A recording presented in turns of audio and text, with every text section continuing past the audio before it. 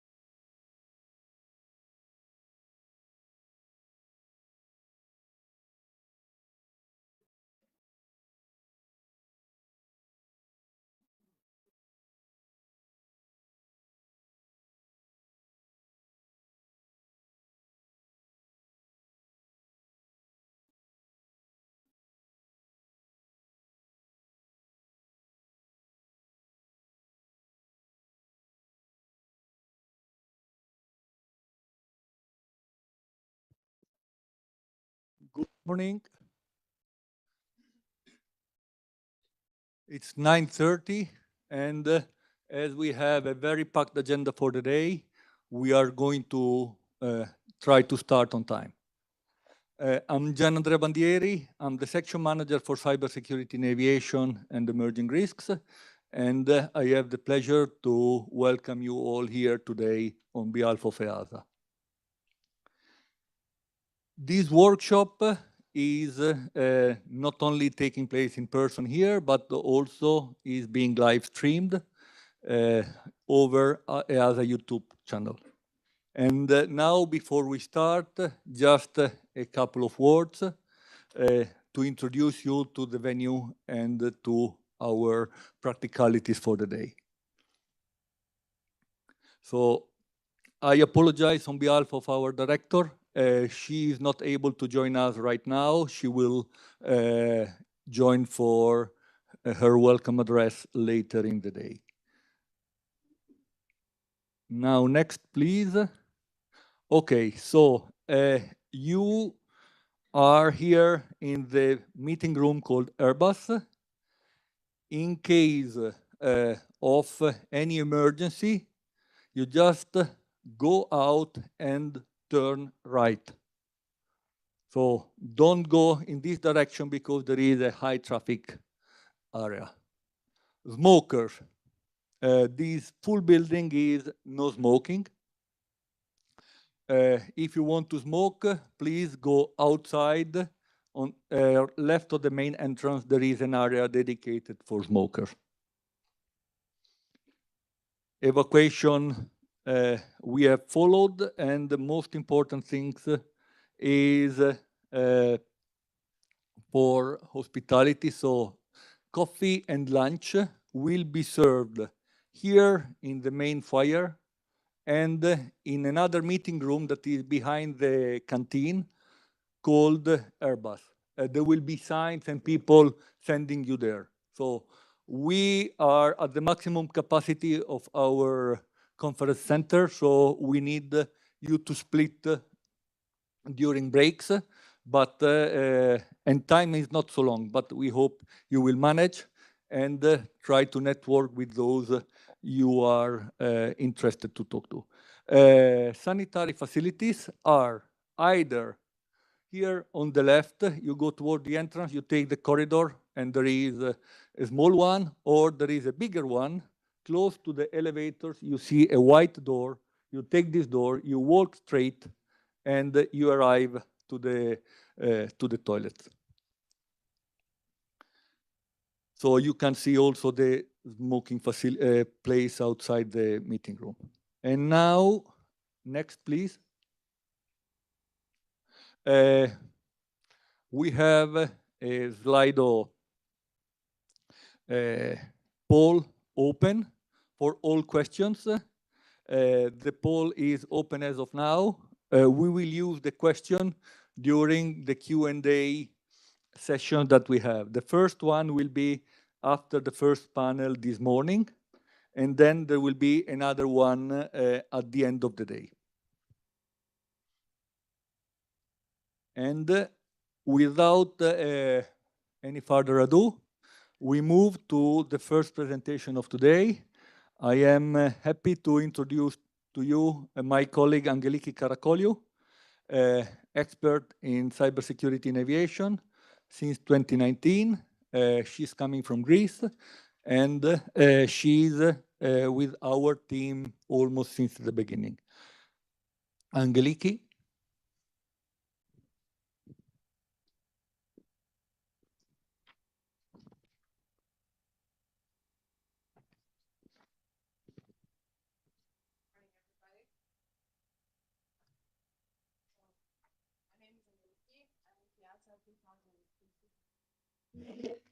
Hello again. Good morning. So welcome to Cologne and welcome to EASA.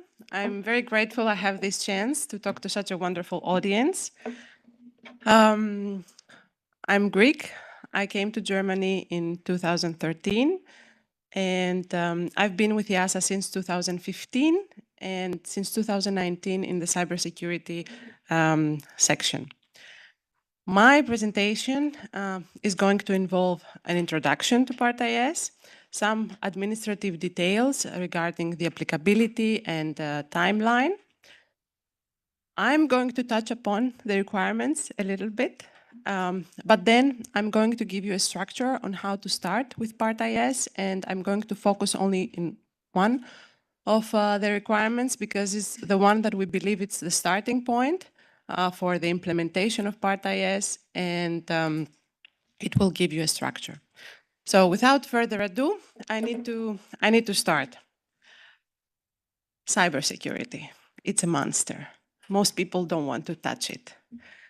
However, IASA and IASA colleagues from certification started working on it very early, 17 years ago, by issuing a special condition for products. What you see on the screen is the IASA approach to cybersecurity. We have 4 pillars. Since certification is one of the core activities of the agency, focus was first given on that with that special condition. However, in 2020, there was a change in paradigm, a shift. We went from a resistance to a full commitment approach when all the requirements from the special condition were incorporated in the CSs and AMCs of Part 21. However, cybersecurity is not only about product design, it also includes people and processes. So in order to have a more holistic approach, we decided to publish a rule that includes organizations. And this is Part IS, IS standing for Information Security. In October 22, there was the delegated regulation published, and then in February 2023, the implementing regulation. Please don't ask me why there is this difference in date. It was a legal issue behind the availability of a process to issue one rule and not the other. Later on, we realized that this creates a discrepancy. We cannot do anything about it. We'll just live with it. Next pillar is information sharing. Currently, we have 2 streams. One is EXA, the European Center for Cybersecurity in Aviation. This is mainly industry members. There are some authorities, but it mainly comprises of industry. And we also have NOCA, the network of cyber analysts. This is purely member states. These 2 groups have built trust with each other. They have created a community where they can share knowledge, where they perform analysis, and where they collaborate. Last but not least, we have capacity building. So I think it's pointless to say that technology moves on very fast and we have to keep up to date. Therefore, training is one of the main elements. But at the same time, we have a lot of research projects going on. And we try to monitor this and try to predict the future threat landscape. The first 2 initiatives, certification and rulemaking for organizations, are complete. So we consider this done. The other 2 are always continuous, they never stop. Next one, please. So today we're going to focus on Part IS. Now, before I go into the detail of Part IS, I need to spend some time on some cultural bias in aviation. The existence of Part IS is proof that there was a shift in the mindset of the people working in our domain. I assume that most of you, in one context or another, you have already seen this Swiss cheese model. The slices of the cheese present protection layers. On the one side, you have a risk or hazard, and there are gaps in our protection layers. So in the domain of safety, or in the world of safety, we say that a lot of things have to align simultaneously. A lot of things have to go wrong for something bad to actually happen. Okay? And this is a straight line. What about airworthiness security? Is it the same? The cheese remains the same. it's a Swiss cheese. We have protection layers, the slices, and now we have vulnerabilities, the gaps in our system. What is different is the intention. There is somebody that is intentionally aligning or going through the holes, no matter if they're at the same level, trying to achieve a breach. And this is the difference between safety and security, the notion of intent. In the one, there is intention. Now, are these two correlated with each other? Does safety have to do anything with security? I'm trying to prove that yes, there is. Okay, so these slides shows how we start from information security risk, how this can end up in an incident or even worse, an accident. Till now, there were two separate communities, safety and security, and those two were not communicating with each other. What we are saying, and we strongly believe, is that these two really need to interact. And this is something that we try to do with Part IS. So there is a bridge, an information security threat. When there is a vulnerability, can be exploited, and we can have an information security incident. Is this the end of the process? For security, yes, but not for safety. This is actually where safety starts. When there is an information security incident, there could be a safety hazard and an unsafe condition. And under certain circumstances, this unsafe condition can have as a consequence an accident or an incident. So there is a bridge between safety and security, and that's what we are trying to do with Part IS. Next, please. Next, please. Not working. Not cooperating. Okay. So now I'm going a bit more focused. What is the goal of Part IS, what we wanted to achieve? Protect the aviation system from information security risks that have a potential impact on aviation safety. I think you will listen to me saying this sentence at least 10 times till I finish my presentation. So obviously, if you start listing the information security risks that your organization has to face, the list would be non-exhaustive. That's why Part IS needs to focus on aviation safety, the impact on aviation safety. The scope, Part IS covers information and communication technology systems and data used by approved organizations and authorities in civil aviation. Activity. So Part IS follows a PDCA approach, Plan, Do, Check, Act. It comes from the ISO.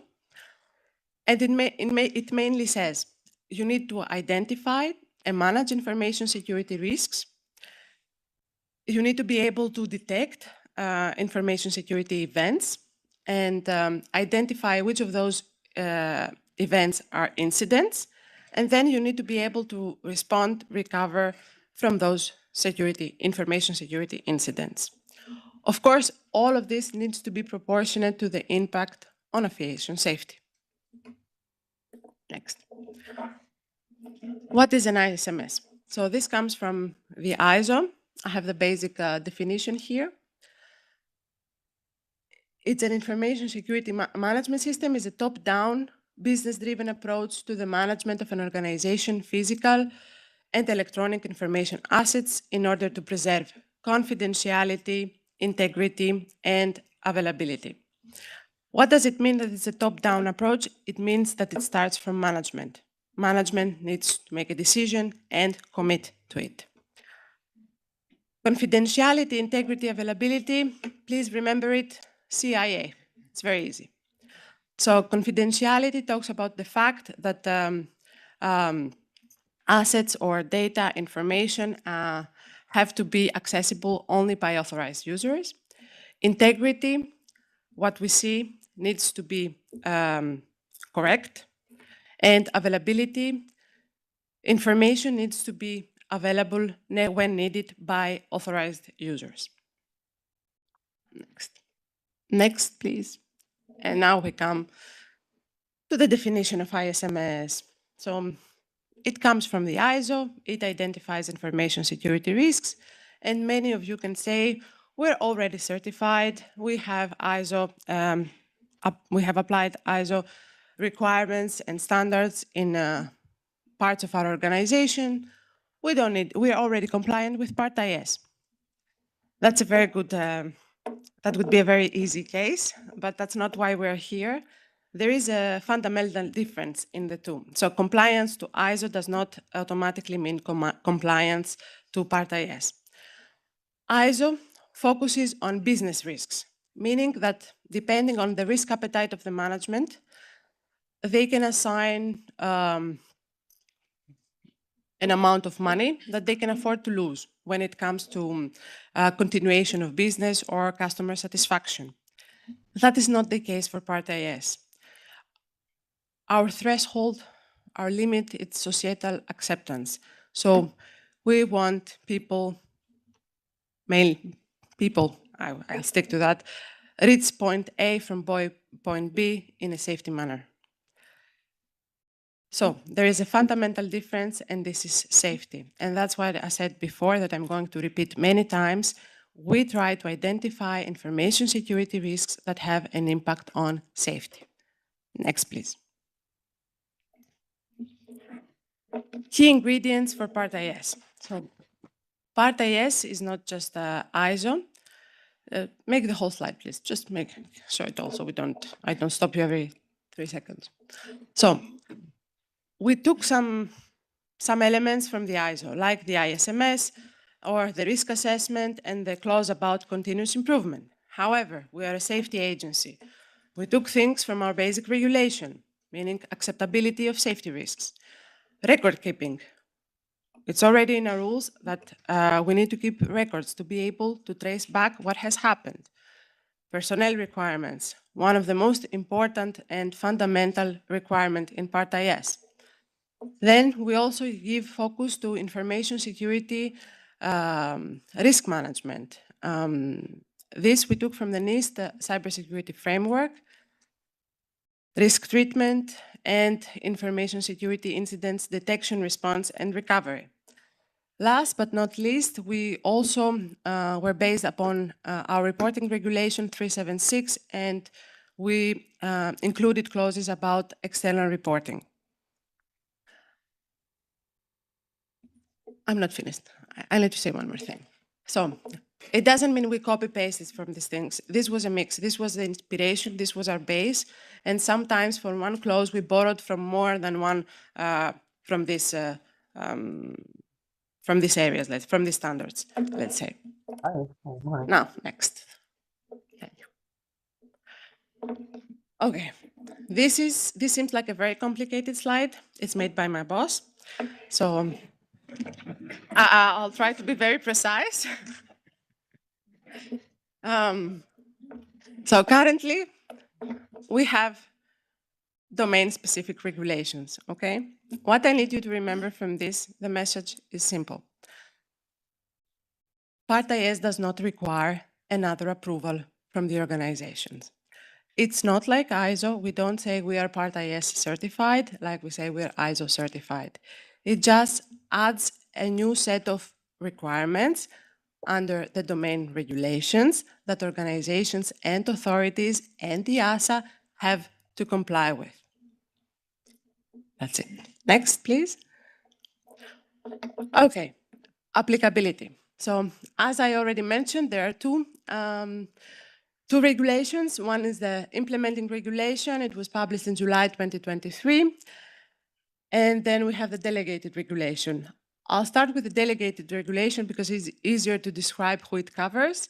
Its applicability date is October 2025, so less than a year from now. And it covers aerodrome operators, apron management service providers, POAs, and DOAs.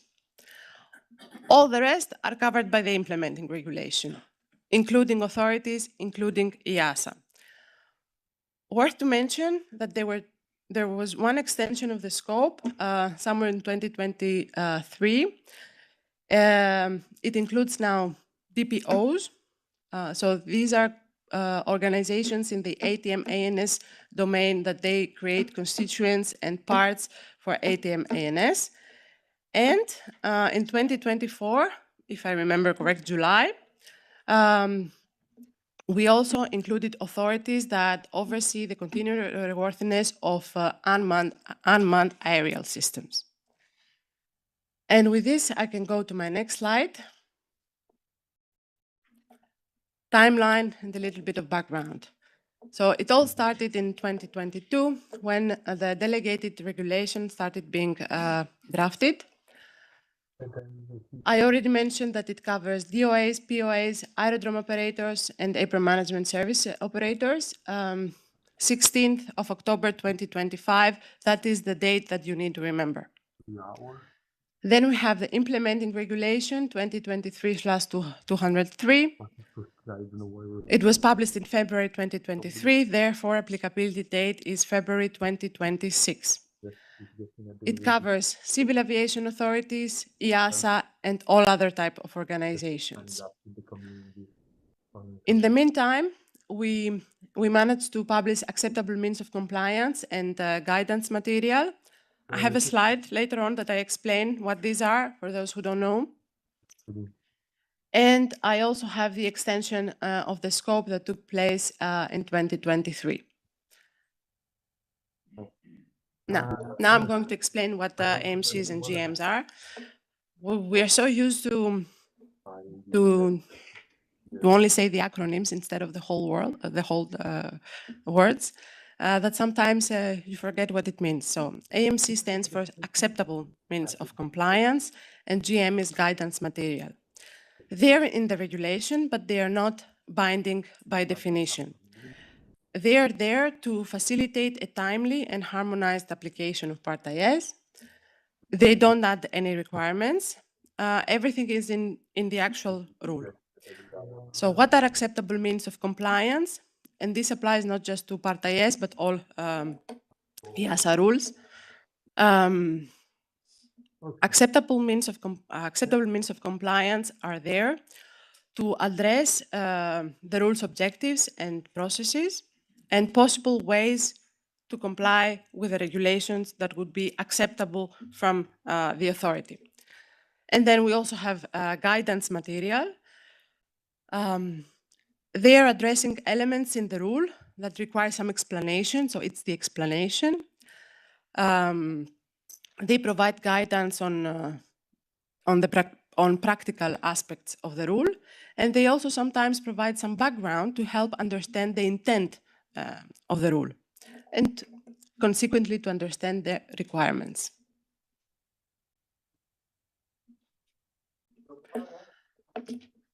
Apart from EASA, there are other initiatives, of course, that support Part IS implementation. So, member states, we have created a task force, currently has 24 members, and it's led by Spain. I believe the chair, I see the chair right there. They have managed already to produce a number of deliverables, for which I'm going to show you, in my next slide. And many members of the task force are going to address different topics today and tomorrow. And on the other hand, of course, we have industry. There are multiple standardization initiatives. Again, I see some of the representatives here in the group. So again, during the course of today and tomorrow, we'll have some presentations going deeper into these standardization activities. Now, as I said, after publication of the rule and the AMCs and GMs, more guidance material has been created. Which are those material and where can you find them? So from the task force, there is a document, compliance guidelines for ISO 27001 certified organizations. You can find this in our cybersecurity community. It's public in our EASA website. There is also a document with an assessment of requests for derogation. It's also on the community. Then from IASA, we have adapted the ENISA European Cybersecurity Skills Framework to Part IS and the aviation domain. And then we have EuroCAE, so industry standards. There is already an updated version for ED206. ED206 is referenced a lot in the rule. And in the next iteration, of course, the plan is to include ED206A, the updated version. At the same time, another working group from EuroCAE Working Group 72, a subgroup is working on the EuroCAE document for ISMS, more likely to be available in Q1 2025, at least that's the goal. Now, what's the plan from IASA? As you see, we have a lot of material to help implementation. We would like to incorporate this material into our AMCs and guidance material. So as of January 2025, we plan to start the drafting phase where we will collect the new material, make corrections, and have a proposal. By April, we plan for a consultation with the IASA advisory bodies. That means it's going to be a focused consultation. It's a process it's a more speedy process, let's say. And then from April till July, we need to gather the comments, resolve them, prepare the final material, and hopefully have a publication by summer. So that's the plan for 2020, for the first 2 quarters of 2025. Now, I need a breath and I need a bit of water. My glass is over there. While you're doing that, can you put on the Slido details? I don't think everyone got them. And also, if you're not active on Slido, kicks you out and you need the password again. Oh, really? Yes. Okay. So we use that break to. We can re-show the Slido for a moment. Okay. Okay. So for those online, we show again the Slido QR code for a moment, as it appears that there might be issues logging in. And so bear with us. So we'll give you a few seconds to try to connect again. We have seen a question going through, so it looks like that is working. Yeah. And as soon as my lecturer. I'm ready. Right. You have Okay. your QR code and the password. We can continue. Back to you, Angeliki. So that was the introduction till now. Now I'm going to touch upon the requirements, but only touch, not go into detail. So my colleagues are here for that. Next slide, please. This is the list of the requirements that the organizations and authorities have to comply with. The blue column shows the requirements for organizations, while the orange column shows the requirements for the authorities. One click, please. Okay, so this is the complete list. As you see, some of them are in red letters. The reason behind is that these specific requirements are requirements for the organizations, but not for the authorities. So let's start from the beginning and list our requirements. OR 100, the scope, to whom this regulation is applicable. OR 200, so this regulation requests organizations to set up, implement, and maintain an information security management system. Important to remember here, clause 200E allows for a derogation. OR 205, information security risk assessment. So organizations need to define their perimeter, their assets, their interfaces, and perform a risk assessment. Then we have 210, information security risk treatment. Colleagues will go deeper into that later on. 215, information security internal reporting scheme. This includes an internal channel, but it also covers subcontractors and a channel from the outside world to be able to report to the inside world. This is not a requirement for the authorities. OR 220, information security incident management, detection, response, and recovery. 230, information security, sorry, I forgot 225. Response to findings notified by the competent authority. So organizations need to be able to identify the root cause and the contributing factors to an incident that they might have. They need to be able to show, they need to prepare a correction plan, and they need to be able to show this correction plan and what they have done to correct the non-compliance to the competent authority. 230, information security external reporting scheme. You see on the other side, there is no gap, but there is a tick. The reason for that is that this requirement applies to authorities, but it does not come from Part IS, it comes from Reporting Regulation 376. My good colleague, Jerry, is going to go into detail later on. 235, contracting of information security management activities. So Part IS allows for outsourcing. 240, personnel requirements. This is the requirement I'm going to dive into detail in a few minutes. Record keeping, as I said, it's one of the main clauses coming from our basic regulation. ISMM, Information Security Management Manual. So for those who come from the world of certification, and this is how I understand it, the ISMM is your statement of compliance. You list inside all the details, how do you comply, it needs to be signed by the chief and then can be sent to the authority.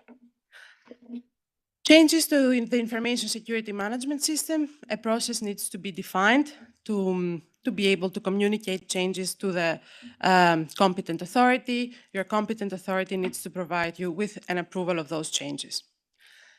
And last but not least, continuous improvement. We always have to check if our processes are correct.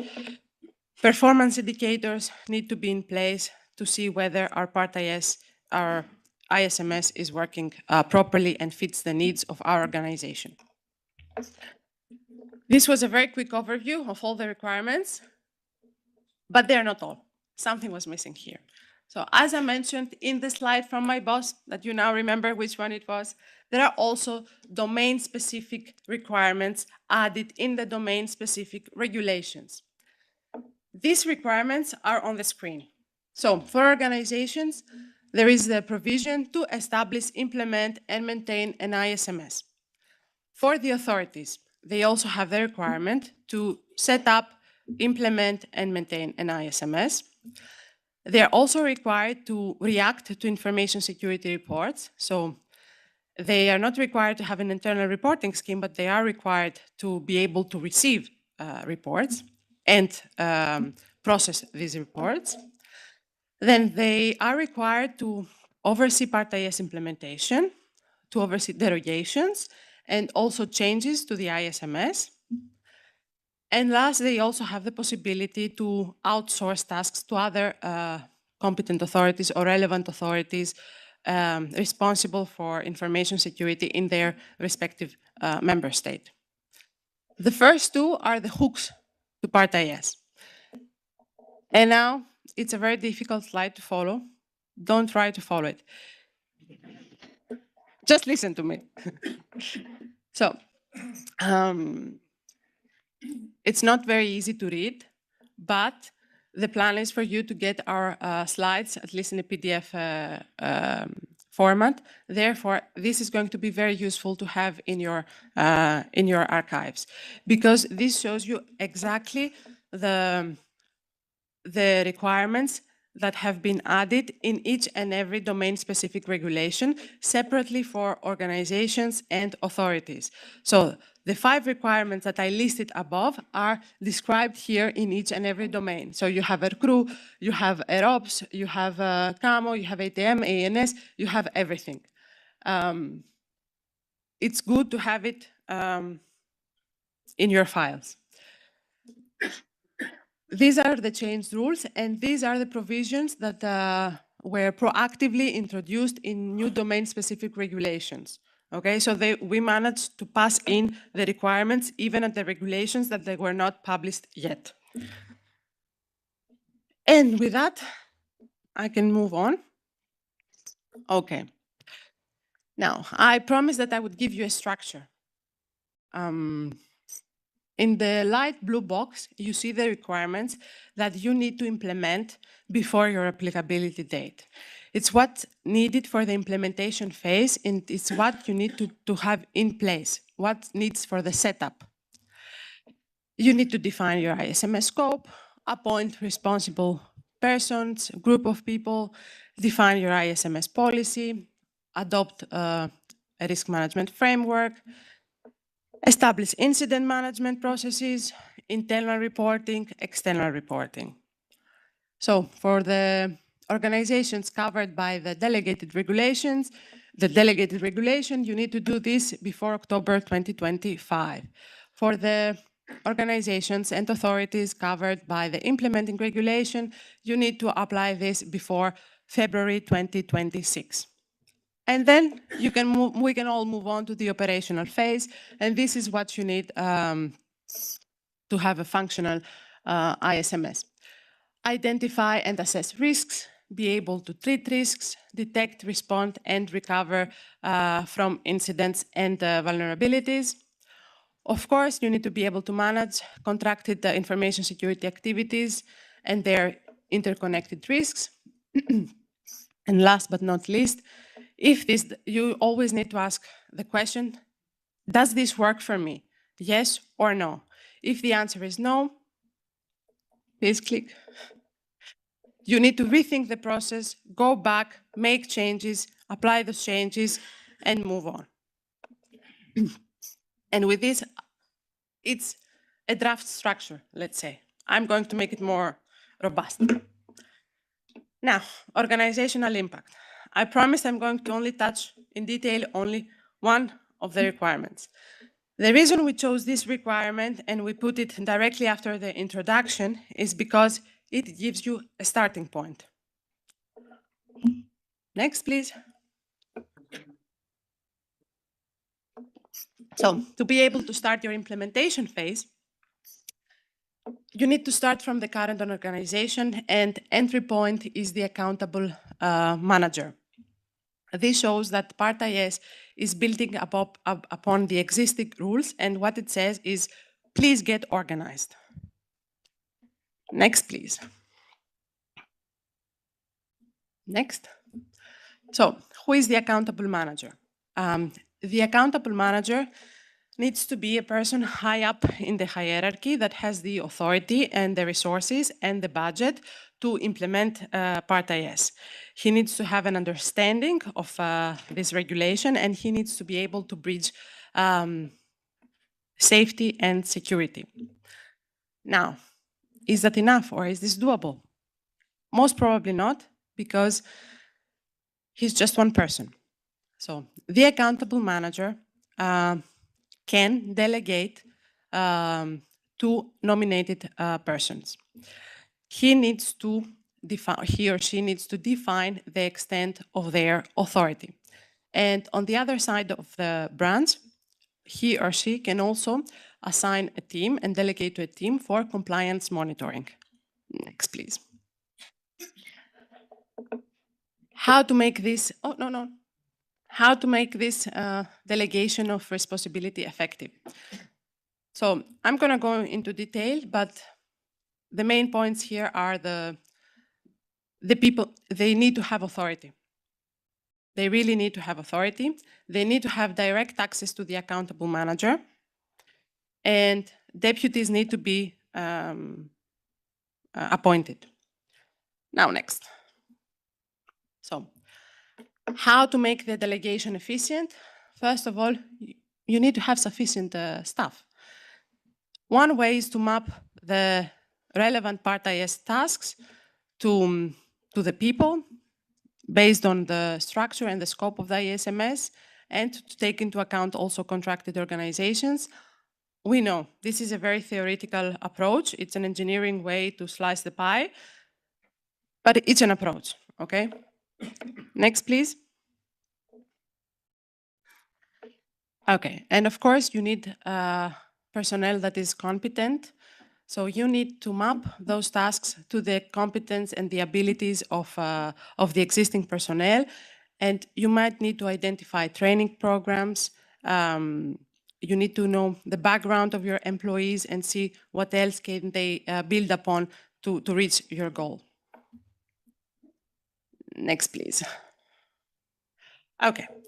Part IS introduces a novelty. What is this novelty? The accountable manager, apart from the nominated persons and the compliance monitoring people, he can also assign a common responsible person. This person needs to be at the same high level as the accountable manager. Next, please. So they need to be able to collaborate closely, and he also needs to have access to resources and budget to be able to drive, let's say, implementation of Part IS. Next, please. I will go into detail and I will explain it to you the same way that my senior colleagues explained it to me. The reason for this novelty is because sometimes in the aviation world, we have approved organizations that may or not, that they're different, but they belong to the same legal entity. That means you can have an accountable manager for organization A, another accountable manager for organization B, but then you can find someone outside of these approved organizations, but still belonging to the legal entity, and he can be your common responsible person. He's going to be the one responsible for ISMS implementation. Next. And to give a more practical example, let's assume we have an organization that holds an AOC and a partner organization with another AOC, and they also have a CAMO. And let's say all these belong to the same group, to the same legal entity. So the ACMA group, let's say. The common responsible person can be from the legal entity, but does not have to be from one of the approved organizations. It can be from the approved organizations. The question is it practical, is it meaningful, and is it doable to be in one of them? I need to point out two things here. No, not yet. So I need to point out two things. First, this is what we really expect to see. We don't want solutions in paper. It has to be a functional role. It has to be someone that has the authority in 1, 2, 3 different parts of the approved in the approved organizations to actually implement Part IS. Especially for companies that they are spread around the world, we really don't want to see a name on a paper. We want to see someone operational. And second, this person needs to be, his role is to bridge safety and security. It cannot be just the head of the IT department. It has to be from core business, not from the supporting part of your organization. They need to understand the core business of your organizations and to be high enough to have the authority. And with this, I can move to the next slide. So, as I mentioned, requirement 240 is very important for EASA. We consider this the starting point, but we also consider this that it has to be included in the risk management. Next. Okay. That's why I'm going to talk about trustworthiness and identity of your personnel. Identity is clear. I'm not going to go into that. I'm going to trustworthiness. In principle, the level of trustworthiness should match the role. We don't want to see extremes. So on the one hand, you have nobody is trusted, meaning there are no controls, there are not initial checks, but there are controls in every step of the way. This is usual for military organizations or nuclear facilities. It's very expensive to maintain. And on the other hand, you can have everyone is trusted. This also does not make sense. Next. So we don't want to see this. You need to find the right level for your organization. A little bit next, a little bit to the left, a little bit to the right. You see, my shape is not symmetrical, and that's on purpose. It's not because we are saying, oh, in the middle is what is right. We say, find what fits your organization. So from the EMC and GM, we have some criteria that we can use to justify the controls that we choose. For example, prior to employment, we can have some checks to validate the trustworthiness of an employee. We check and we verify previous education, previous employment, any gaps in those years. I think it's common practice now, the absence of criminal record, and other relevant information or intelligence that can be considered relevant. And during employment, we can keep monitoring the employee's commitment and their conduct. Next, please. 3 minutes, and this is my last slide, I promise. So now, how can we use that trustworthiness to fuel properly the choosing of the controls and how the controls influence the risk? So there are three aspects: access, capability, and knowledge. So the attacker, does he have the capability to perform the attack?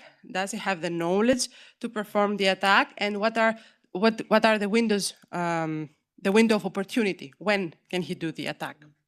So all these are influenced by controls: access controls, architectural controls, physical security controls, and these influence on their turn the trustworthiness levels. Meaning, when someone has more frequent access to an asset, it's also more probable for something to happen, and so on and so forth. So our recommendation is to link the trustworthiness of the employees with the likelihood of an event. And with this, I gave too much information, and I believe I have to stop now and leave you have a morning coffee. Thank you very much for your attention. I will be available for questions later. Thank you very well done.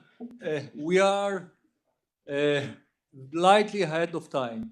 Unless you need a coffee now, we can use 5 minutes to answer a couple of questions we have received. The first one, which is something that we receive always, is, will the presentation be available? Yes, everything will be available in PDF format on the event website. So where you have done your registration, where you have found the agenda, everything will be there. And now, some more context-related questions. Maybe Vasilis, can you read them aloud? Yes, thank you, Andrea. I hope that you can hear me loud and clear. So basically, I will just read you a few questions. I have to admit we have received quite a few questions already. Many of those questions will be answered in the course of the event. But nevertheless, I think that given that we have a few minutes, it makes sense to start answering a few of them. So the first question is if there are any templates required for the ISMM. Sorry, if there are any templates available for the required ISMM. The answer is not yet. So we have focused on what was needed for the implementation, immediate implementation, and template were very long to be developed.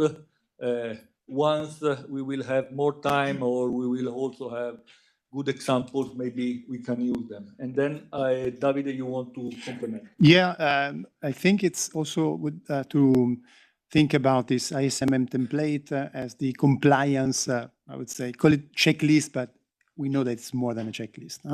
So when you present the ISMM, basically you are showing compliance. So we are currently working with the authorities on this very specific topic. So bear with us because this will be covered during the 2 days. We are developing some guidance for compliance, checking compliance at the different levels of maturity. And we believe that from this material, we can then provide a kind of template for ISMM. Okay, next question. Perfect. Thank you. Allow me to answer one, which we have seen a couple of times. It's not so much upvoted, but I have seen that there is a kind of a confusion when it comes to whether or not the AMC NGM is already published. The AMC NGM is already there for quite some time now, I think for more than 1 year and a half.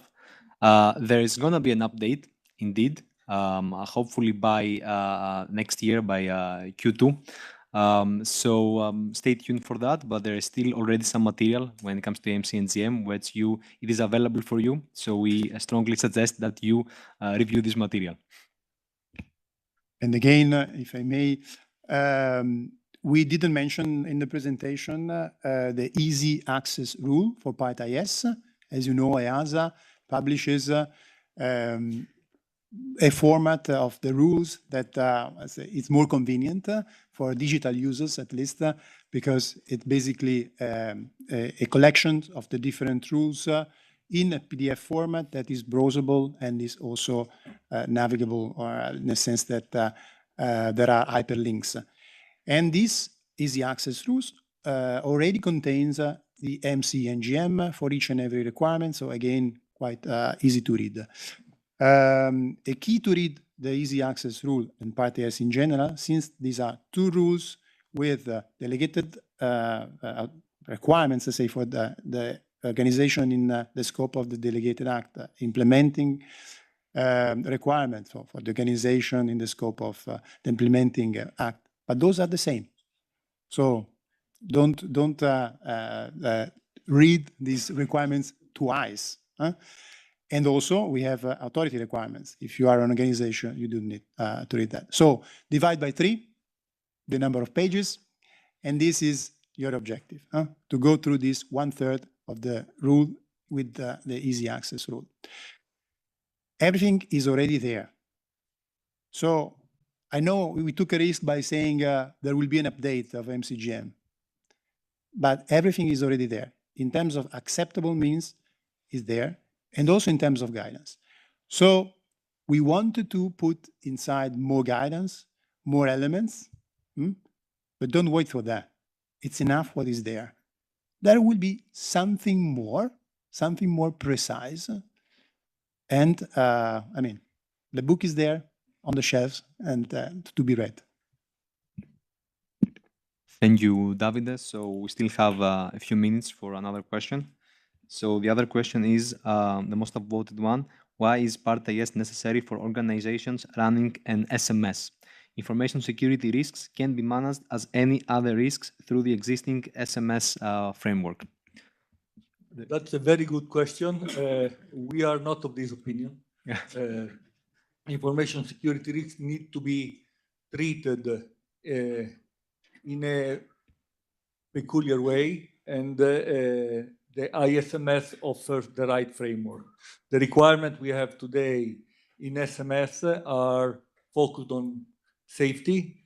The intent element that you have seen in the slides that Angeliki has presented is not considered in the SMS, whereas in ISMS, we want the intent to harm to be considered, plus all the specific technicality and risks coming from exchange of information, from treatment of data, and from the systems and assets that an organization may use.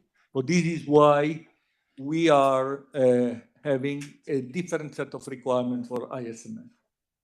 If you want to integrate the management systems, this is a different ballgame. This is something that could be done. Is not forbidden. It is for each organization to decide whether it makes sense or not. Maybe when ISMS and SMS have reached the same level of maturity, this could be a good way forward. But maybe at the beginning, it would make sense to keep them separate. And if you are still a skeptic, bear with us, because in the afternoon there will be a presentation that is trying to connecting the dots between the different management systems. So we will give more hints. Okay, last one. Thank you. So the next ones are about topics that we're gonna cover later on. So I will proceed. Then the next one is which kind of compliance is expected for October 25 and February 26? And in the parentheses is like documentation or operational. Okay, Davide, maybe you are the right person to answer this. Yes. Yeah, because this is the elephant in the room. Everybody is participating also to get some inputs in this direction. It's quite understandable. So I would take the risk to disclose what's the current discussion with other competent authorities. A calculated risk because it looks like there is an agreement, and we are going to proceed to evaluate the implementation of Part IS in steps. So applying the maturity model that has been already applied when overseeing and evaluating management system introduced by other regulation of EASA in the past. So basically, you are expected to be at a present and suitable level by October, if you are in the delegated under the scope of the delegated act, or in February 2026 in the implementing regulation. What does it mean, present and suitable? Well, you may be inspired by what has been already written for the ISMS or for other regulations in the past, and I can tell you that it won't be that different. You have to have a considered Part IS. So the accountable manager has considered this new accountability, has defined the organization, appointed person, so there is an organizational structure. You have prepared the policies, and you have selected an information security management framework. There are many, so the one that suits you best and is there. And then you started to scope the elements that are within your organization subject to information security threats and may have an impact on safety. So this very high level is what we expect to see. But more,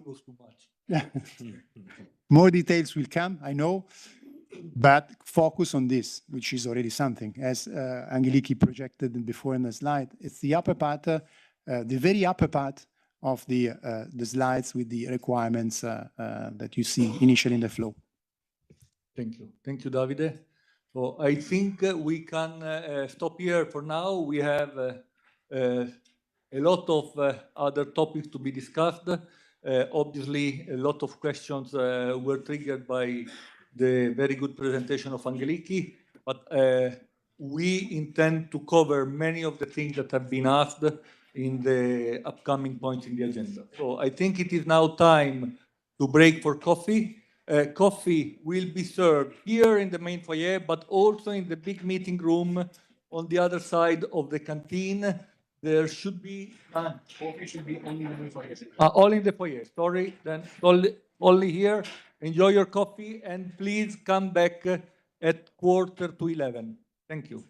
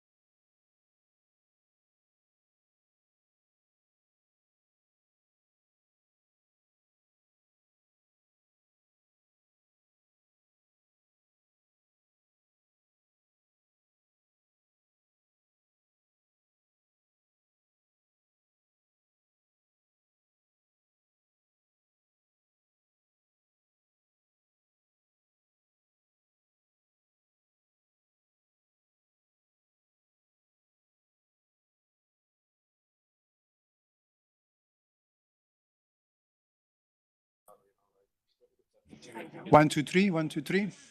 1, 2, 3, 1, 2, 3. 1, 2, 3, 1, 2, 3. 1, 2, 3. No, eh?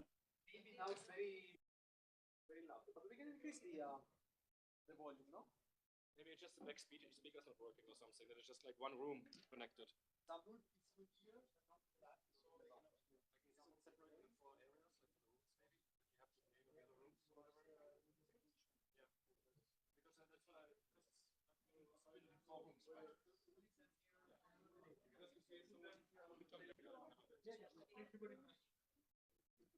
Do it again. 1, 2. But here it works.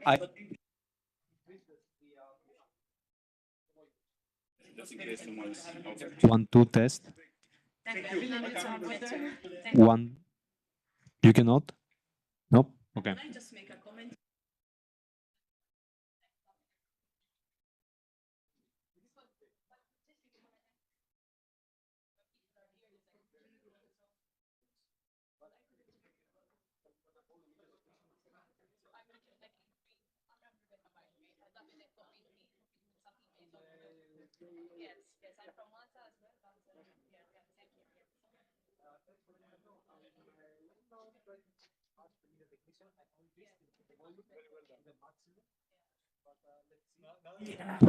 One, two. Okay.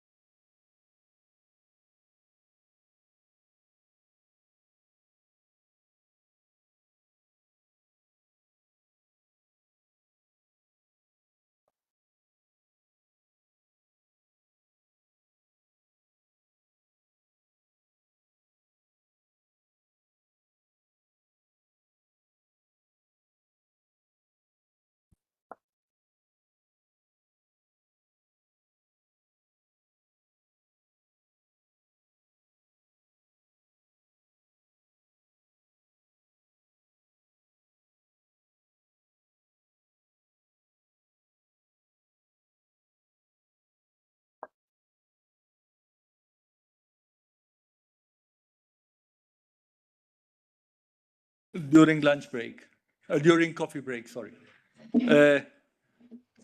We move on with the agenda. We have now our first panel discussion where we will host 4 organizations, 3, 1 authority and 3 from the industry that have already started implementing Part IS. So is the feedback from early implementers something that it is extremely important because we need scouts that are testing the path and seeing whether things are working as planned. I will call them one by one here, and then they will have a short presentation, and then we will have a panel discussion from here. The first one is from Lufthansa Group. Arnold Hessler is a senior leader, senior manager on the cybersecurity and IT management. He is at group level, and they already started. He has something extremely interesting to share with us. Arnold?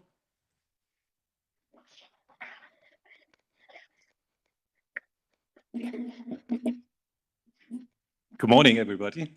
And yeah, we're about the same height. That's a benefit for that. How do I start? Basically, I wanted to ask you a question. How many of you did scan that barcode on the Slido? Nobody? Anybody dares to say yes? Would you know that's the easiest way to actually hack your mobile device? And a proof in point that you trust EASA as a secure organization because apparently they have implemented an ISMS already. In a safety world, which is my background at Lufthansa for many years, we would naturally trust the agency. And since about half a year, I have the pleasure to lead and spearhead ISMS for Lufthansa Group. The group of companies will come to that in a minute.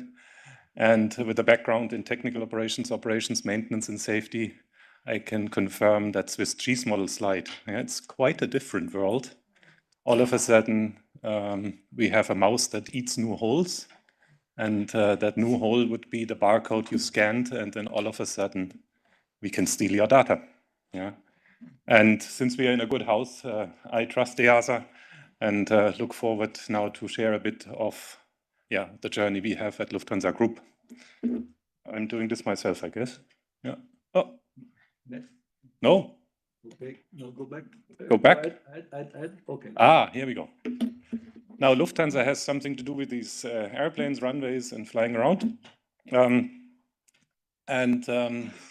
We understood it's about Part IS, and our mission really in Lufthansa Group is we make basically cyber flight. That's how we brand it, and you need a bit of a catchy term because it's really all about change. Yeah, we saw it from the initial questions, why do we need that at all, etc. And then all of a sudden accountable managers have additional duties and so on. So bringing and connecting the two worlds, security team, which we have, probably everybody has in this room, and the safety team, the main and dominant thing is connecting those two worlds, speaking one language, accepting, first of all, beyond regulation that something needs to be done. And it's not just the IT guys that finally need to do the support job, so that we can fly. So we choose pictures like that. The lock is our logo for information security, securing things, and aviation safety, my classic home. And now the mission is connect them and go fly together. And the colors have changed, but that's nice as well. What do we have as starters? On the left side, the security aspect. Now, information security is not a new topic, and I'm probably talking to a lot more experts here than I am in that sphere.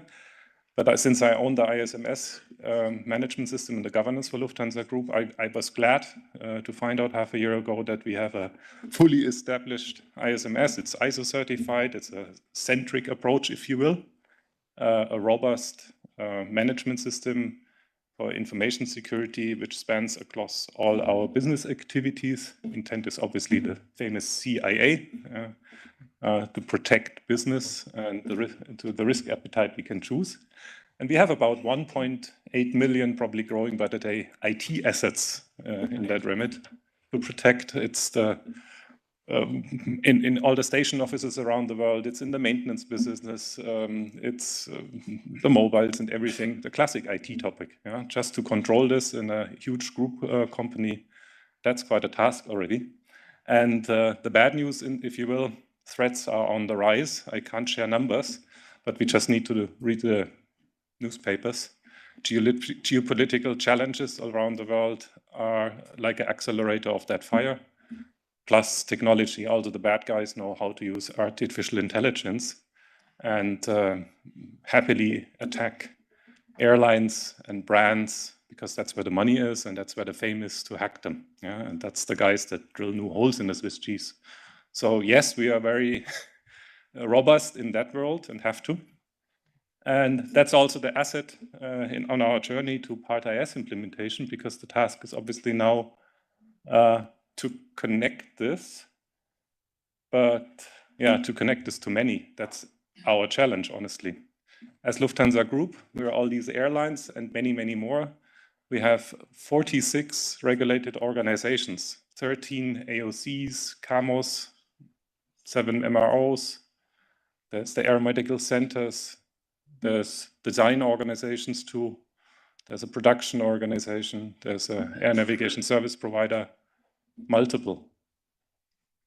So to have a centric or a group ISMS, a robust foundation, and that centric and standardized information security setup makes it strong. We need to connect this now to 46 accountable managers and their safety aspect. And now probably that taste of change and connecting the teams comes a bit more tangible. Win every one of them.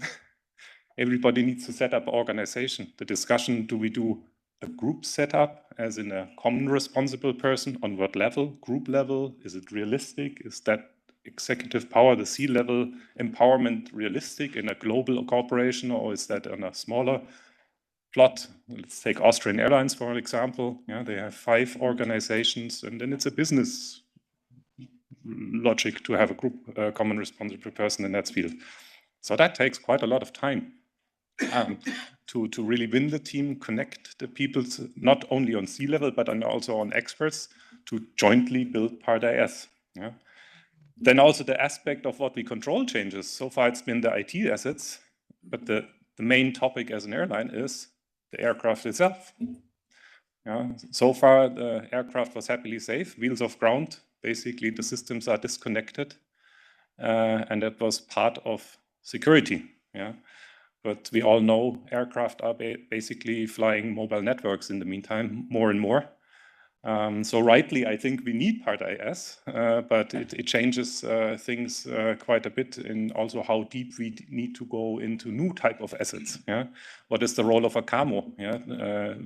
There's a different skill set also needed in CAMO engineers to do all that. I need to cut. Timing, yes, okay. And then ultimately we want to fly these passengers safely. So to make it short, our challenges and at the same time approach for things, I'm very happy and glad to hear that the implement part is really the focus, because to get fully operational management system, we all know it takes longer time, like safety management takes and took time. So we go on initial compliance. We really want to leverage as much as we can on our ISO standards. Yeah, there's a delta, we know, but we call for authorities to somehow appreciate that we have certificates and also invested in that, plus delta. The supply chain, we will see in the detailed presentations, that's one of the big frontiers yet to be sorted. It needs the whole industry somehow to connect, and we'll come to that in presentations, I guess. And then pan-European authority standards as a must. Yeah, I'm glad to hear you have made some moves forward, because we speak to, in our case, 6 authorities and their individual inspectors, and execution is what joint and standard execution will make it easy. Yeah. Thank you so much. That for a start. Have a seat. Thank you, Arnold. And from big to small, if you allow me, I would like to invite Jarno Ruotsalainen. He is the head of operation support at Nordic Regional Airlines in Finland, Norra. So, Jarno, please, if you can.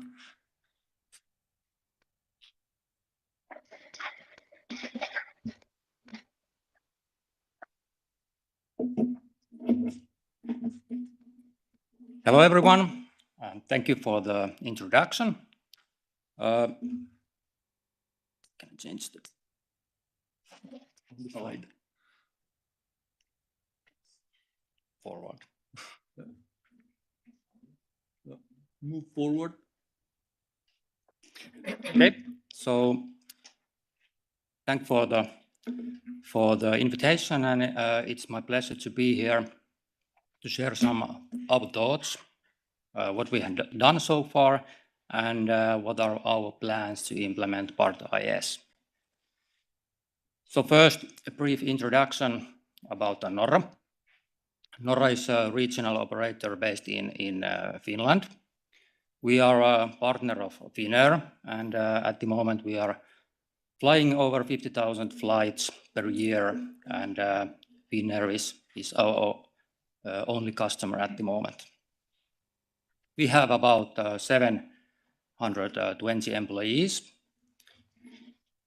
And what was our starting point?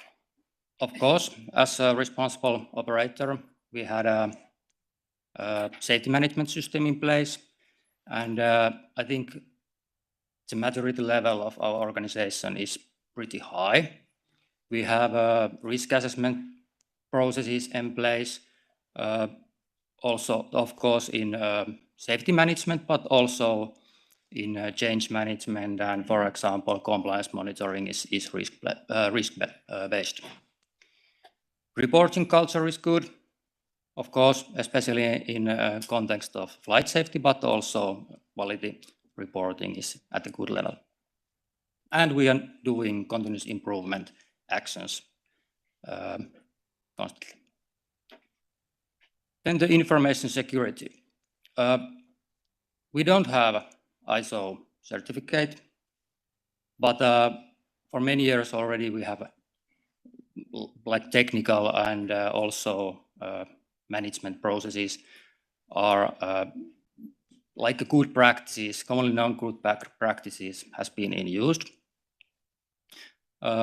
Automation and digitalization level is pretty high.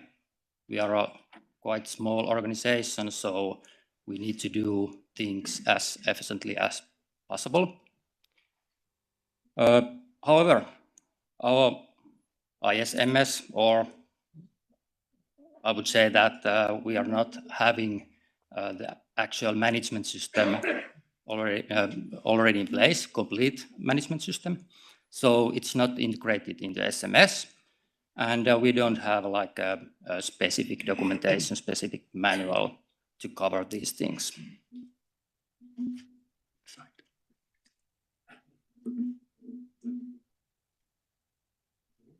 Okay.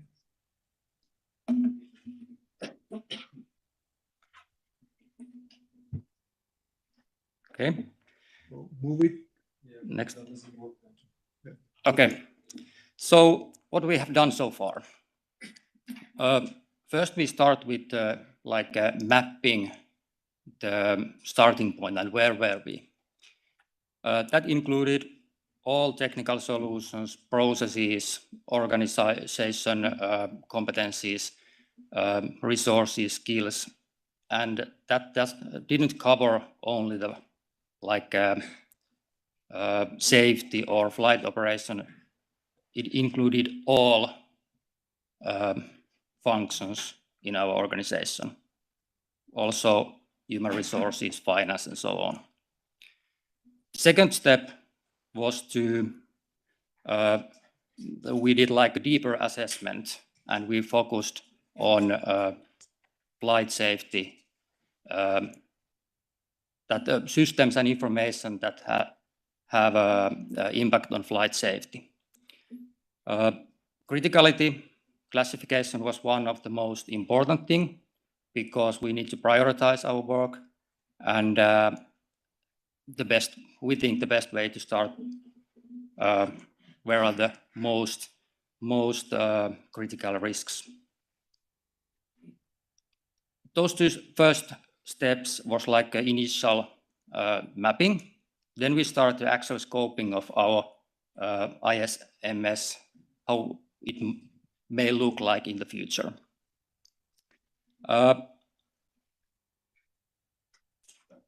In the beginning, we decided that we want to have one management system that includes all the legislation and requirements.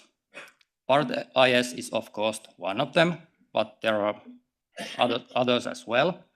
And we want to do have similar processes and management system to cover those all. And the other one target was that we want to integrate ISMS into SMS. And the reason is that because our SMS is pretty mature organization, they are familiar with the SMS processes and how to manage safety risks and so on. So we noticed that it would be very useful to integrate these two management systems and leverage all the existing good practices, good processes, and so on. And also we have a risk management experts in our organization. So of course we want to use them in the context of ISMS as well. And at the moment we are working with the documentation, and also some new technical solutions are assessed. We will have specific ISMM, specific manual to cover all these things. And for example, for asset and service management, we will implement some new solutions, technical solutions. And the reason is that we want to maximize the automation in the future as well. And be as efficient as possible. So that's short introduction. Thank you, Jarno. Please have a seat.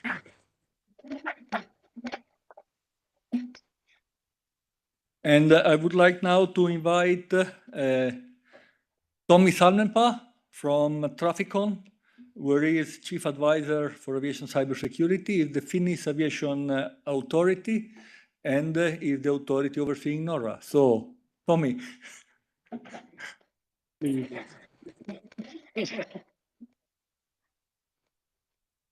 Thank you very much for this invitation to participate the panel today. And we are really happy to also represent, let's say, all aviation authorities in this sense, in this panel.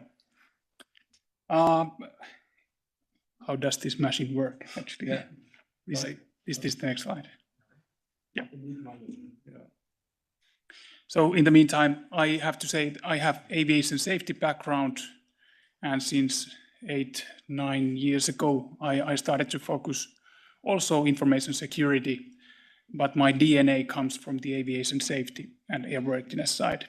If we take the next slide, if you can take the whole page at the same time. So few words about the organization that I represent. I represent Traficon, and we have all the transport modes in our agency, meaning aviation, road transport, maritime, railways. But we do also have communication agency. And that means also that we have the National Cybersecurity Center in our agency. However, we are separated organizations, but also that gives this, let's say, governance model gives us a good cooperation with the information security. In part IS, but also with NIS2 and aviation security, we are the competent authority. And also considering the different roles what comes to part IS, we understand we are service provider. We deliver CAA services to our aviation stakeholders, but also stakeholders in Europe and internationally. And then we also do the oversight for part IS. So in the following panel discussion, I will bring those views to the discussion. With few words about the history with part IS, we have had the honor to be since in the beginning in the part IS.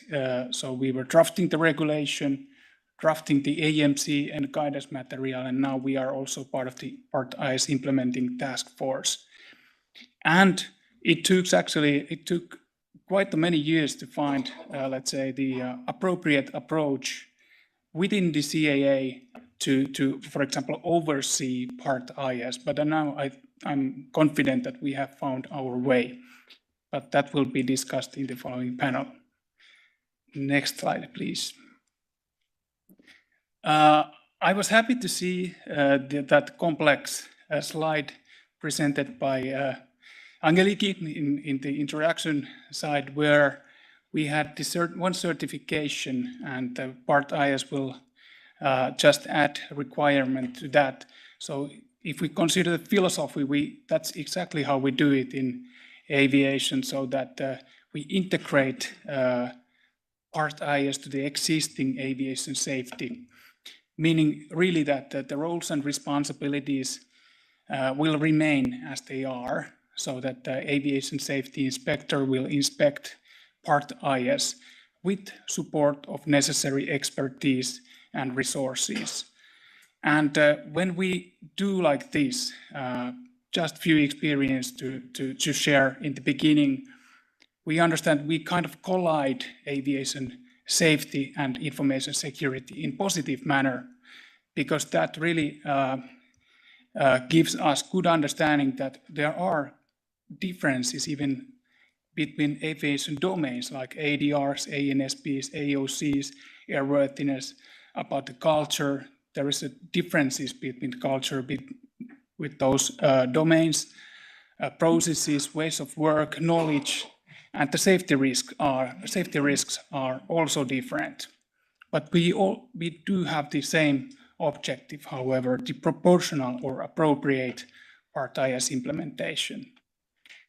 And then it took also many years to find the right way to do the risk management, because we are responsible for the national level risk management as well. What comes to aviation safety, we have integrated cybersecurity there. So we really learned how to focus to the crown jewels, the aviation safety. We cannot protect everything, but how to find the crown jewels from that massive environment, that's now quite clear. But I think that will be discussed more thoroughly this afternoon. And to conclude my, let's say, the introduction, I would like to say that theory and practice goes hand in hand. We have learned that we have to accept uncertainties. We have a lot of open questions when we start implement Part IS, but when we go together, we will get answers to those open questions more and more. So we take first step, then we, let's say, evaluate and direct how to do things, and then we take the second step again with that information and continue our path. Thank you so much. Thank you, Tommy.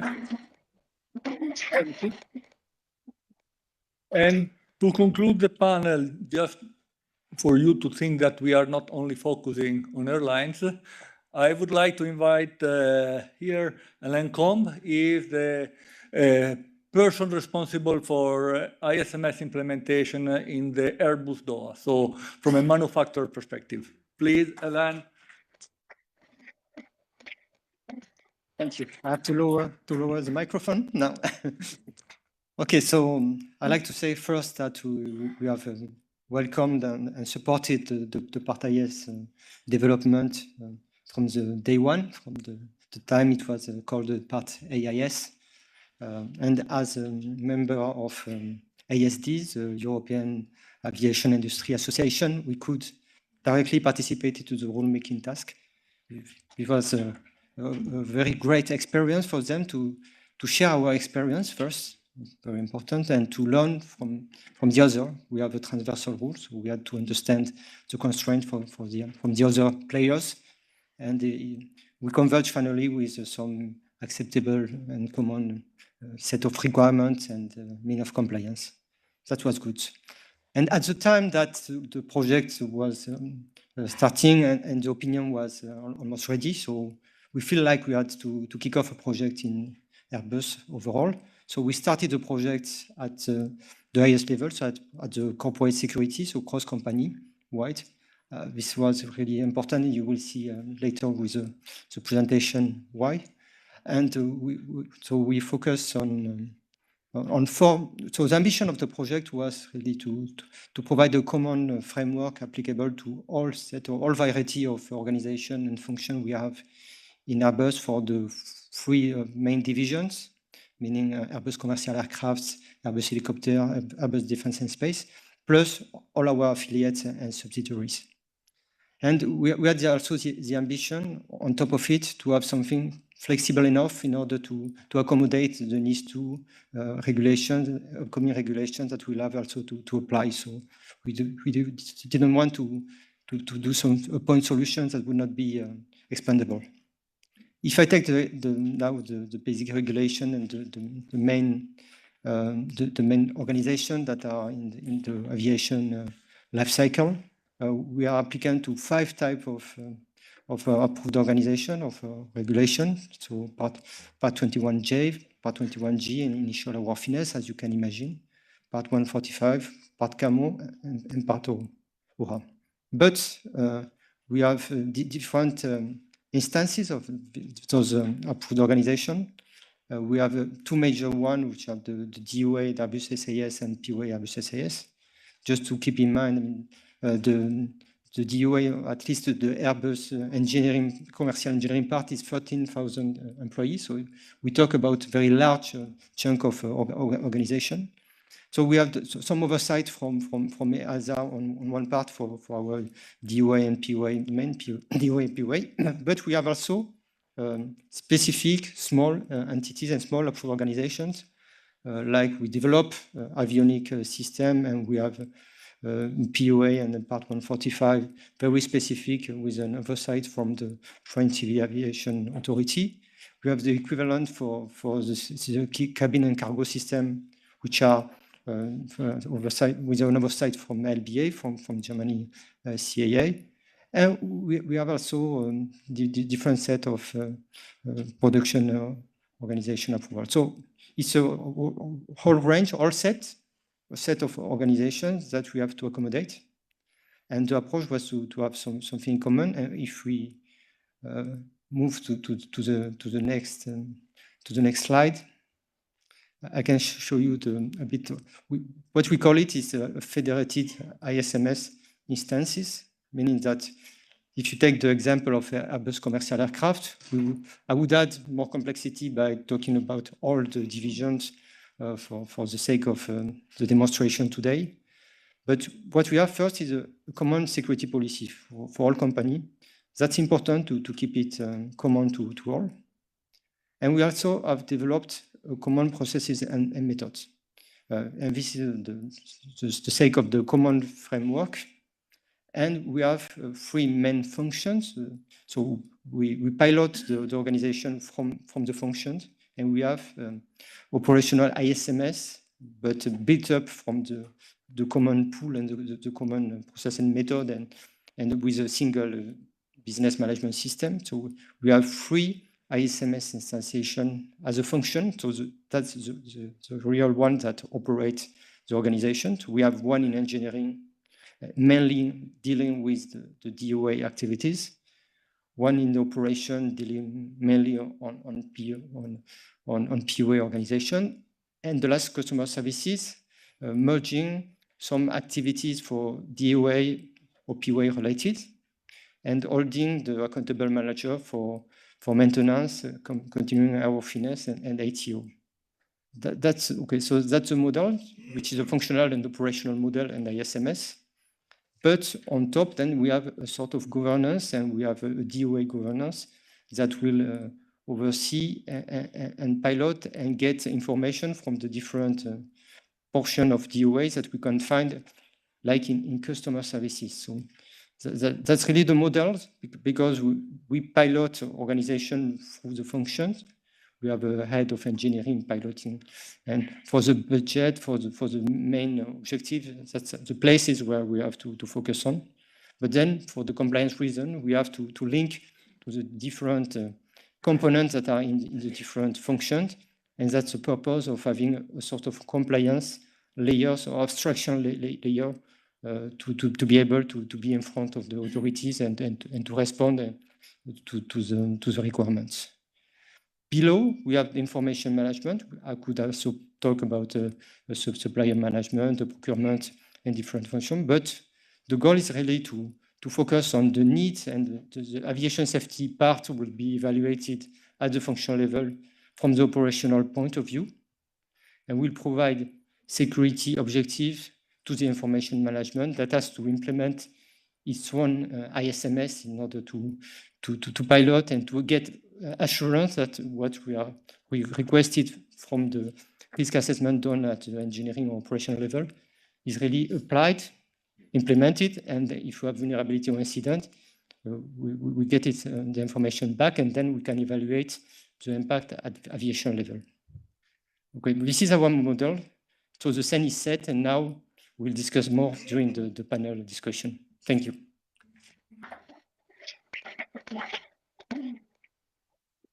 Thank you. Thank you, Alain. Thank you, all of you. And I will have to stand here because there was no place for a seat. So if you don't mind, I will moderate from here. Just push the green button on your microphone to make sure that they are working on the side. Just not on the bottom, the one, yes, this one. To make sure that you have voice for everyone. So we have already heard what are your experiences and some of your challenges. I think, and we understood more or less where you are today with the implementation. And the natural question is, where do you plan to be at the applicability date?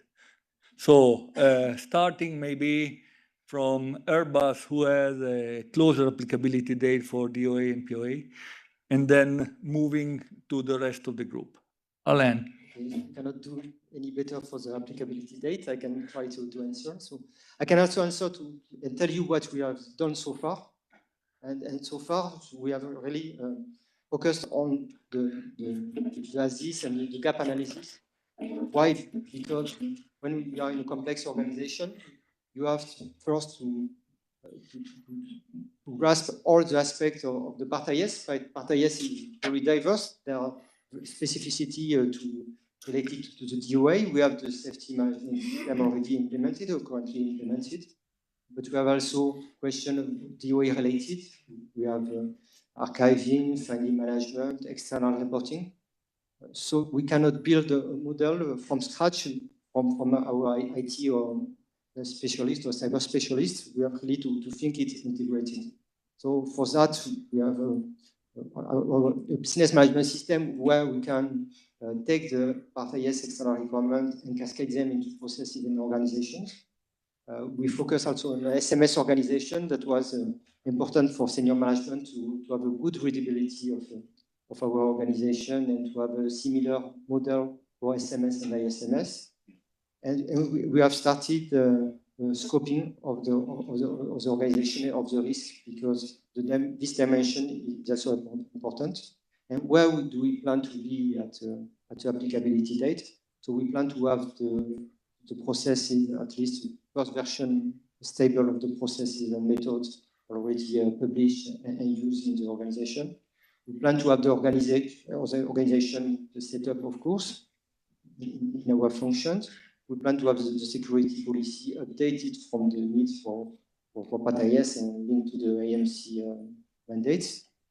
And we plan to have a scoping of the organization and where the risk will probably fall, so that we can then concentrate, because we cannot manage everything on one go. That's for sure. Good. Thank you. Tommy. Yes, I would say that we have actually two roles in this for this question. Our own ISMS as an authority and as an agency. So if we take back a few years, we were merged by communication agency, so transport agency and communication agency, they were together. And in our case, that meant that actually we took the ISMS from the communication agency. So the starting point was quite good. And when we started to implement these part IS requirements to our authority, let's say the CAA activities, we mapped the critical assets together with the aviation, the CAA people and our security people. I would say that this work is ongoing. We expect that we will be ready when the requirements will be applicable. But of course, this is a continuing process, and we understand that the maturity will evolve over the time when it comes to this requirement. Then we go to the CAA oversight functions and what we deliver for our stakeholders. I also would say that we are in good process. It took really long, I would say, to find the suitable approach how to oversee our organizations. But now when we have found the way to do it, the next year will be very critical, and we are building up the capabilities to do this work properly, meaning a training of inspectors, training of our information security experts to aviation, building work instructions, culture to the aviation, finding the appropriate level to our customers, because the customers are different. And it's also in every member state, I think the segment is different when it comes to aviation organization. So that might create some differences between the authorities as well. But for the oversight functions, I would say that we will be ready, but we will gain maturity in the coming years. Thank you. Jarno. Yeah. We have a implementation plan in place, and if everything goes as we have planned, I'm pretty confident that we are ready by the end of next year. However, we also know that implementation is also an iterative process, and like a continuous improvement mindset is I think it's the best way to think and develop things during the implementation as well. And also we have started, I would say, like from the easiest part, which are the internal processes and management system inside the company. And next year, the focus will be on the suppliers and externals, cooperation with the external stakeholders. So we know that there might come some new challenges, but we are not taking into account. So, but at the moment, we are pretty confident that we are part IS compliant by the end of next year. Very good. Thank you very much. Arnold, what about the 46 organization? Yes, in a way, we have to make the horse jump 46 times. So similar to the beautiful slide Anna showed us, we have a corporate level security setup on the classic information security side, the ISO certified one, which anyway has to accommodate PCI standards, CRITIS, NIS2, and all these things. Yeah, so at corporate level process and standards, we obviously scoped and groundwork and board groundwork was done in a, let's say, group level project so far. We came to a close or transferred from project to line on that level. But now it's a very different flavor because we have to do it 46 times. Yeah? With our national authorities and the EASA, since we also have a design organization. And the only way to slice that up is have a pilot project or multiple. Yeah? So very proud to have one of the pilot projects with Lufthansa Technik and cooperation with the EASA to early implement. A colleague of ours is in the podium here. Using the global policies and processes, procedures, but then gaining the approval is obviously this organization approval for design and maintenance, etc. And then intentionally we choose a second pilot project, an airline, and intentionally not the biggest one, because it's an agile approach, I think, which helps to get moving, to connect the team, and also start on that change aspect, connecting security, safety experts, and make faster progress and just do it. Yeah, like we heard before, it's all about tasting, finding the right approach, starting in safety, going for the top risks, for the scoping, testing a bit what the flavor of that new organization is, so what concept models. And in that, we produce and refine our implementation policies. Yeah, where will we be at? Well, for the most of us, February then 2026. For the airlines and maintenance organization, it's a challenge. Yeah, the internal setup and policies and procedures, I think, is doable. So I highly appreciate what we saw. Implement is the target. The real hurdle, honestly, I see is how can we connect and liaise with all our functional supply chain and industry partners. With Airbus probably and the big ones, that's the easiest part, maybe, yeah, but in concept still. But then think about all the data, all the maintenance we buy, all the service providers, it's hundreds and hundreds and hundred thousands. So looking forward to learn a bit more and how others do it. But speaking frankly, I think it's unrealistic to have the supply chain functional chain part fully implemented, maybe not even designed through in a way that will be robust and good enough for the years to come, but a first idea. That's the challenge. Okay, so it seems that you already touched upon one of the challenges, which is taking care of your supply chain. Beside of this, are there any other big challenges that you have experienced so far or that you see coming up? Who wants to go first? So, Jarno? Yeah. Yeah, I would like to point out one thing, and that is other legislation in addition to Part IS. As I told in my introduction, that our goal is to have one management system which includes all the parts and comply all the requirements with one management system. We think that is the correct way to do it in especially in our organization, but it is also a challenge because there are some different kind of angles and different details, and of course there are some similarities as well, but if we're talking about flight safety or business continuity, there are some differences as well.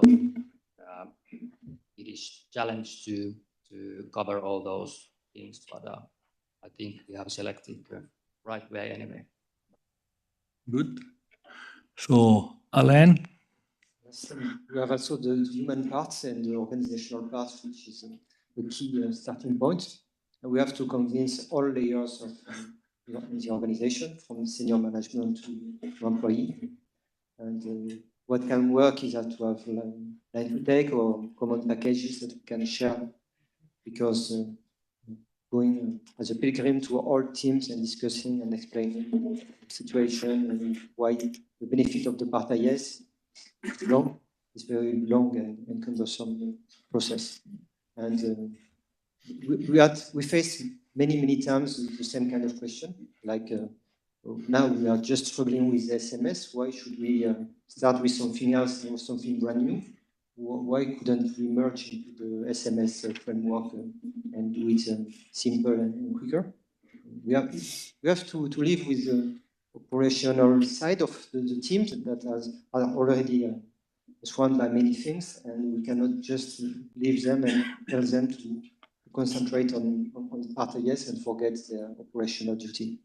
And that's why, as a project team, we have to prepare all material, all things, in order to convince and explain and to build the right structure, or at least to step up in the team and to get also relays in the function and in the sub-functions.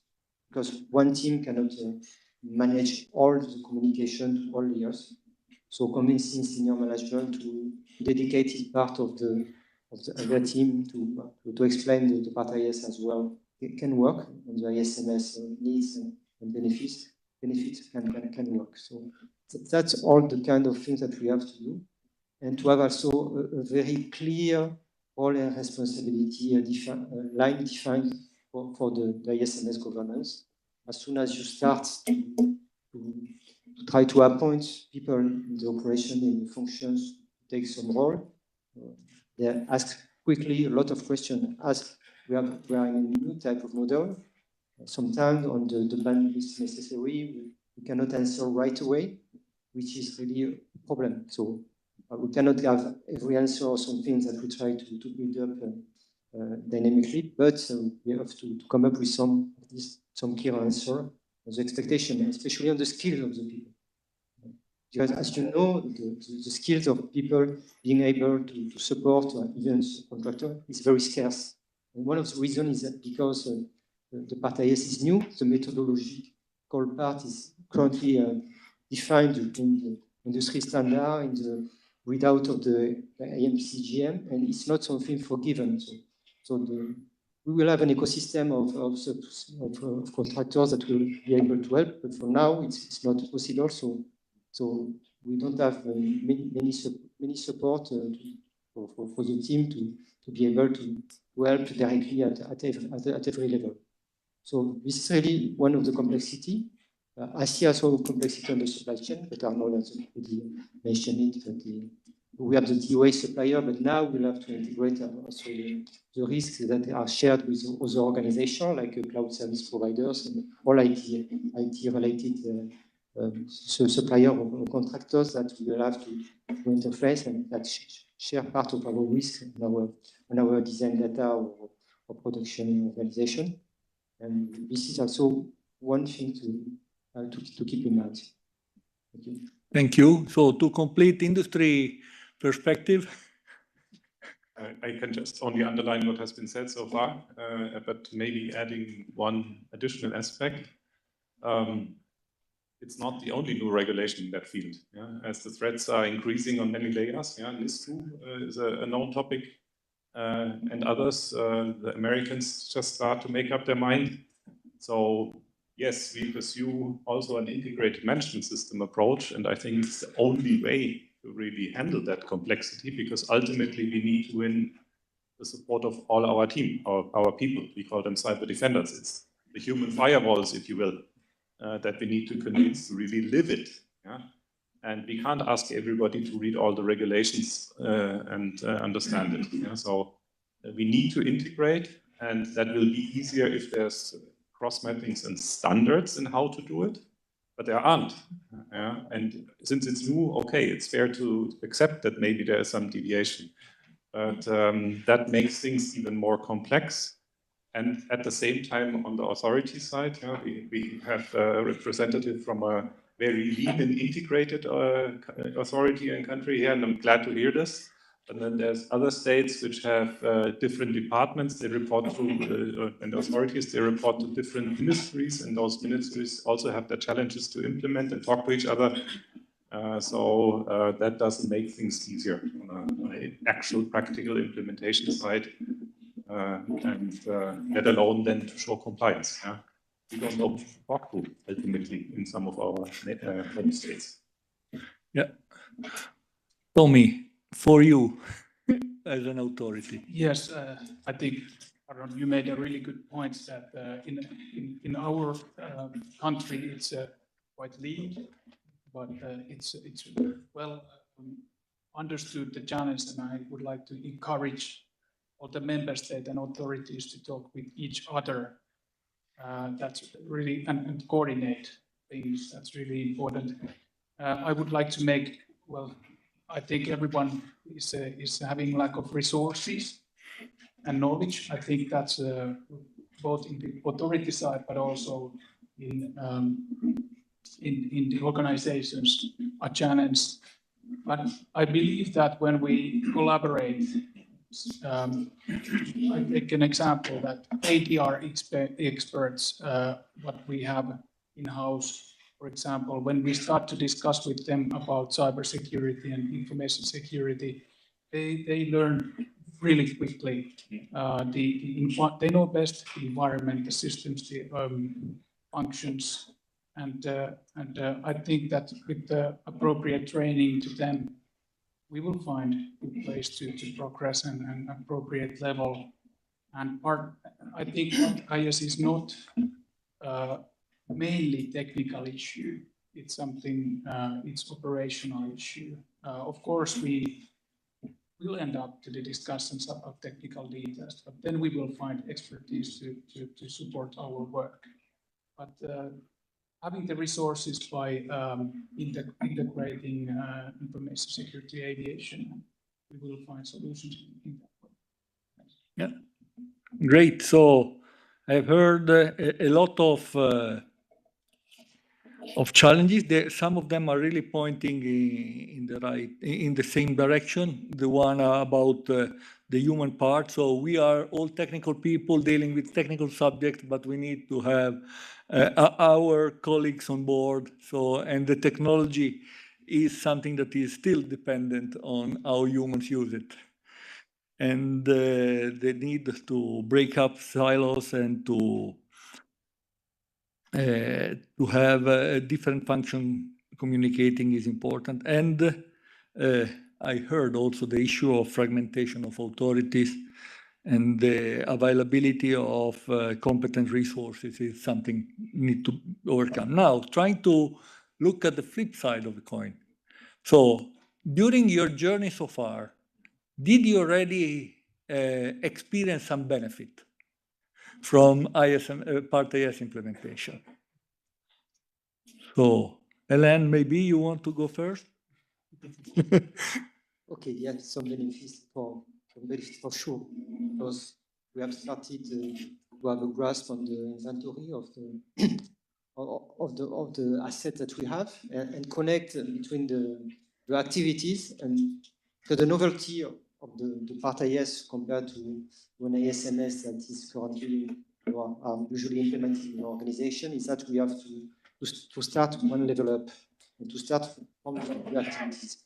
And that will also be the way and the level to be able to have a better traceability and really to focus on the right assets that have an impact on the activities that are safety relevant or with safety criticality.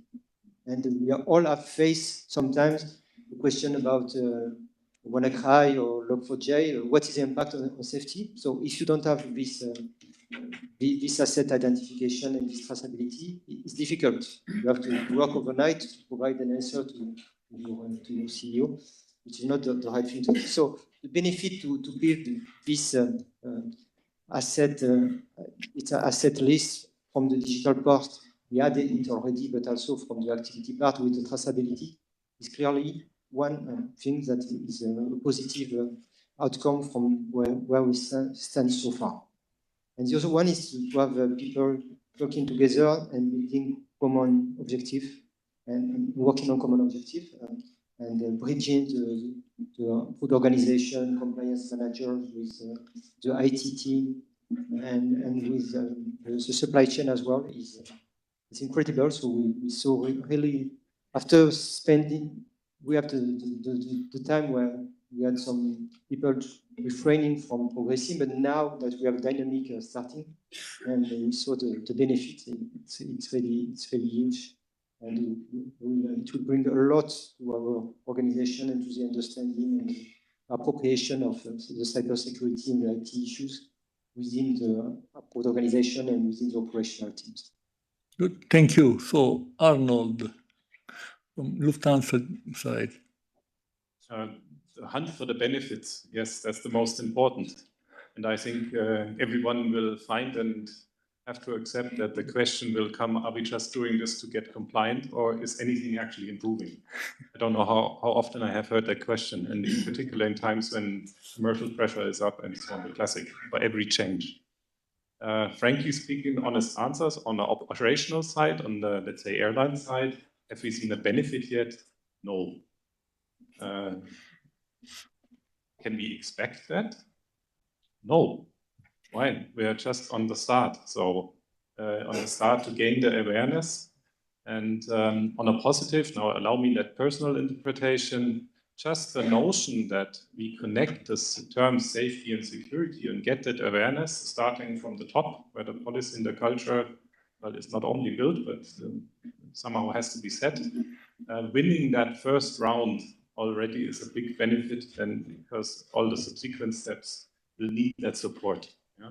And then switching over to my ISMS, let's say the commercial platform side, somehow you start feeling that all of a sudden new assets start showing up, which data loaders or what could be not even visible in the classic ISMS world. And I'm actually proud to see that because the threat is real. Yeah. So not having those registered, not having those transferred, not having those IT risk managements done doesn't help you. The more we find, the better, because it's about this, mice that drill additional holes, and it's happening. It's very real. So we are happy to find things we don't know yet. And that, for me, is the biggest benefit as state. Good, thank you. Well, what about at Nora, Jarno? I would like to point out one benefit that we have seen so far, and actually it came from when we decided to bring all the experts from different fields around the same table, like IT experts, technical experts, risk management experts, and so on. And the biggest benefit was that we like trained each others and like expand the knowledge within our organization and breaking silos and things like that. I think inside the company, the cooperation is key. Of course, it's much harder when you are cooperating with the external stakeholders, but inside the company as well. So I think that is one benefit we have seen so far. Very good. And what about Traficom? Any benefit that you have seen so far? Yes, I think they were said by Arnold and Jarno, so that we awareness, and then we get more. The first hand we get more information, and it might be even difficult to see how much we have work in that sense.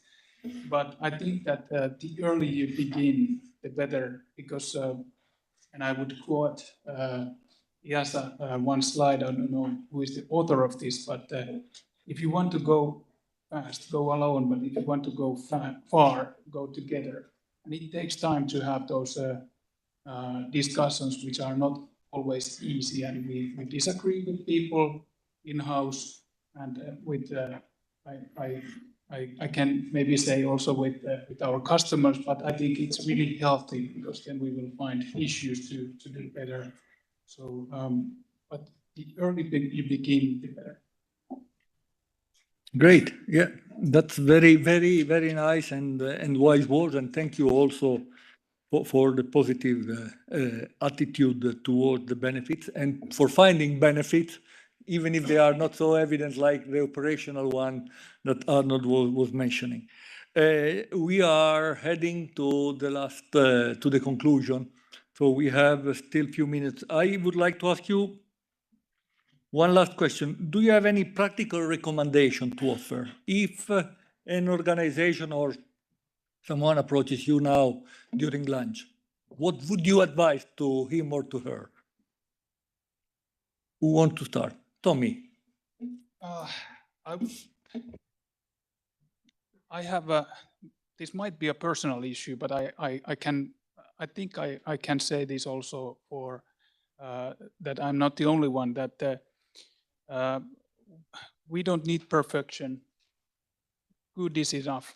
So that sometimes when we, let's say, we strive for perfection, and that actually can prevent people from completing or even starting the task. So sometimes we, and this comes to part IS, that we want to find the perfect solution for everything at once. That might not be possible. So we need to do iteration and some mistakes in the path. So if you just start doing what is necessary to your organization, and then you will find the way. And personally, I think I can share that in my organization, it took many years to find the right approach and the management commitment. But I can say now that we have the management commitment for the solution to how to integrate part IS into the aviation safety. That I can feel, but before this wasn't actually, it wasn't realistic to execute things without the proper support from the management. Thank you.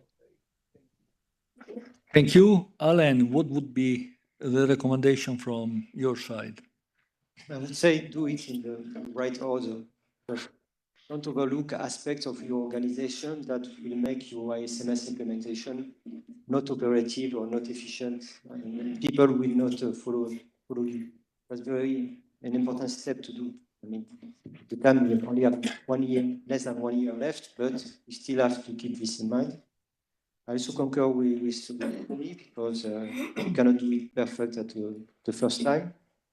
And so we have to start with something. So we have to implement an organization, some methodology. And we saw that for the methodology, it will be a bit shaky. You adapt it every day the methodology we try for risk or even management or vulnerability scoring, whatever. We don't have something frozen. The standards are not yet ready. We work all together, so we have a large dynamic and on the standard definition.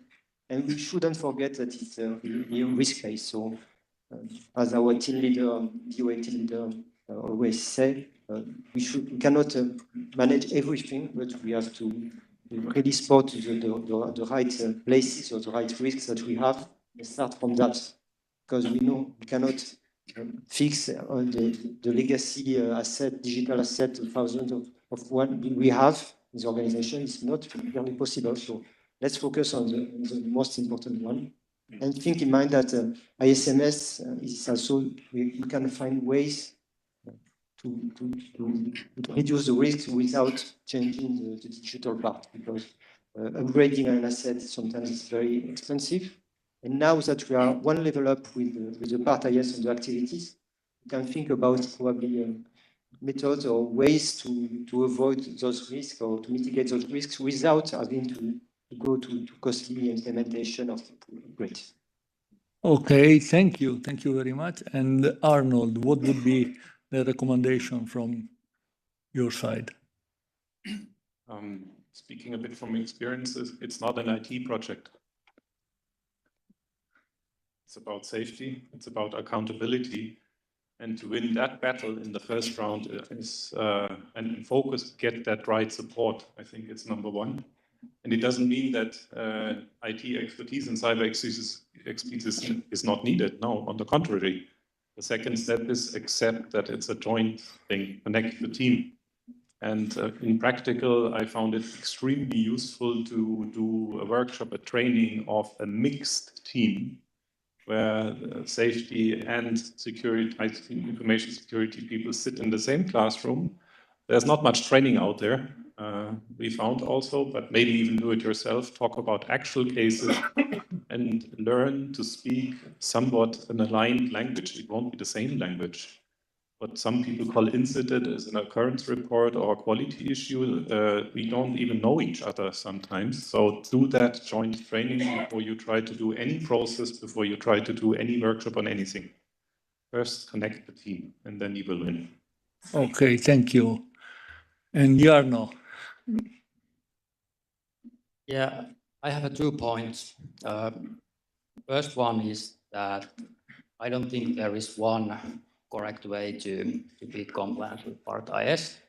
And I think the best way is to find what fits best into your organization, in your company. And the other one is that you haven't started to work with Part IS. Now it's time. And I think the better way is to think of this like it's a process, not the implementation project, which is ending by the end of next year or something. It's a process, start steps moving forward, and you can improve and improve your operations step by step. Thank you. Thank you very much. I think we really heard some very inspiring advice. And we are moving toward the end of our panel. I would like to ask you one statement. What would be the starting point beside of the recommendation you have given? So starting from Alan, starting point in 2 words. Senior management buy-in. Okay. Tell me. Good problem statement. Good problem statement. Jarno.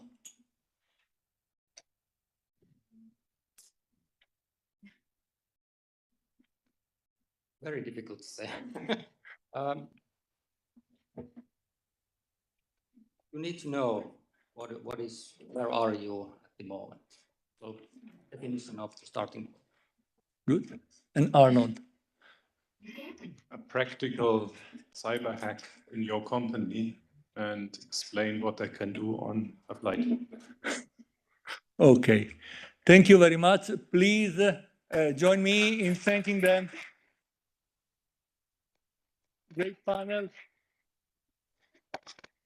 Very interesting input and great feedback. Davide, over Yeah, to you. Andrea, I would suggest to keep the seats as they are, because we have questions now. We have a Q&A session that is supposed to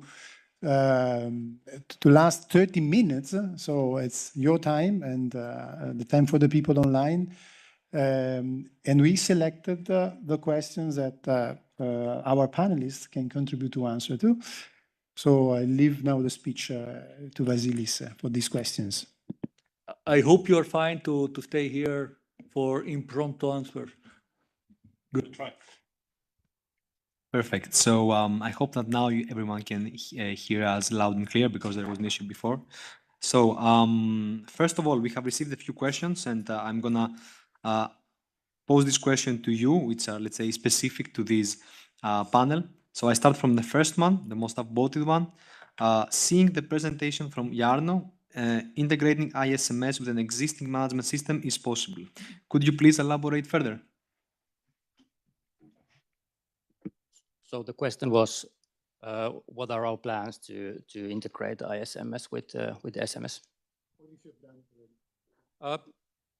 We haven't done it yet. We are working with it at the moment.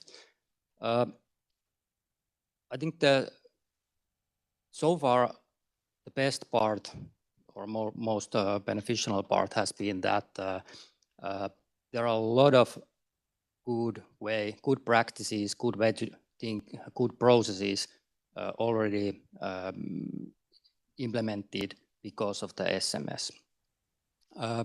And taking the most advantage of those processes is the number one thing. And of course, there are some parts which needs to be added because of the ISMS, but that is the second part. So I think the first step is what we have done already is that try to find those similarities and what can be used, what process can be used, and of course there are some missing parts, but that's the next step. Perfect, thank you very much. So I'm proceeding in the next question to Arnold. Can you please elaborate on how you have arranged responsibilities and authority between the multiple accountable managers and the central InfoSec department?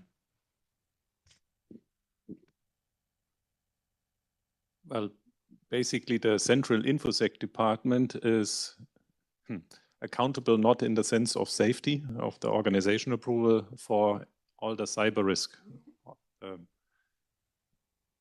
everything outside Part IS, if you will, because the company, the commercial part of the company has to comply with critical infrastructure requirements, PCI payment standards, and so many other China's security law. We have a global operation, so there's all that other regulation out there, and that's the reason why we already have an ISMS, ISO 27000 certified. So the technology, the key processes of that ISMS, so-called Cyber Defense Center, where we actually produce the technical side of that cybersecurity to the forensic analysis, the vulnerability tools are managed, etc. That is something like an engineering tech department, and that is the central entity. Yeah. Having said that, these policies, procedures are also the very helpful tools which we now link to the aviation organizations, and the accountability on the, let's say, flying business, on the AOC, on the maintenance organizations, it cannot be shared in that sense. We have obviously the accountable manager of an AOC who has then option to appoint information security officer or appointed person, information security we call it, or a common responsible person as we saw. And that can be either from the InfoSec side or it can be from the safety side also, as we heard, but it has to be empowered. Yeah? Is it feasible? Now that's still in discussion, yeah, but is it feasible, personal opinion, for our 46 organization to have one single person, common responsible for a global operation, for a line of responsibilities of 13 AOCs, 7 maintenance organizations, 2 aeromedical centers, and so on. I could continue. Culturally, business plan-wise, understanding the business in the granular detail. I won't give you the answer, but I will refer to Angeliki's slide, yeah, with the left and right and the many hooks. And it cannot be just a paper name, but it should be realistic. I have a private opinion, but I leave it open for you to guess. Can one person oversee that and be accountable for that? At least I have doubts, I think. Thank you. Thank you very much. Something in between. Yeah. You have subclusters, something. I mean, global governance, just to conclude it. And then you will have like atolls. Let's say a business unit that has 5-6 approval and it needs that visibility where the actual impact is. Great. Thank you. Perfect. So the next question is to Traficom. And the question is something that we will be also presenting tomorrow, but it's not bad to start the discussion from today, I guess. So how are you dealing with NIS2 and Part IS? Can organizations choose which regulation to implement, or does Traficom determine this?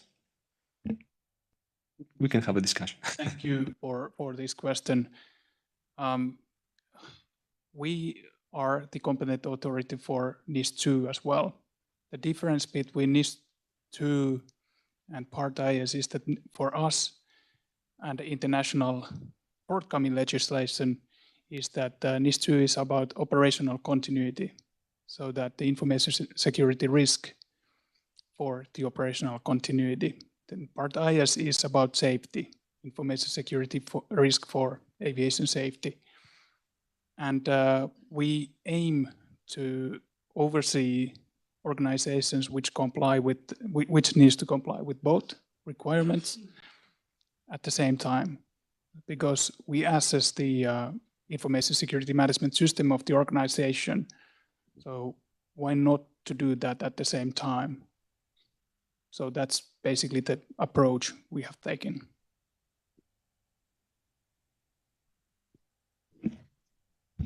Perfect, thank you. Just as a reminder, we have a presentation about that tomorrow, where we will be going into, let's say, further details when it comes to the interplay between Part IS and the NIS2 directive, as well as the AFSEC legislation 1.1.7. So stay tuned also tomorrow for some of those questions that I see here. So we proceed to the next one.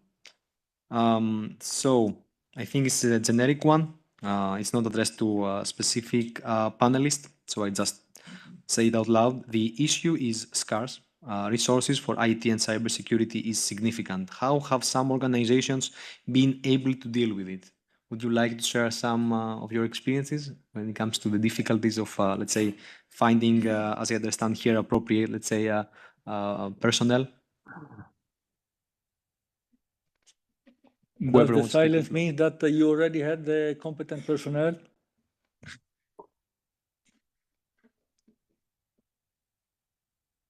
Okay, I can start.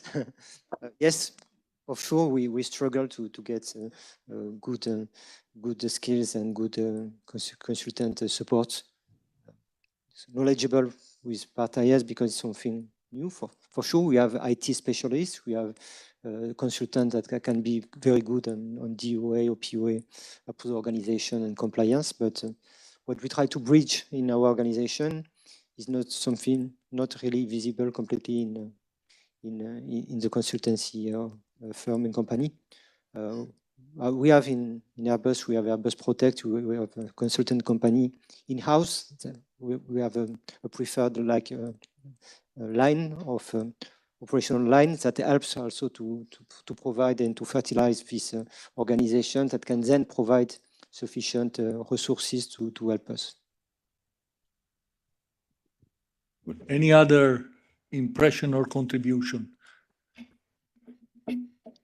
Okay, Jarno and then Tommy. Yeah, I think we are in a very good situation at the moment.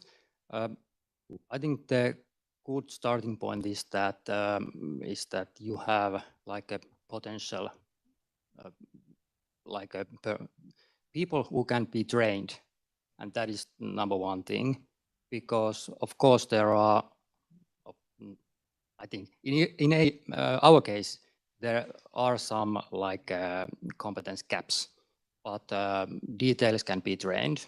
And the most important thing is that you have stuff that can be trained, and details. I think that is the easiest part. Yeah, well, this complement what the Arno said. And in the beginning, like year, 2 years, 3 years ago, I think we thought that now we need at least 10 aviation cybersecurity experts.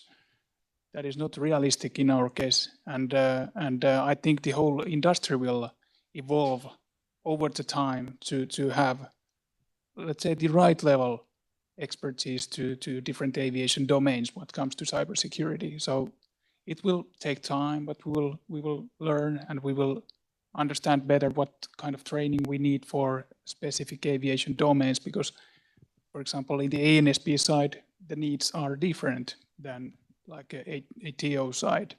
So, but over time, I think this will settle. Thank you. Maybe just a short addition.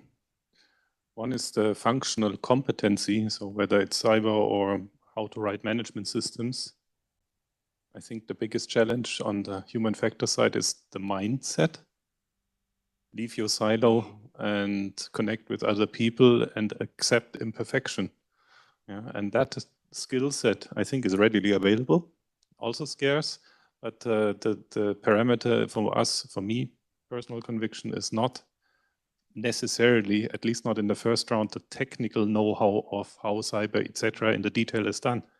We just learned it's about the implement phase to develop jointly the processes. This is not even off the shelf. Like in theory, we could buy a ISMS maybe in a few years' time on the market. Does it help you? Not at all. Yeah. So look for cross-functional people who are willing to accept imperfection and moderate workshops between safety people and IT people, and accept that they don't even understand each other in the first round. That is the skill set you need to embark on that journey, and that's available. As for any other project that needs transformation and change. Okay, so you are all bringing an additional dimension on top of the bare availability of competence. Once the competence is there, you need to put it at the service of the organization so that it can work. So if I can summarize your answer. Good, thank you. What do we have? So we have another one from Slido. So it's something that, again, first of all, I will ask the question and then I will say a few things. So in response to Alain's comment with regards to managing supply chain, the company of this person who made the comment heavily relies on software vendors. To what level are their processes his or her responsibility? Just want to say that this is something that we will touch upon. Actually, we will go through into detail later on today. But given that we have the question, Alain, if you want to also make, let's say, a start with that. Yes, again, we have a control with our design and build suppliers for sure. So it's really easy to get this communication channel and provide some requirements. Things being said, we should be careful not to push all requirements of Part IS, as we could see sometimes in some organizations, because we would swamp the organization, and we have to be very specific on our expectation on the supplier organization. What do we really need? Do we really need an ISMS implemented, or do we need very specific things on risk management or to get back incident and vulnerability in order to build our own risk management and risk register? That's really what we have to look at. And we have the portion which are the risk with the IT organization, or like the cloud service providers or IT or common applications, where we see we are a small business for them. So they are not ready to discuss and spend time to explain or provide more information. That's what every customer could have generally. And this is a problem because we have to rely on those suppliers or those partners, but we won't get what we need really to be able to have a very accurate risk assessment. Thanks a lot. So when it comes to Slido and questions about the panel, we have no more questions. However, we have a full house today. So I would say, why not we give the opportunity to people that they want to ask a question here to just raise their hand, and then we will give you a microphone to ask any question you might have. So if you have any question, now is the time.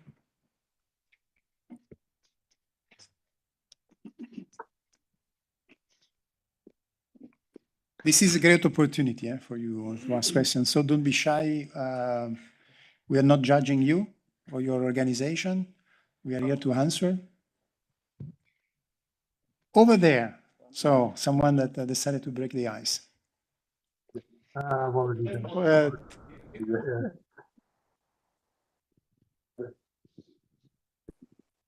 Thank you.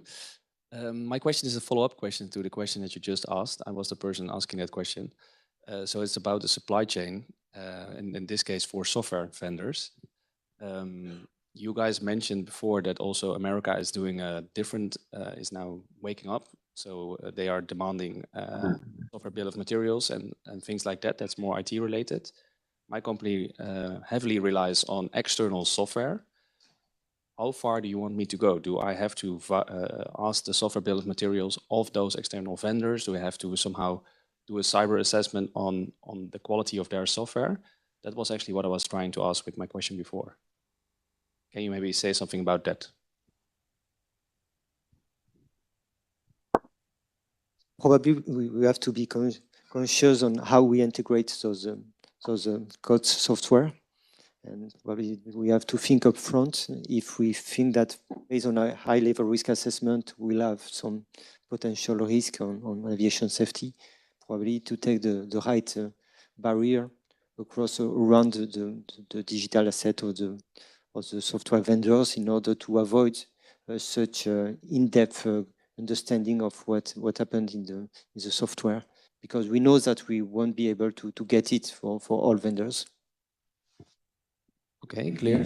Thank you. Is there, should we have a specific place where we store the data, or are those specific rules clear already, or is that also for our own interpretation? If you bear with us, there will be the session immediately after lunch. Perfect. Elaborating on that with all requirements and contribution from the industry. Thank you.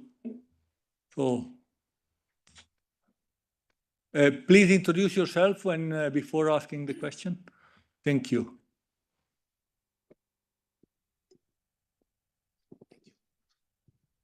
First of all, thank you. My name is Hans Oba. I'm the Business Information Security Officer for the Air Cargo CMA-CGM Group. My question is more about a little bit earlier when we come in the organization and the different people who have some task to do with that.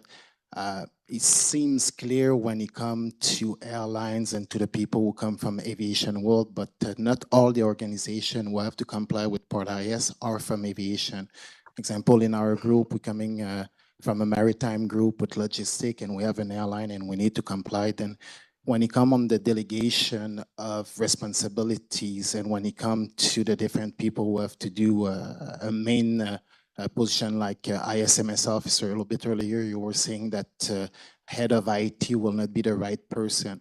But can you see some risk or difficulties if, example, the head of aviation security became the person in charge also of the ISMS, or when it comes to somebody from the organization who's totally not in aviation culture to be having some position? What's the leading of IASA on that? I know initially they were maybe supposed to provide a kind of like a curriculum video of the type of person we want or the experience, but since we don't have to achieve a certification, we just have to comply. I can see easily some people maybe in the wrong position with responsibility and some risk to come with that. Thank you. That's quite a tricky question, but I am sure. Do you have an answer? I might have some information. Okay, good. So you can go ahead. Yeah, so maybe at least I can try to answer that question. That is a really good one. So from the CAA perspective, competent authority perspective, since we are competent authority for aviation security as well, quite many of the organizations in that field, only like a very small percentage of the business is about aviation security. So I think this might be the, at least we have tried to solve this kind of challenges, that how to make those companies and their responsible persons this aviation culture, what comes to aviation security, for example, how to make them up to date about the requirements. And then we first start with what is actually critical functions in that organization for aviation, and scope the ISMS and other requirements for the organization as well to that context, because it might be that there is only very minor issues, minor services critical for aviation security, or there might be some other cases that small organization and very much critical functions for aviation security. Then also those, let's say, personal requirements will follow accordingly. That would be my, let's say, advice. But that, again, is case by case per organization, I would say, and needs collaboration with the competent authority.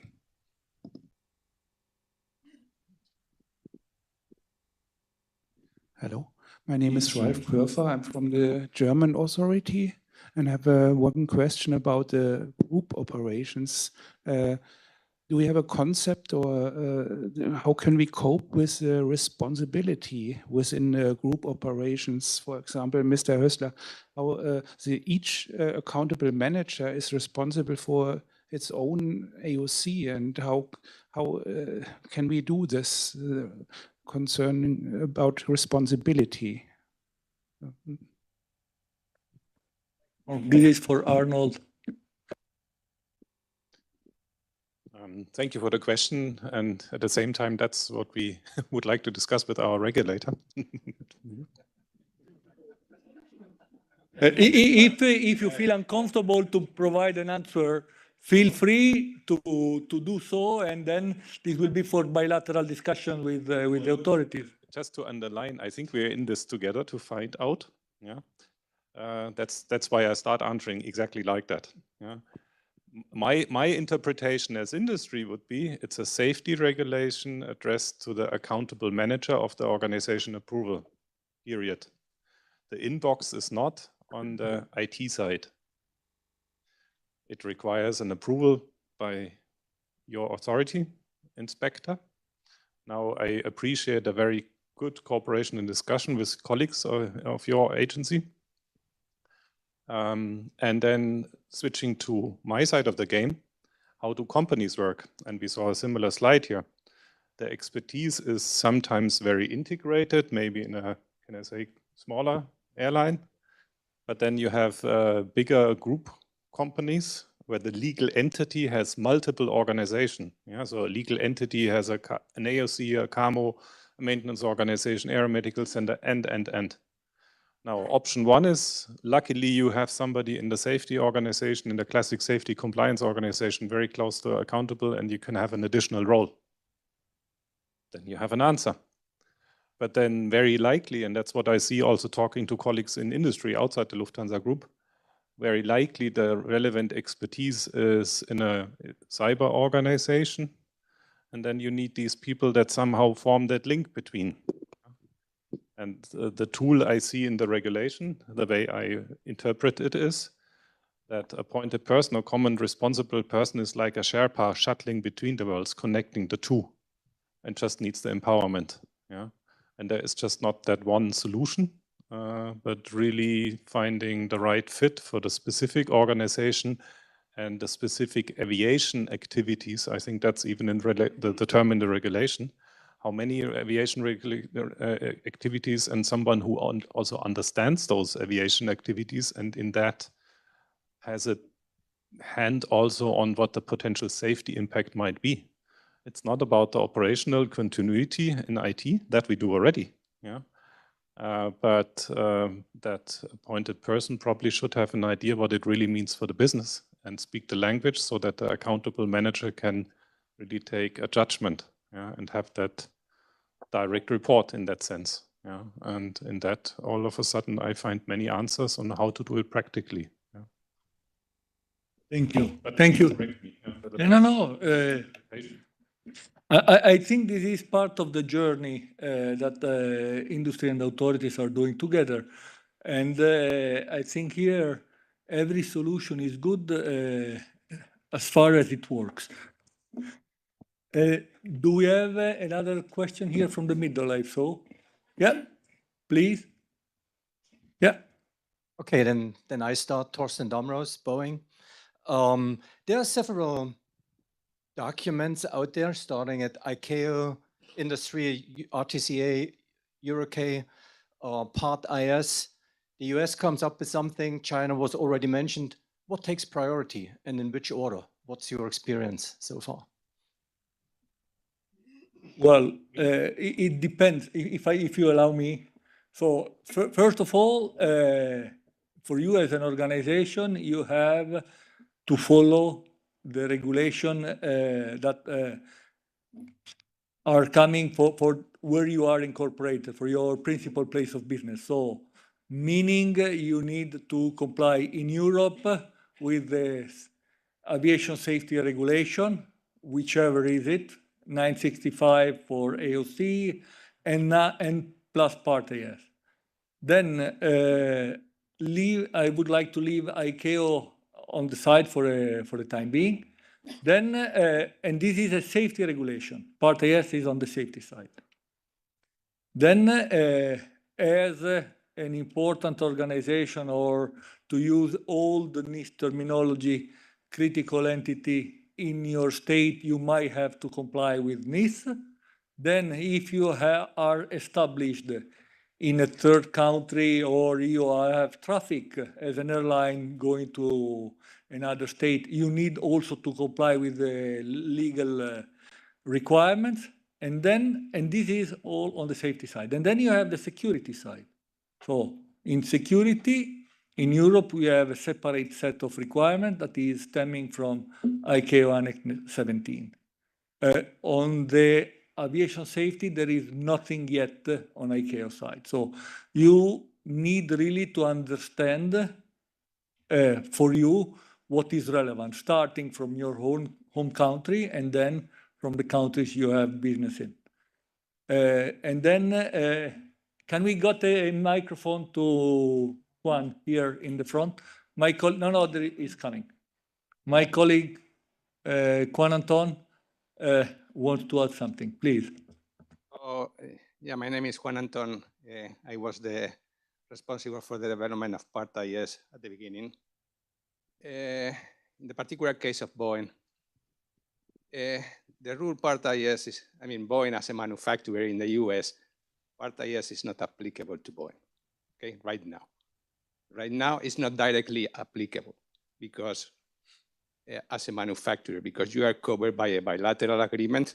Right now in the bilateral agreement, there are no provisions for cybersecurity. It doesn't mean that there will not be provisions in the future, because this is something that will be discussed between the European Union and the US. And it may happen at a certain point, but right now, Boeing is not directly affected. Now, what happens is that indirectly, they may be affected, the same as any airline or, I mean, any manufacturer in the US providing products to European airlines, for example. So if you provide a Boeing aircraft to an European airline, the European airline is required to comply with Part IS. One of the requirements is this operator in Europe has to identify the interfaces, the services they provide, the services they receive, the products they use. One of those products is going to be the Boeing aircraft or the Cessna aircraft or whatever. And if they identify certain risks coming from the operation of that aircraft, they will have to address that. And then they will have to have contractual agreements with you and communication with you because you are providing a product to them. And this will be part of the obligations of the operator. Not directly an obligation from you, but indirectly, the operator is going to ask you, okay, how we address this? So if you are already complying or at least following something like Part IS or something similar, the operator has a much bigger confidence on what you are doing. The same as if you are already certified ISO 27000, for example. Thank you, Juan, for this addendum. From the panel side, do you want to add something? Yeah, please, Alain.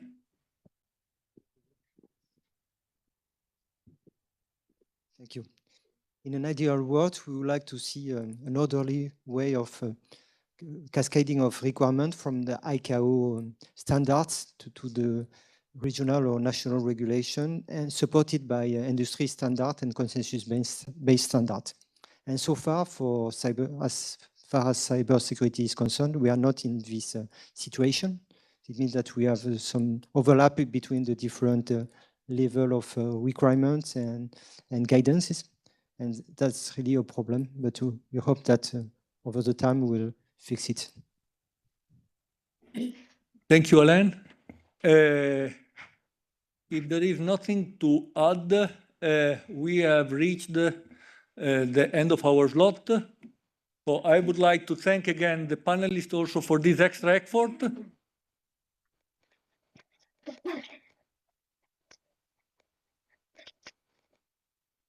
So we now break for lunch. So lunch is available in two locations, here in the main lobby and in the big meeting room on the other side of the canteen. If you take the door at the most left-hand side, there is a corridor going through the canteen, and you arrive in a big meeting room size of this one, where you will also find lunch. So you can distribute and enjoy lunch comfortably in both rooms. I expect to see all you back in 60 minutes at 1:30. Thank you very much.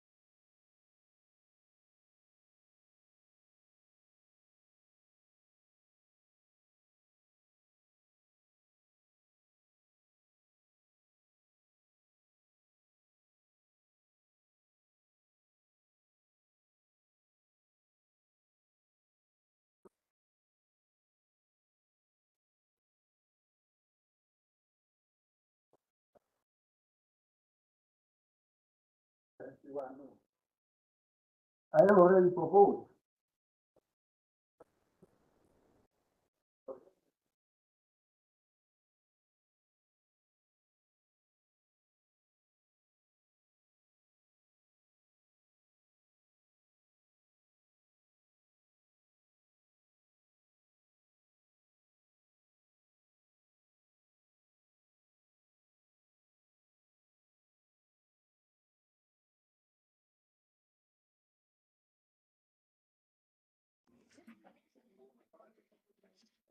So good afternoon, everyone. Please take a seat, and we are ready to start with the afternoon with other three interesting sessions and presentations this afternoon.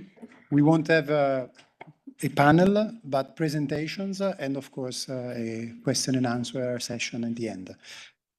And first of all, if it moves, otherwise Vasilis will help me again with the slides. A few words about me. I'm working here at EASA as a senior cybersecurity officer since 2016, and then became senior cybersecurity expert. And before I spent more than 15 years on the industry side. So I guess if my memory doesn't fail, I still remember what are concerns and issues on the other side, I would say. And I had the pleasure to work on the cybersecurity file since the beginning. So to a certain extent, to see what has happened, let's say, the beginning before Part IS, and during the conception of Part IS, and now, luckily, after the introduction of Part IS. And if you ask me, what is the main element of Part IS? Okay, there are many, but main, compared to other information security management systems, I would undoubtedly say this notion of risks at the interfaces. That is very much emphasized under Part IS. And the risks at the interfaces, when we started talking about this concept, and I have to go back again to this 2016-2017 period, they were not fully, I would say, not understood, but harmonized amongst the different speakers, among the different participants to our, I would say, conversations. I won't bore you by telling which initiatives have been set up. But okay, there were a group of people that participated into this early discussion about cybersecurity in aviation and in organization. And particularly, there was also a work stream that was called STORM, within which we discussed the shared trans-organizational risks assessment and management. And what came out with this discussion is that there are two elements in when you talk about interfaces, notably the connection between an organization and what is normally called the supply chain. That, if we want to depict in a picture, could be seen as vertical. So a number of organizations and then a chain that provides in the end value and services and products to an organization that we recognize being part of another stream, an operational chain. So that provides then this value, services, products to the aviation business. So it's part of these operations that in the end keeps aircraft airborne, people traveling, controlling them, so on and so forth. So we recognize two elements here, the supply chain and the operational chain, and all together, this functional chain. Functional chain is then a definition, a notion that came out of Storm, also hit the industry standards because it finally landed into EuroCAE and RTCA standards. If I have to tell you, the number is ED 201 for the EuroCAE side, and now with an A in the end, and is where it was also further explained, this concept of risks at the interfaces for organizations working in aviation business, from the supply chain and across the operational chain. So today we will start to look at this perspective, bearing in mind that typically along the operational chain, you have approved organization. And therefore, organizations that you may expect are subject to Part IS. So there's this little gap to, let's say, the handshaking and the introduction that is already done by the regulation, in the sense that those organizations know that the other at the interface need to comply to Part IS, and then at a certain point, then you have to exchange the information security risks that may have an impact on safety at their interfaces. With the vertical one, so the so-called supply chain, well, it depends the way you look at it, but it might be the case that these organizations are not covered by Part IS, are not in the scope, maybe are in the scope with other regulation, but what matters here is that the approved organization is also to look at these interfaces. And if Part IS is not there, there's a little gap to fill. So this needs to manage the risk at the interface, needs to be communicated and dealt with probably with contractual agreements. I will then leave the floor to two other speakers, very knowledgeable, that will go into more details about this. And hopefully with this, we'll also reply to some questions that we have seen coming through Slido. Of course, if not, please ask again. So I would like to go through a few examples, because the workshop should be also practical. And here is an example of the main interfaces an airline may have. It is not the product of my, let's say, fantasy or elaboration, if you want. Fantasy may sound not very serious, but this is exactly what is in ED 201 in another format, a table. And I wanted to quote the source, and I put into this graphical format. And I can also say do that because I see the paternity of this discussion in Storm. As you see, an airline is connected to services that are coming from airport, air traffic control, ANSPs, meteorological services, maintenance, repair, and overall. We can call it, in general, your CAMO or Part 145. The airframer, okay, here I'm using the jargon that is in ED 201, but basically is the manufacturer. It could be the DOA or the extension of the DOA with the customer support. And at a certain point, there is also the aircraft that we mentioned this morning, the product. But look at the product where it's linked. It's not coming through the airframer. Right? Now it's linked to the airline. So here you can pick one of these link between the airline and the other organization. And then you can see, you can recognize several information that are coming from this entity that are processed and they are passed through the interface.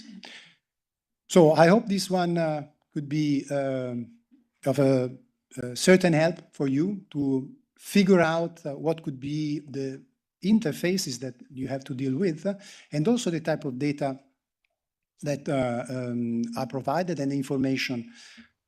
More references, again, are in ED 201. One important thing, like I said, is that the aircraft is under the airline. So the aircraft is, or recently, the aircraft are through either the special condition that my colleague Angeliki mentioned, or through the new objectives in the CSs, devices that needs to be certified also from the cybersecurity perspective. So the applicant need to demonstrate the achievement of certain cybersecurity objectives.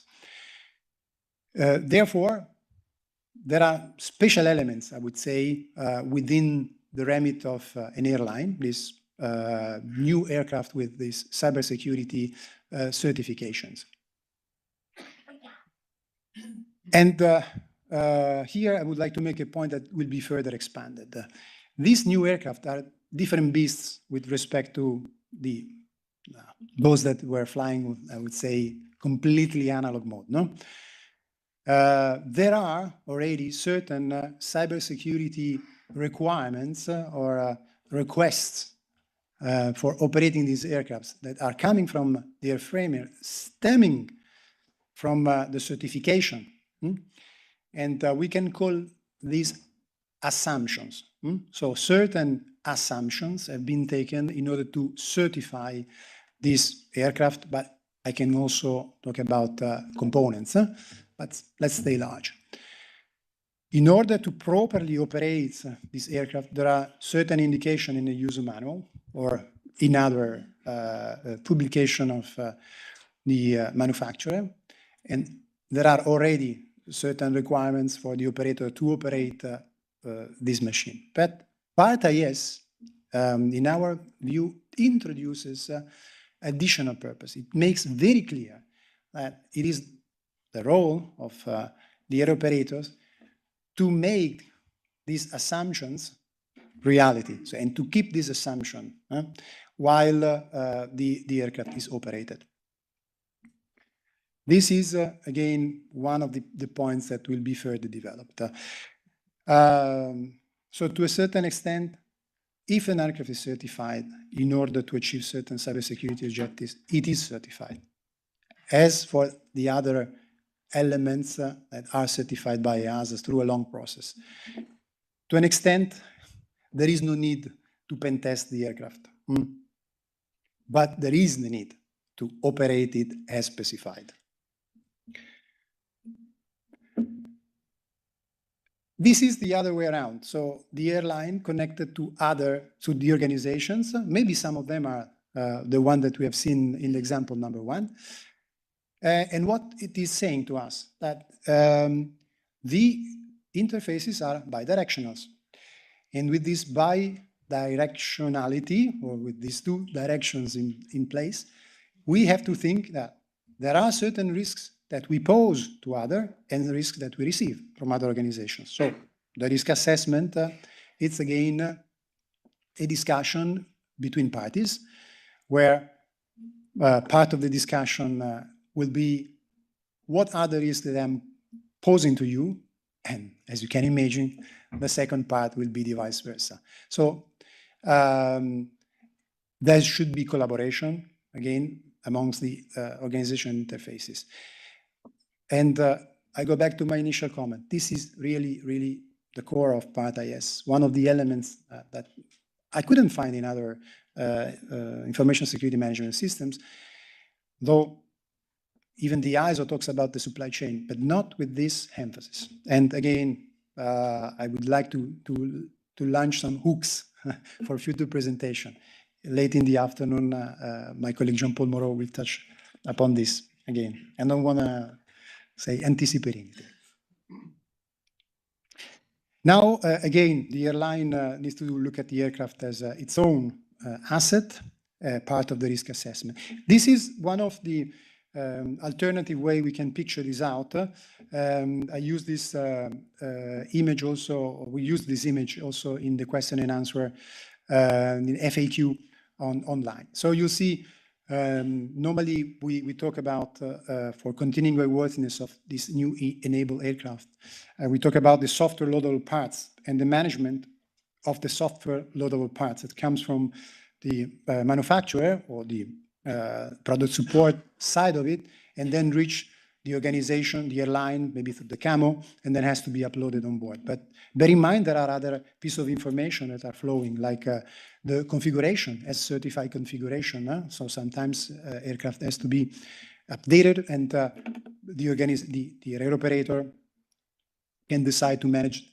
their internal configuration as flying configuration. So there's processing of these parts of this data that goes on. And I can also mention, as written there, the illustrated part catalogs and the service bulletins that are part of the maintenance. So there are elements that are flowing from one organization to another that needs to be consumed and goes into the other organization through different flows and paths. And now, very quickly, through the maintenance side, again, we may have other example here about the connection between the maintenance and repair, or the cam or repair 1.5, because I mean, there it could be a larger container towards the airframer, so the manufacturer, the airline, and then the airline to the aircraft. Again, we see also the benefit of leaving you with this image and slides afterwards to stimulate some reasoning. And the other way around, other elements that flow through the organization, like the manufacturer, the airline, and through the aircraft, the airline, and maintenance, repair, and overall.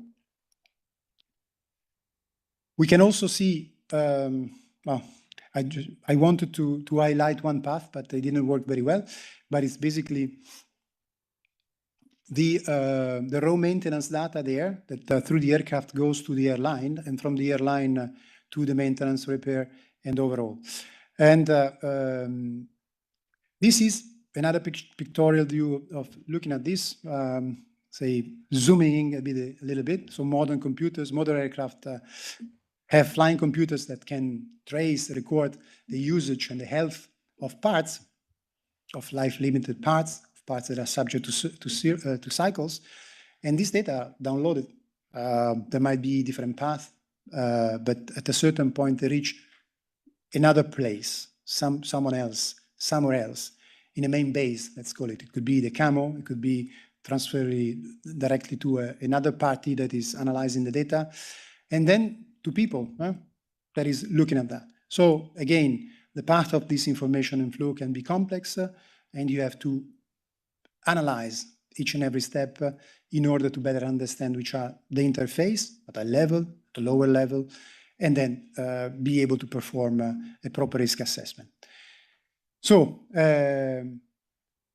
I think my time is over, I hope, and it was, the purpose is to give you an overview, and now it comes a very interesting presentation that is kindly given again by Airbus, and product support, in this case, side of Airbus, with Alexander Kalev, that is a cybersecurity engineer at Airbus, customer service security team. And the other colleague that will contribute to the presentation is Christophe Soriano, and he is leading at Airbus the project securing the Part IS compliance of the different approved organizations, the UAPA, MOA, CAMO, and the likes.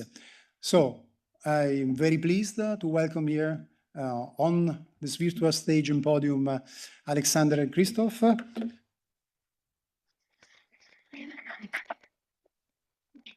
So the floor is yours, and you decide when to switch. Thank you. Thank you very much. Hello, everyone.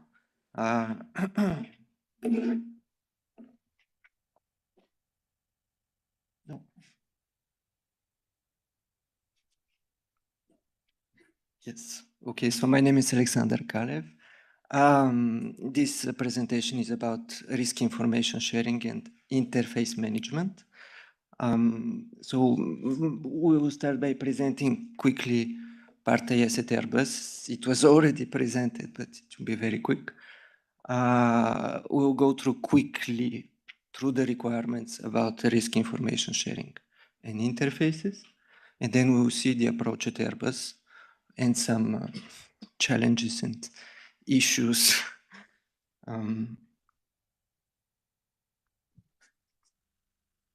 Okay, so quick disclaimer.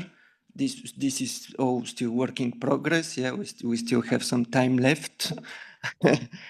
And also the presented approaches should be considered in context by each organization, okay? Yeah. That being said, very quickly. So we have different approved organizations, design, production, maintenance, etc. These are supported by a lot of business processes. These business processes are concerned by Part AS because they are directly related or because they are related to development. Also, these processes are supported by an important number of assets, IT, digital assets, and potentially a large number of ground support equipment. For the human aspect, concerned populations include process owners, business asset owners, development teams, tech teams, security teams. So, yeah, a lot of people.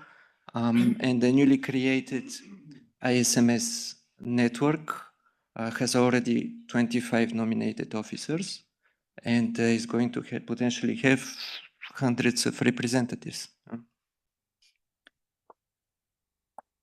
Okay, so requirements. So the requirements are about security risk assessment and security risk treatment. So we need to identify, assess and treat information security risk. We also need to identify the interfaces, the ecosystem, the stakeholders, okay? And if there is unacceptable risks, we should inform them about it, okay? And each organization should update its own security risk assessment accordingly, okay?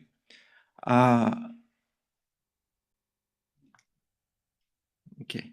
It should be noted that the interface between the aircraft operator and the aircraft is not related to the previously mentioned requirements, okay? But the product has been the aircraft has been certified using specific assumptions. These assumptions imply specific actions, and these assumptions are relevant for Part AS.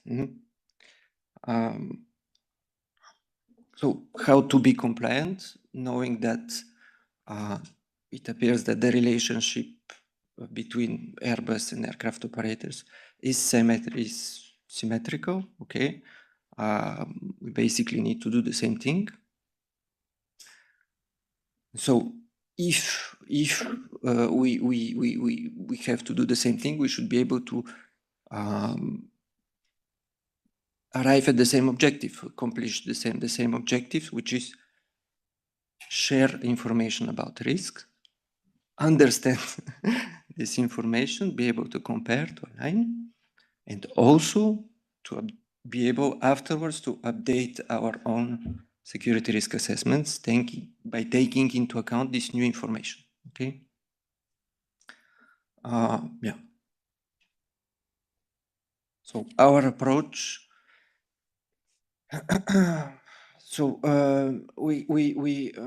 our approach is twofold. It's about the interface with customers, an effort related to interfaces with customers, and a standardization effort. So knowing that there is potentially a large number of interfaces, and that many interfaces, most of them, appear to be common, meaning that they are used by one interface may be used by multiple aircraft operators, organizations, okay? So the interface with customers limits to exactly that, okay? It is issued from the ED 201A and the acceptable means of compliance and guidance material, and the standardization effort, excuse me, is about all types of interfaces with suppliers, with service providers, operators, etc. And is based on a collaboration between Airbus and Dassault Aviation. Okay, so interface with customers, basically, yeah, the approach, what do we have to do? We have to list common interfaces. I will talk about them afterwards. Build a risk view for each side of the interface, align on this risk view with connected organizations, define a process to share information, share information and change when it occurs, and update and maintain security risk assessments. So in order to list interfaces, build and align on a common view for risks and define a process, we have created what we call the Airbus Risk Information Sharing Model. So the risk information sharing model, basically, we want to be able to represent complex relationships between security risk assessments and interfaces, but also between connected organizations, okay? And we want to enable collaboration, discussion, and perform real-world risk information sharing, okay? So in order to be ready. So to represent all of this, we use a visual method, okay? So not lists or Excel sheets or tables, yeah, more visual method, visual representation. In order to enable collaboration, we use generic interfaces and fictitious data. This facilitates a lot of the discussions. And in order to be ready, we create report templates, okay?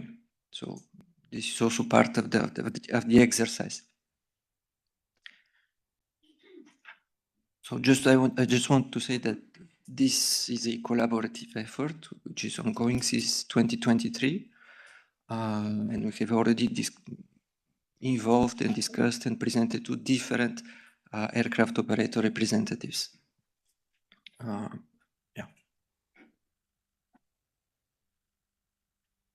Okay, so if we detail a little bit the approach, I have mentioned common interfaces before.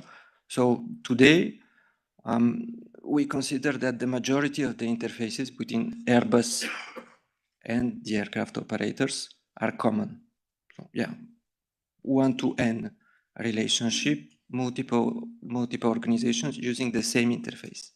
We also consider that there are a very small number, or even none, specific interfaces for, yeah, maybe none. These interfaces, maybe we're going to be able to manage on a case-by-case basis, okay? And also, we consider interfaces bidirectional. So data parts and services can be sent and received on the same interface. Okay, so we said that on each side of the interface, we want to create, to know what the risks are. And for that, we start by basing this on our own internal processes, okay? And amending this view with provided feedback, okay? So, and then we share this view with aircraft operators who again update this. So who again update it. There's some back and forth, okay? But it is a way to align, to be able to speak about the same thing, the same interfaces, yeah? Having created this this risk view, we can replace generic interfaces and fictitious data with specific interfaces and real data. Okay, so this is an objective. So, yeah, a phase and objective. Okay, and afterwards, we're defining a specific process to share, so the risk information sharing template, a way to share this information, potentially the extension of the Airbus Security Handbook documentation suite. In a this update, it should be updated frequently enough. We should also provide access to aircraft, not Airbus, security focal points, and depending on the level of detail that is shared, specific non-disclosure agreements. This depends. Okay. So the objective is the final objective is to be able to update security risk assessments, and also when there is unacceptable risk, to find a way from one organization or another to find a way to manage this risk. Okay. And for that, organizations need to prepare for practical risk information sharing. Okay, so this means that impact evaluation grids, impact evaluation methods may have to be adapted. They have to be mapped. The same goes for likelihood evaluation. Okay, and all of this is needed in order to be able to map, to map security risks and be able to understand them, be able to translate them correctly. Okay. So yeah, this is okay. Too fast. So yeah, this. Each organization is going to have to prepare for this. Okay, and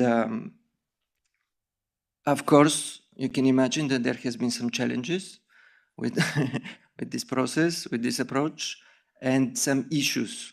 So Christophe is going to talk about them.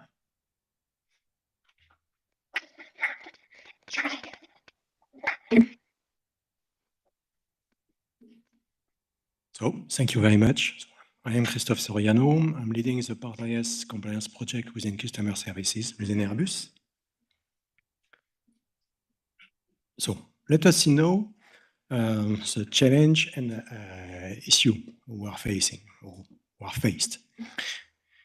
We had a long discussion about what was an interface, what has to be considered a connected organization, about the thickness of it. Is it just the pipe between the two organizations, something a bit thicker, considering the application layer, for example? So I'm not sure the discussion is completely finished. Also, we have identified that quite often operators have a trust assumption. So it's very nice, considering that everything coming from Airbus is trusted, it's fine. But by doing that, it prevents addressing some interesting risk for Part IS.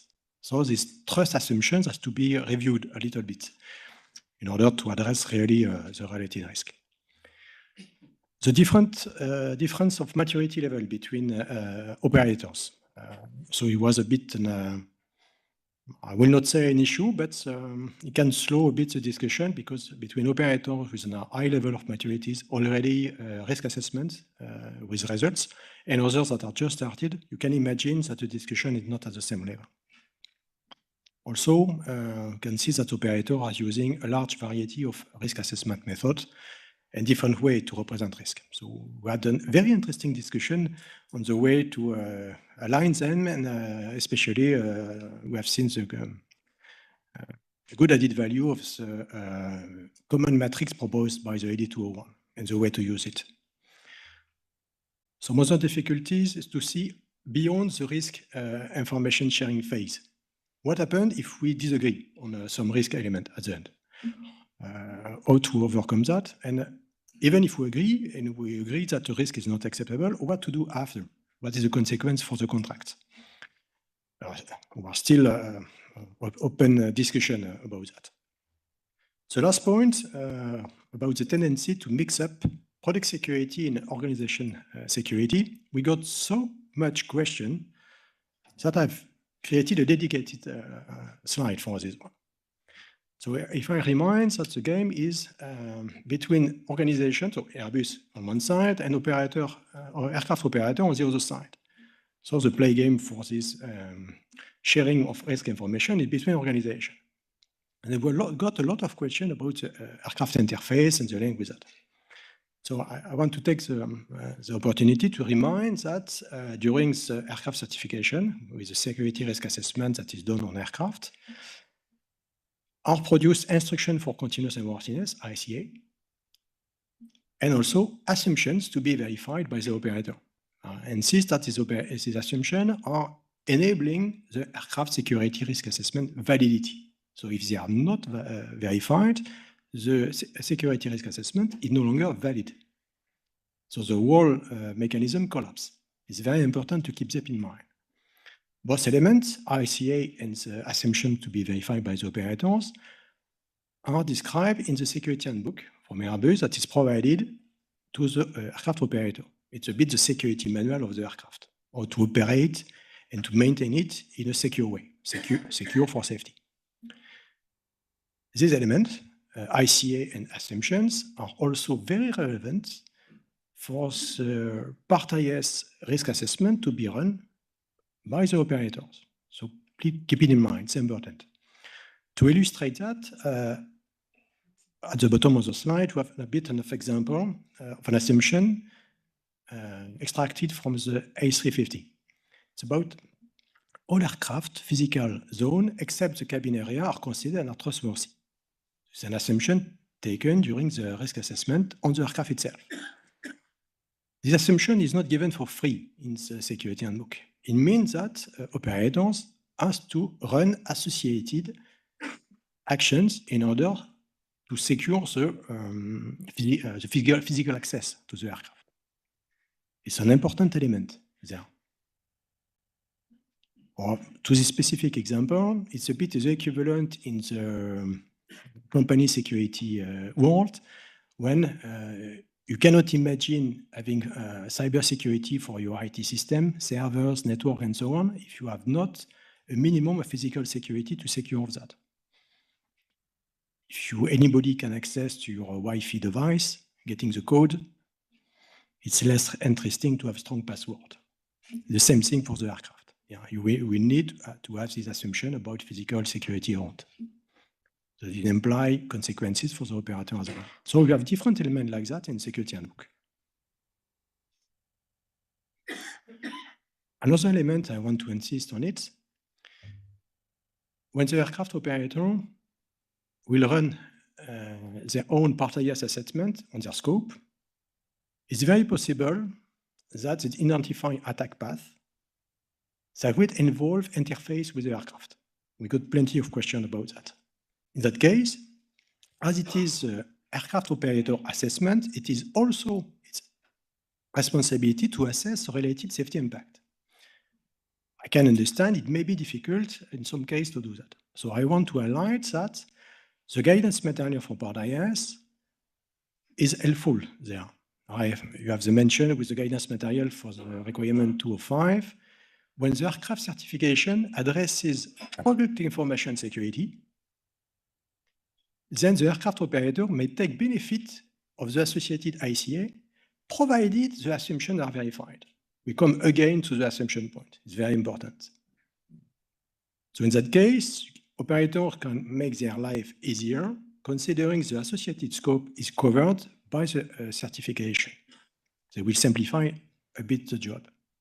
In other case, I can also imagine that additional information may be necessary for Airbus. So in that case, for operators, do not hesitate to contact Airbus and with a normal way with a tech request in that case. So Alexander describes the general approach we run on the interface between customers our customers and Airbus. So as work from customer service is our main focus. Airbus have also an activity in the working group for more an effort regarding standardization that is more global. I will give some glimpse about that. I need first to introduce the concept of asset criticality. It will be used later when I will address the interface. Here, the criticality is assigned by a combination of group, allocation, and safety impact. So I will start detailing the groups. Group 1 are assets with immediate, short-term, or hidden safety impact. For example, imagine an FLS that is corrupted, field loadable software corrupted, or a procedure for maintenance can be corrupted. Will be hidden, the impact. Group 2, assets with contribution, assets with delayed detectable safety effect. It's a case, for example, for production data, for producing aircraft parts. In that case, if they are corrupted, then the defect on the parts will be detected later through quality control. So it will be detected. Group 3, assets with contribution to safety scenario. You can consider assets where the corruption itself cannot create the safety impact, but combined with something else, it may happen. As an example, if you consider a system that is used to detect damage on a structure, you could imagine a scenario with a corrupted system combined with a real damage on a structure could result on the damage not being detected and then later a safety risk. Group 4 are assets with contribution to security scenario. Here, we are not longer about safety directly, but you can consider secret element like certificate used for signing field loadable software. If they are stolen, the private key, you can imagine some attacker could forge a corrupted FLS, sign it again, and it could be loaded later in good faith. So it's more and more indirect from group 1 to group 4. So this group IDs can be combined with the safety impact. So the 4-level scale of safety impact was grouped over 2 levels: aircraft unsafe condition, so hazardous or catastrophic, and reduction of safety margin, minor or major. By combining these two dimensions, then we can define 3 levels of criticality: critical, essential, and routine. This whole approach, including the next slides, are coming from an initial proposal from Airbus and Dassault for the RECAE working group for the future ISMS standards.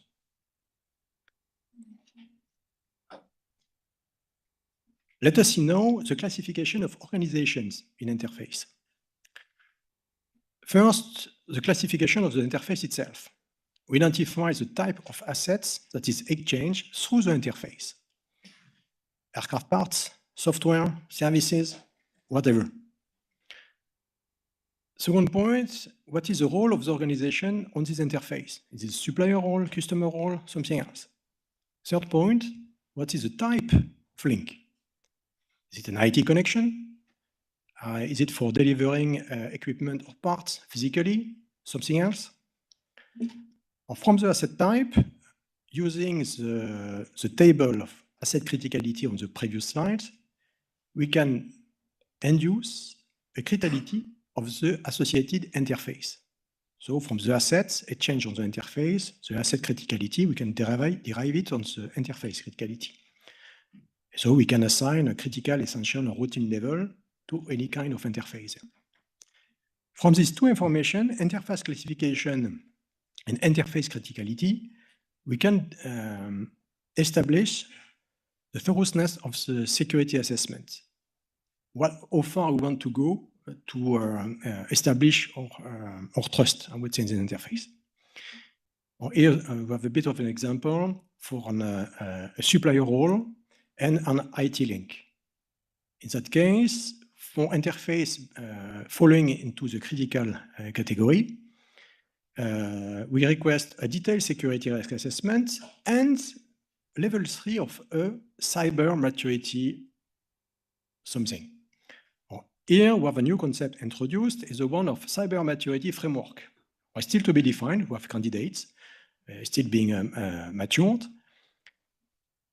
For essential level, then we have level 2 for this cyber maturity something, and routine, something even lower, with cyber maturity level 1. The idea of this combining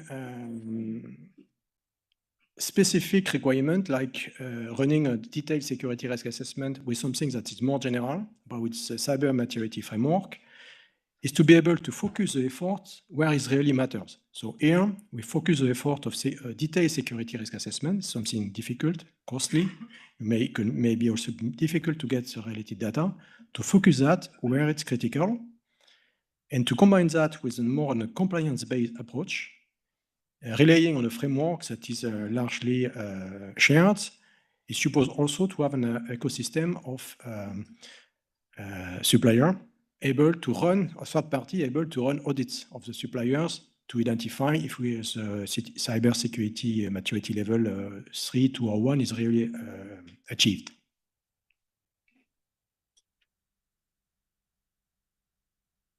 So, what is the interplay between these two sides of the approach? The common interfaces that Alexander has presented, most of them are going to be classified as critical interfaces according to the more general approach. So you can see that while we are developing our own customer, it fits in the critical cell. It's in fact a kind of specific case of the general approach there. And I think that's all for this one. My conclusion there.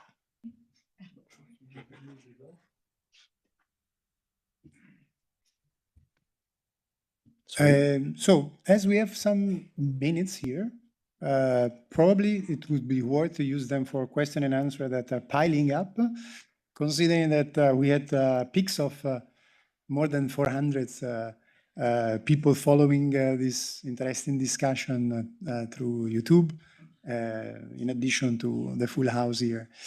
So again, the purpose of the workshop is to exchange, to answer as many questions as possible and use it. We will use it. Of course, after having said again, thank you to our two presenters, Alexander and Christophe.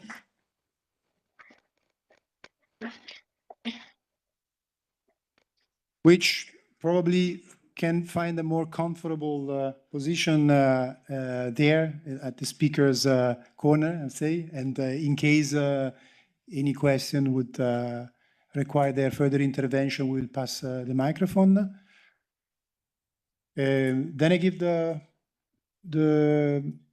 stage or the speech, pass the mic to Vasilis, who selected some questions. Thank you, David. So I will start with the questions that actually address Airbus. So I start with the first one.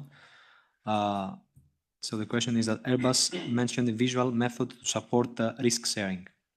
Can they clarify what method they propose and how it stands out compared to classical lists and tables? Yeah, sure. Yes, so it is just a way to represent. So we have the model actually that we use. It is we have components, data, and the way to represent things, and it is just it is a way to collaborate and to conduct workshops. Okay, it's not good for archiving or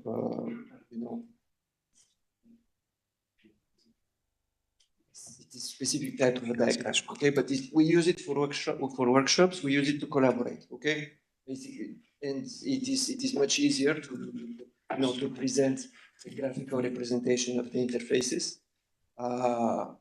than presenting a list Okay, it's more or less like Davide presented it in the beginning of the presentation. Yes, in fact, to an extent is to please those prefers to see tables and those that prefer to see graphics, but delivers more or less the same information. There's another quick one. In your slides, there are connections to operators, connection to customers. So it has there's this question whether there is a difference from Airbus perspective between customers and operators. No, there is no difference. This is okay. Aircraft operators, lessors. We do not make any difference. Okay. Okay, thank you. So now we proceed. I don't see any other, let's say, Airbus specific question. So let's proceed with some other questions, which we can also, let's say, address. So on today's framework, cloud-based solutions are the norm on providing storage solutions. To what extent should an organization go on to such external providers? And I understand this question in the context of, let's say, how difficult it is to ask for, let's say, from a cloud service provider to be, let's say, audited. So from that point of view, I don't know if Davide or Airbus, you would like to add anything on that from your experience, because you have, let's say. I can first distinguish between two paths, and probably answering a question that I saw with my the corner of my eye before. In Part IS, there might be certain services that are rendered within the Part IS scope itself. So basically, are those information security activities that are outsourced, okay? Activities that are pertains to Part IS. An example, you may ask a company to perform a risk assessment on your behalf in your organization. That pertains to Part IS. These kind of activities, contracted activities, are special because there are additional requirements that ask the organization to consider the risks that may be introduced by contracting this activity, and also you have to select carefully this contracted organization because they will be subject, or they may be subject to audit by the competent authority. So this was what Vasilis mentioned. No? And, if amongst these services for Part IS, you may want to select like record keeping. That is part of Part IS requirements in the cloud. Well, then this cloud service provider should somehow open the door to the authority. It might be a bit challenging, this point. Not only this, also the risk assessment, the sharing of the risk. So yeah, for that kind of activities, everything is possible, but an additional level of complexity adds. With regards to all the rest, so you may identify interface, and I would be surprised if not, to cloud service providers for storage or software as a service, as was mentioned before. These are not under Part IS. And then what to do? Basically, should you go in that direction? Of course. I mean, otherwise, it will be a major impediment for your business. But you have to consider that certain responsibility may not be transferred, even through contractual agreements. So the extreme case is that the counterpart is saying, we do not want to change a comma of any of our contract or the service that we render. Therefore, you may see certain risks arising while dealing with this organization, but manageable on your side. So it means that control, security measure, mitigation, whatever, we may use as a definition that will remain within the remit of your organization, and you'll continue to be fully responsible for the risk with the other coming or stemming from the other organization. So there are different scenarios possible. And then if Airbus would like to complement, it's okay. Wow. So, no.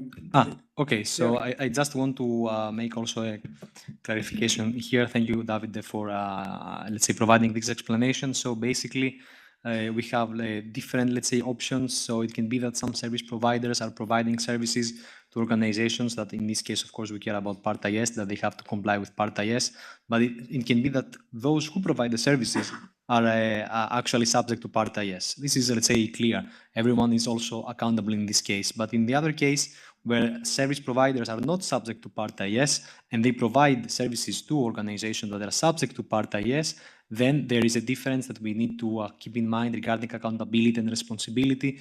Accountability remains always within the organizations that they have to, let's say, comply with Part IS, and then the organization that has to comply with Part IS has to address this as another type of risk that the organization is exposed to. So then it is up to the organization to agree with certain types of service level agreements, and then in these types of agreements, then they can, let's say, somehow try to address this risk with certain types of, let's say, controls to the appetite of the organization. So this is, let's say, one clarification, and I think that now we have answered a couple of questions with that, and we can proceed. In the meantime, I would also propose that if there are any questions from the floor, we have some microphones readily available for you. So please don't be shy, raise your hand.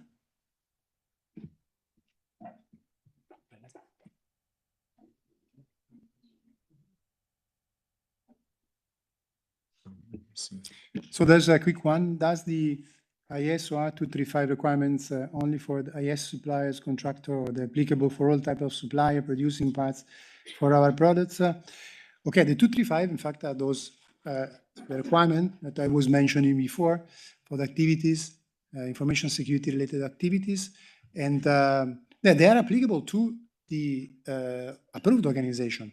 So it's the approved organization that has to consider the additional bit of control of the risks that are stemming from this contracting of information security activities. So it's to an extent the other way around.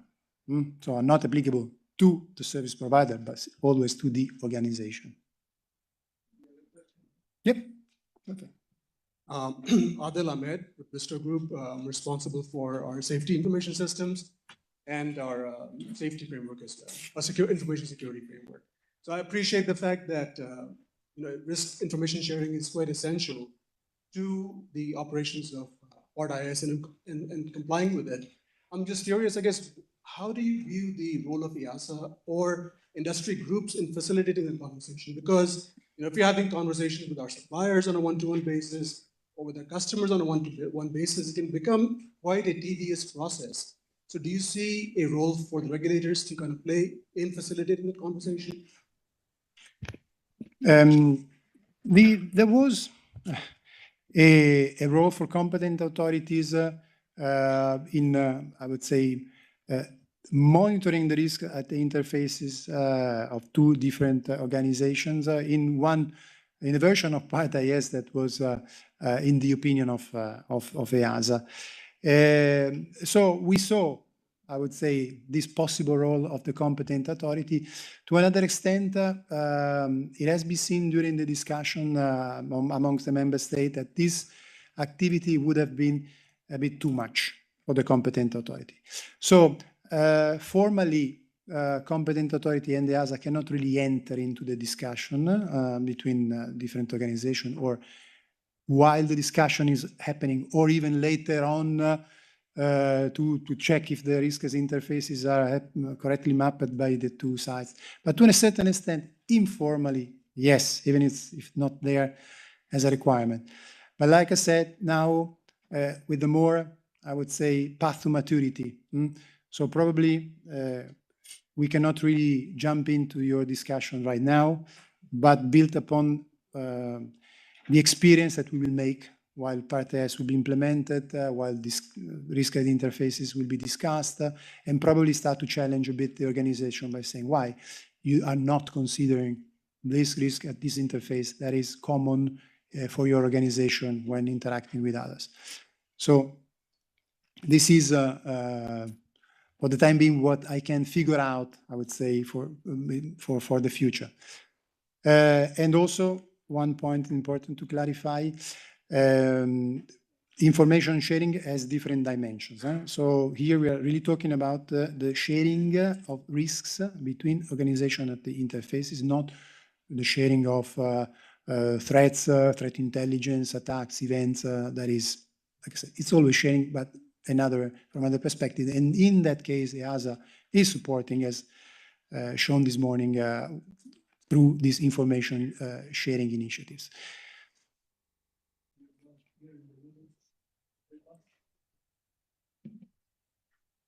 Hello, Deputy. This is Anup Raje from Honeywell.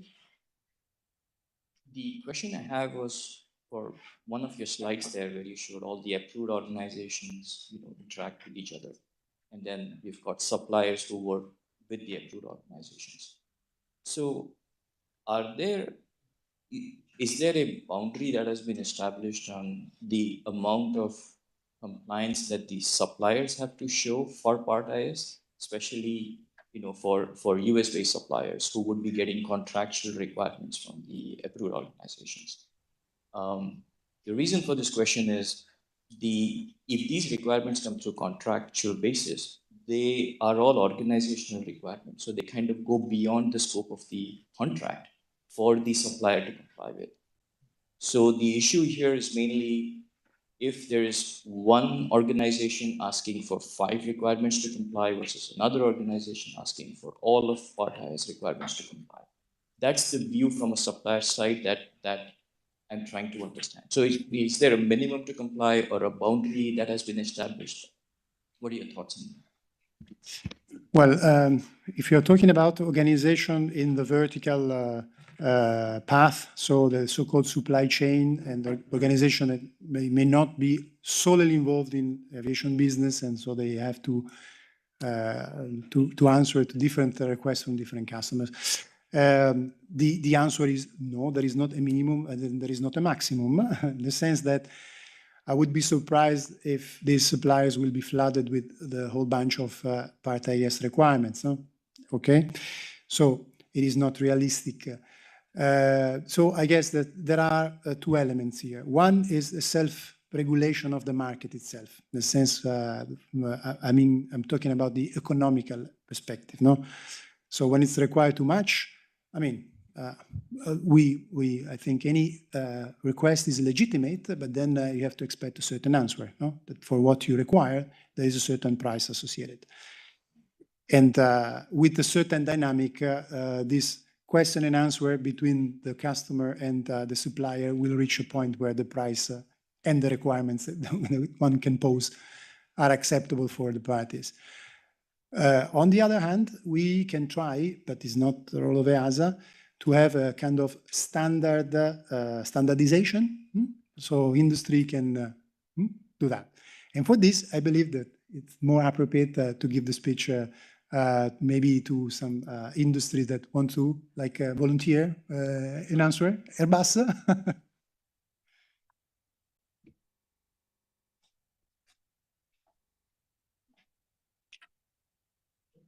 Thank you. Yes, it was a bit one of the points of the last slide of our presentation there. Having a common framework of requirements to be pushed on supplier side. One of the added value is also to standardize that, to avoid having different requirements from different customers, with also an added value for the suppliers, not only for the customers. So it's the kind of things that should answer your point here.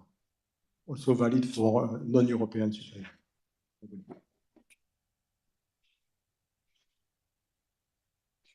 Thank you. I think it's time to move on. So the next topic on the agenda is how to handle external reporting under Part IS. And here I would like to invite two colleagues, Jerry and Andres, who have worked on how to organize the occurrence reporting and also how to organize the taxonomy. So Jerry is part of the cybersecurity and aviation team, and Andre is part of the safety data management team. Over to you guys. Thank you. As Andrea said, my name is Jerry Ngung. I'm working for EASA for a couple of years. I'm more or less responsible for everything that is related to incident reporting, so trying to see how we can bring up the reporting aspects within our agency and in relationship to the outside world. Andres is my colleague, so he's working on the ACARE side, working on the incident reporting on safety side, right? I hope I'm saying it correctly, but he will also have the chance to present himself later on. So my task today is to give you a bit of insight when it comes to Part IS in relationship with reporting, in relationship with external reporting, because when it comes to internal reporting, we did agree that we think that it's not really necessary to get into this. Yeah, thank you. So what does Part IS say when we're talking about the regulation, the requirements 230, information security external reporting scheme? So here it is important to notice, and this is what we have been repeating from the very beginning of this workshop, that we try not to deviate from the EU Regulation 376. So meaning those of you who are already compliant to 376 should not be fearing any type of new requirements within Part IS. We do know that there have been many questions asked inside Slido as well as during the coffee break. And we will try to see if we can address those questions in the presentation. And if not, feel free to raise your hand, ask, or further put some couple of questions within the Slido. So the regulation says the organization should implement an information security reporting system in accordance with Regulation 376, and that the organization should ensure that any information security incident or vulnerability which may represent a significant risk, so we're talking about any impact that it can have on safety, to the aviation safety, is reported to their competent authority. In addition, incident or vulnerability effects on aircraft or associated systems or component should also be reported to the design approval holder. And furthermore, incident or vulnerability effects on systems or constituent used by the organization should report it to the organization responsible for the design of the system or constituents.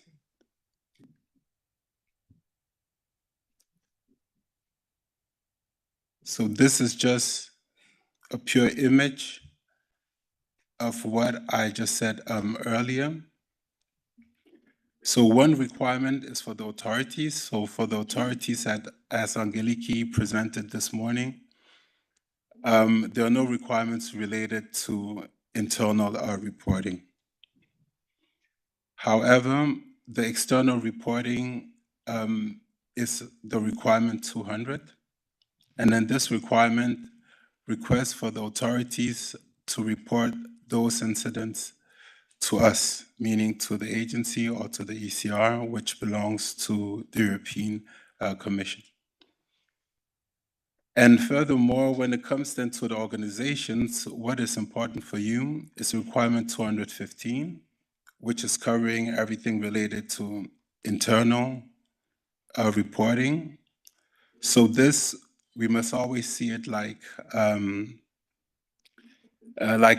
let's say, typical IT hygiene. So that means that if within your organization you have already implemented a kind of reporting scheme, this, if the process has been, let's say, used as required by the ISO 20001 or by the EDs, this would be acceptable for us.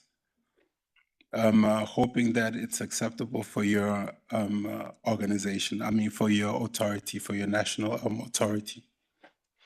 When it comes then to requirements 230, so meaning external reporting for the organization, as I said earlier before, 376 is what we are requiring. And in the 376, what is important for you to know is that you have them these not exceeding 72 hours to report. To be frank and open with you, we had a lot of discussions internal EASA to see if 72 hours is not too long. Because the quicker you get information about an incident, the better you can then tackle these issues. But then we realized that the discussions were pretty heated, so we then tried to then rely more or less on the ED 206 as well as the 376. So here, just to give you another image, is that that could clarify a little bit better, is that for us, we consider that everything that is related to internal reporting is within your detect, response, and recover process. So this should be something that has to be considered in that process.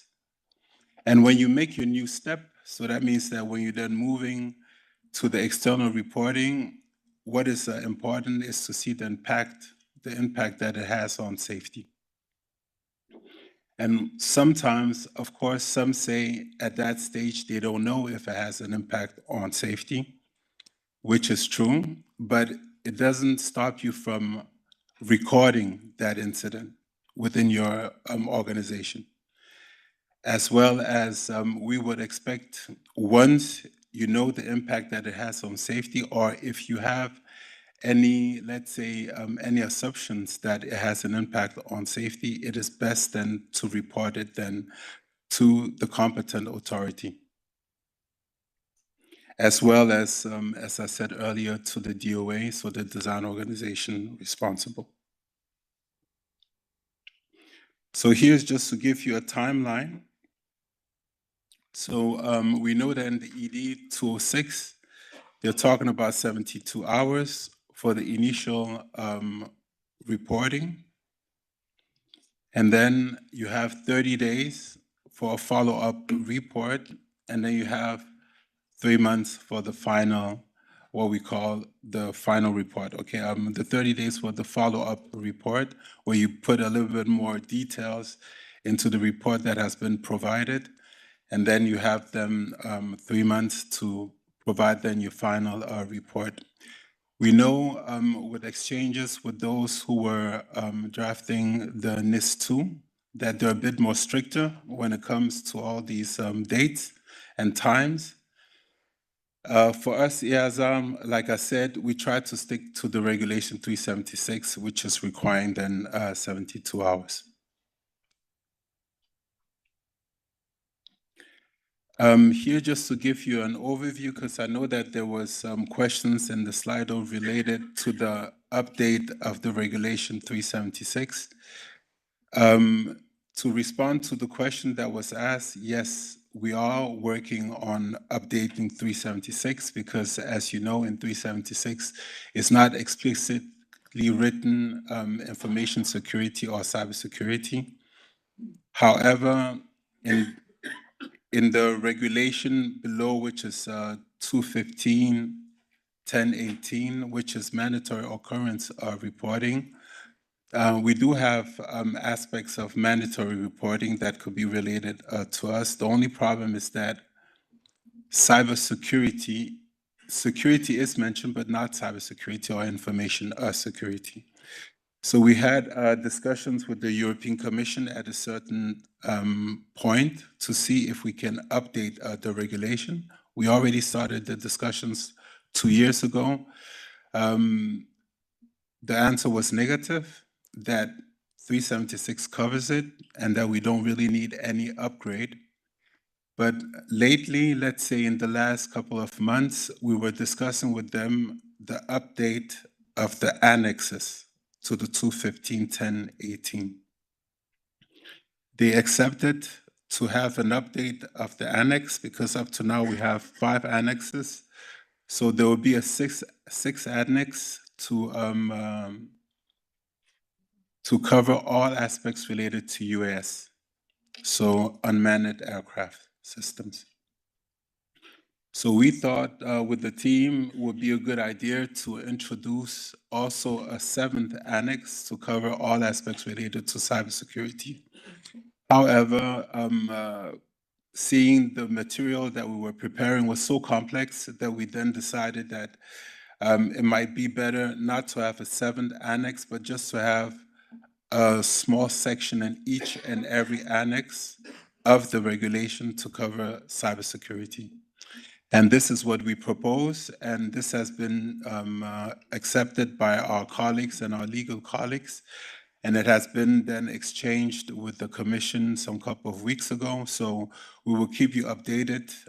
We hope that if they can update the annexes with information security aspects included, this could happen maybe by summer next year.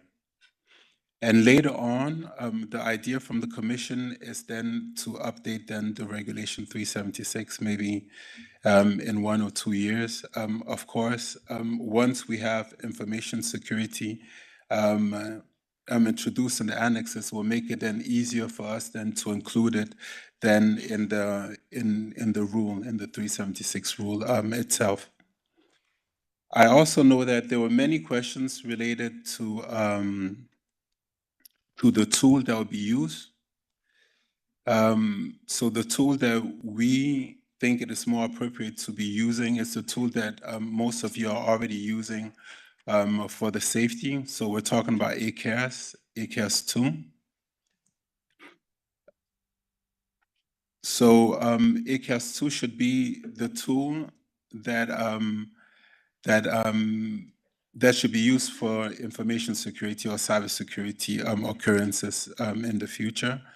And our job, so that means the job of our team, of the cybersecurity team and the ACAS team, is to see how we can include and introduce the taxonomy that we have been working on with the various initiatives that EASA is leading, to include the civil aviation taxonomy within ACAS 2.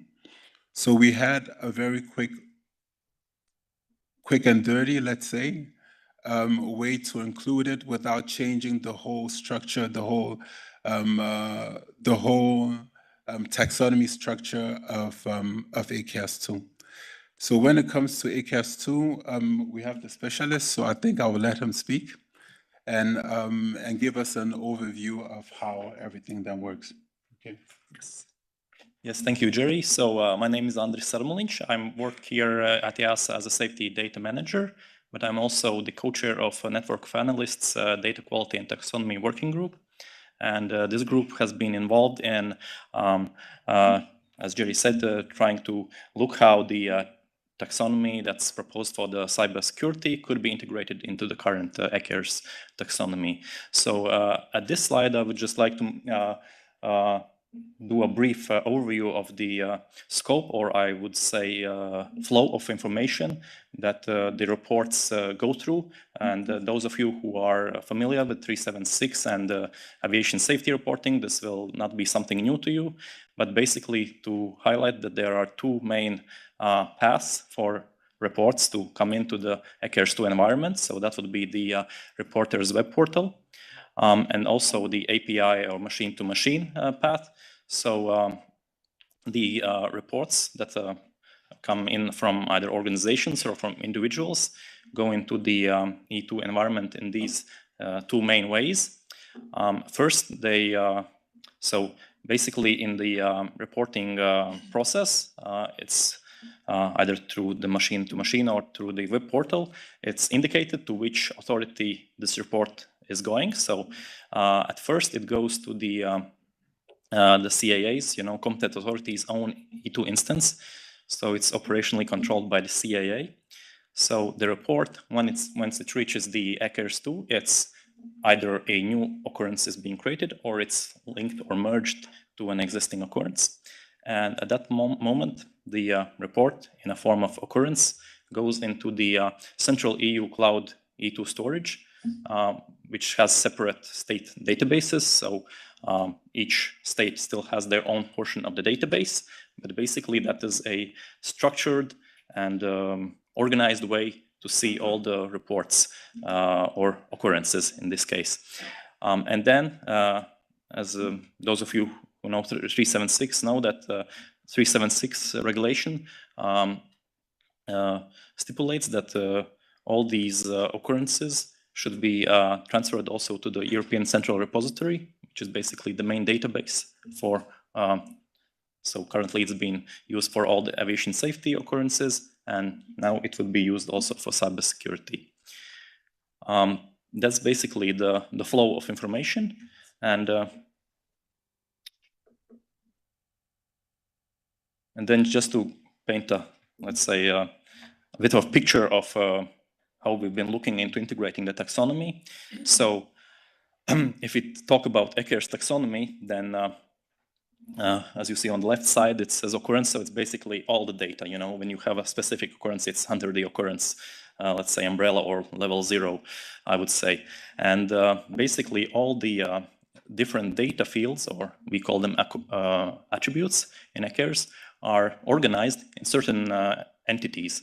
So there are some that are just general and general data fields, such as when did the occurrence happen, or the location. Those are basically general ones, but for certain things like the aerodrome or the operator, or the report itself, or even we have very specific ones like for dangerous goods. So all of them have their own separate entities, but you can just think of them as sections within the database that facilitate all the specific attributes. So when we started the work on this specific task, we were thinking, where can we find synergies already with the existing taxonomy?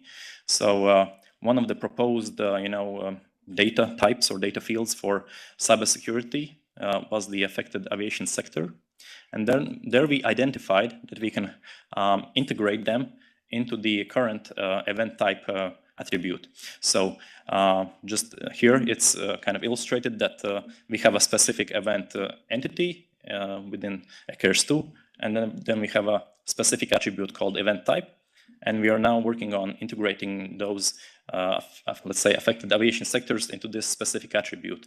So basically what we currently have for aviation safety is that if you have a certain specific event that happened, and there can be several events in a single occurrence. I can just say maybe as an example, bird strike, there is a specific event type for that. And what we are thinking now is to have, a very detailed list of events that would be corresponding to cybersecurity attacks. So they would be, many of them would be linked to some specific system, within the, be it like a airline or even some sort of aircraft system. And what this would allow for analysis later is that you can query the system later on and have a very nice, how to say, analysis just based on those kind of affected aviation sectors. But if we look at the other types of data that are proposed for the cybersecurity, then for sure we identified that it would be the best way forward would be to create a separate entity within ECARES 2.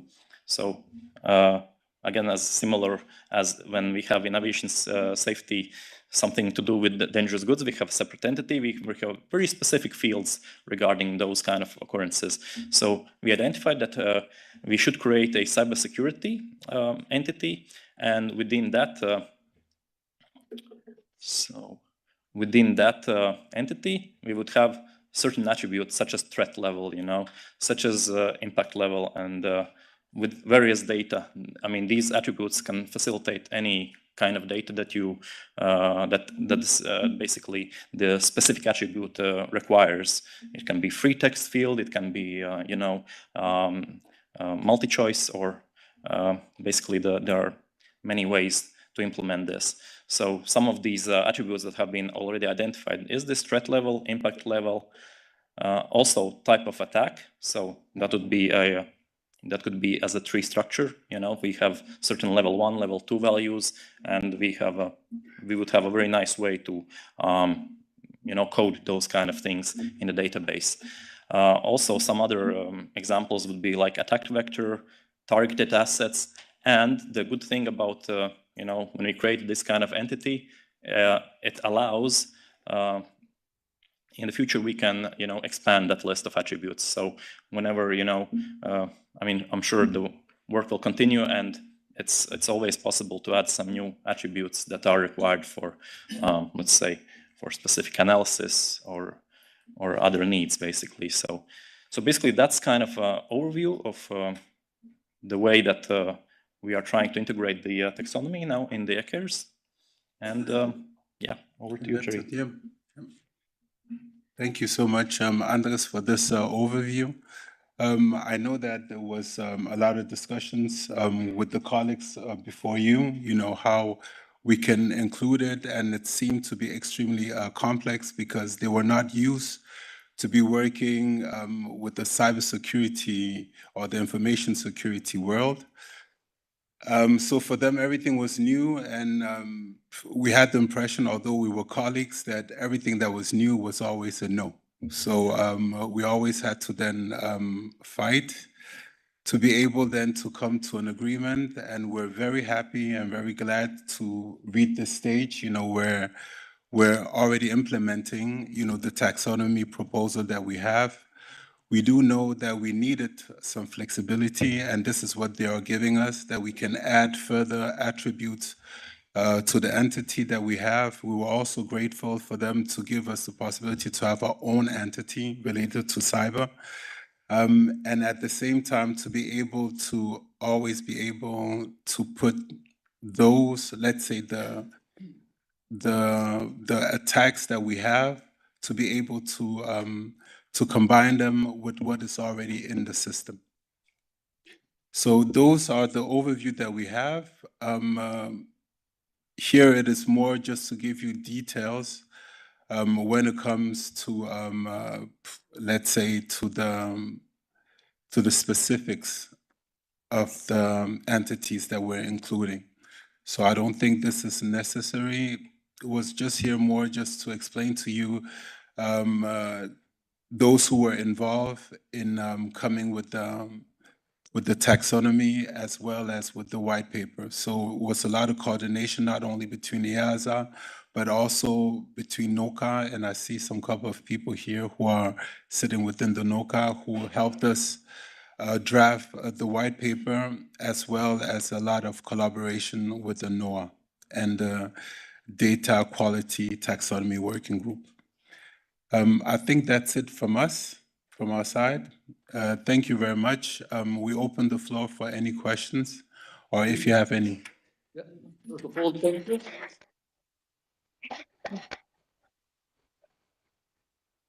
We have 5 minutes for some questions. So I see Christoph. Are there questions from the floor before? Okay, good. Yeah, I go straight here. You already have. Yes, thank you. Thank you, Jerry, and your colleague Christophe Lamont from Eurocontrol.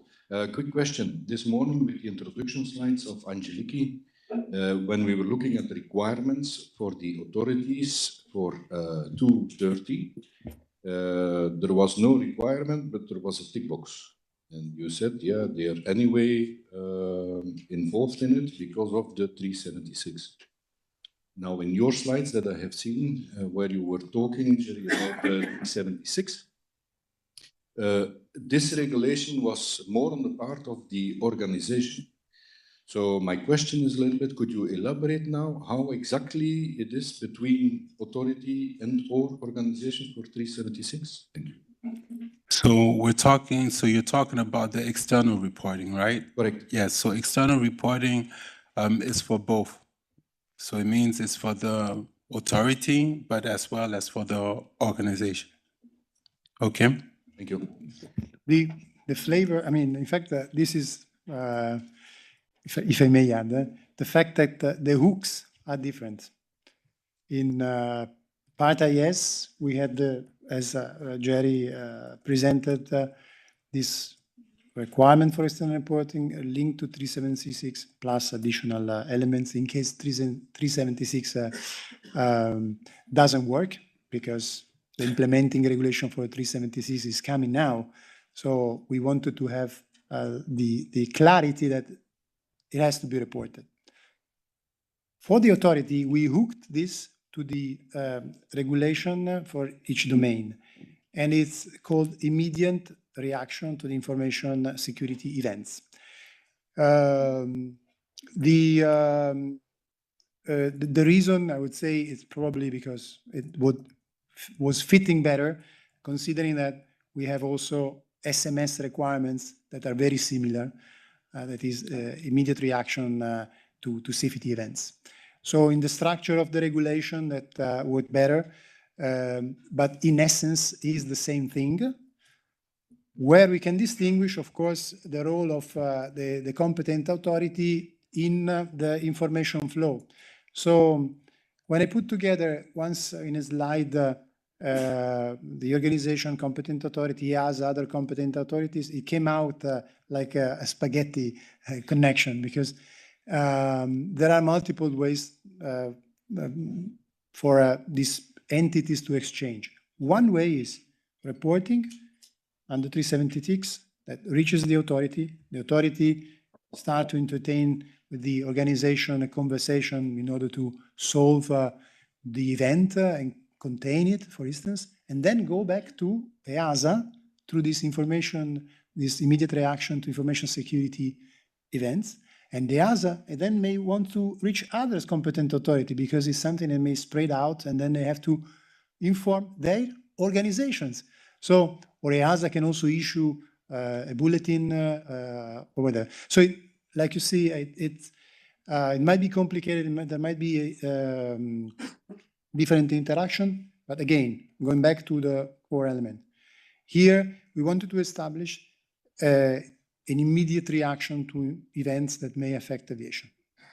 Trying to put requirements and link and also responsibilities here and there in the regulation, and to allow immediate collaboration amongst the different entities involved. Have you considered the use of MISP instances for these reports? We are using MISP, but not for these type of reporting, because as you know, MISP is an open source tool that is really on the market. And for us, we had to develop a tool, an inside tool, which is extremely secured. And therefore, we spend a lot of money and a lot of work to develop then ACAS. And ACAS has been redeveloped or revamped, let's say. So ACAS 2 is where we will be acting with these reports, because we have a different platform where we're recording incidents related to cybersecurity incidents. It's a CTI platform, and that CTI platform works more with MISP. So there, it is more open source incidents that we are recording. But for this type of exercise, we didn't think that MISP would be the right tool. to use. Okay. Last question, and then we go for coffee. So I'm standing between, so Stefan and I are standing between the coffee. Stefan, please, your question. Hi, Stefan Schwinty, Aerospace. One of the questions, a couple that other people have raised in the chat as well, is ECARS 2, is it going to have protections for confidentiality and also the who looks at the reports? Because right now, if we look at safety, it's quite a lot of people who get access and can see it. And from a security perspective, there's a number of organizations that are not that comfortable to have all this information being so widely visible. We want to have kind of a need to know. So it also answer then for you. ties in with the immediate reactions. How do we actually make sure that when we have to go for something public like an airworthiness directive or service bulletin, how do we make sure we actually have the appropriate visibility of what the issue is, or have pathways that we can do it in a confidential manner? And this is something we faced already before in non-information security perspectives. There's been an incident where a onboard oxygen generator could be turned into a makeshift bomb on the aircraft. And we did find ways on how to get the airworthiness directive and have it replaced without giving people bad ideas. And I think this is something we need to make sure we build this into both the ECARs, or how do we report as industry, or how we do the reporting, but then also for the response that we have that built into our mechanisms, into our tools and systems. That's a good question. This was also a question that was already, yeah, you want to respond? I can answer the second part of the question. When there are issues that are sensitive, and we have the possibility to issue restricted airworthiness directive, which are distributed only to those who need to receive them. So in this case, the information or the bad idea is kept confined and is distributed on a need-to-know basis. So this is, all the events are treated according to other procedures. When there are confidential issues that require a wide action, sometimes you don't even need to disclose the source. You just mandate the action to airworthiness or safety directive. So for this, we are covered. When it comes to security or confidentiality in ECARS, here I don't have an answer. Maybe. Yes, there I can say that if you send your occurrence and then you have an attachment related to it, normally the attachment you can encrypt it, and then those who are opening in it have then the key. So that means that this can give you a bit of confidence of who is opening then the attachment to the incident itself.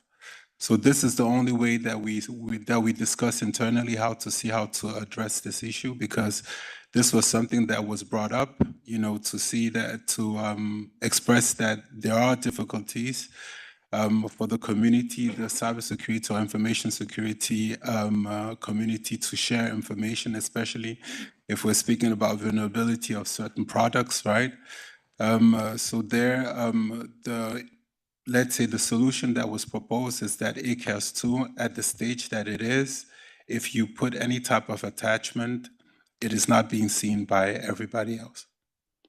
Okay, but we hope, of course, in the future development of ECARS 2, that there might be ways to address these a bit more on an information security way, like if we start labeling different type of TLPs, that if you say TLP clear, TLP green, that these are things that are open for everybody else. And if we start being then TLP amber or TLP amber strict, then maybe it could be information that is not being seen then by everybody else, but only by the analysts.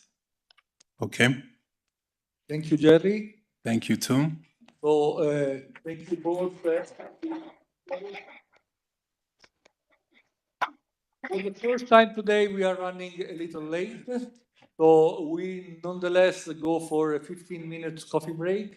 And now it is 7 past, so we resume at 22 past. Please come back on time. Thank you.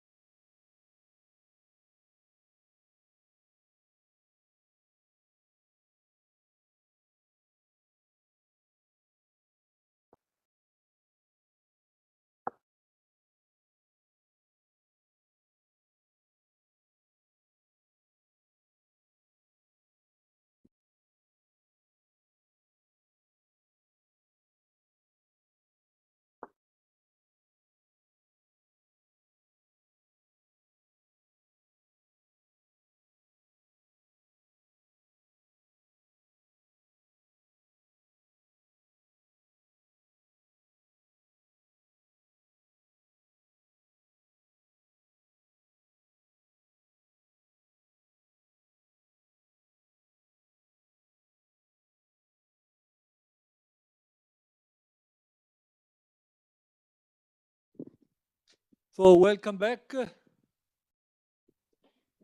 We need to resume in order to keep the timing. We don't want to abuse of your day and your mental fitness with such a packed agenda.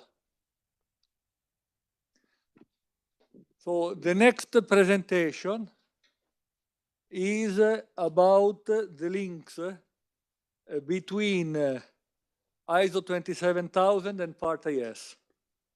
Is something that we have already heard today in the different questions. Now, my colleague Jean-Paul will provide you with a structured overview of all the links.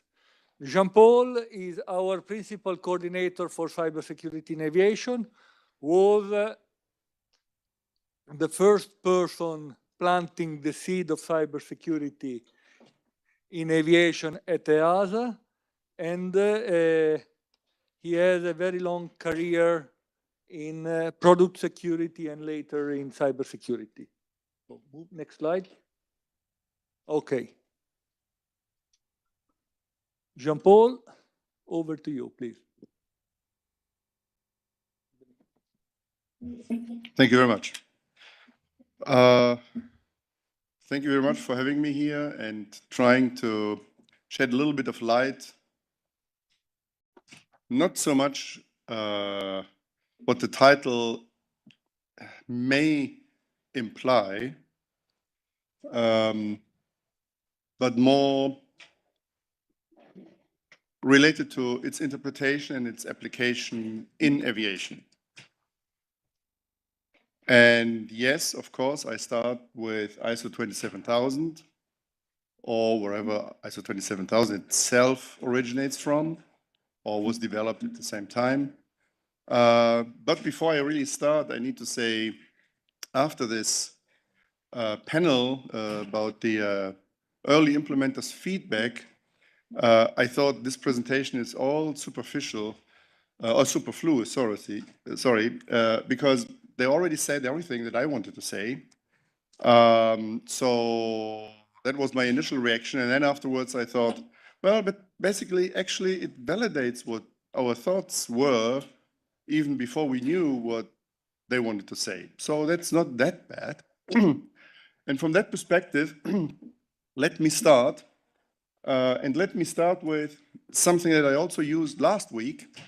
And those who have been at the EASA safety conference and when it went about human factors, I used the same hook because that's basically what it's all about. And many of you who are used to ISO 27000 and got this strange link to safety are right in the middle of that notion. So I don't really plan to talk about the ISO 27001 requirements and their relationship to the Part IS requirements. We will be having a presentation tomorrow which goes more along those lines. We've already heard quite a bit about the details of Part IS and the respective applicability.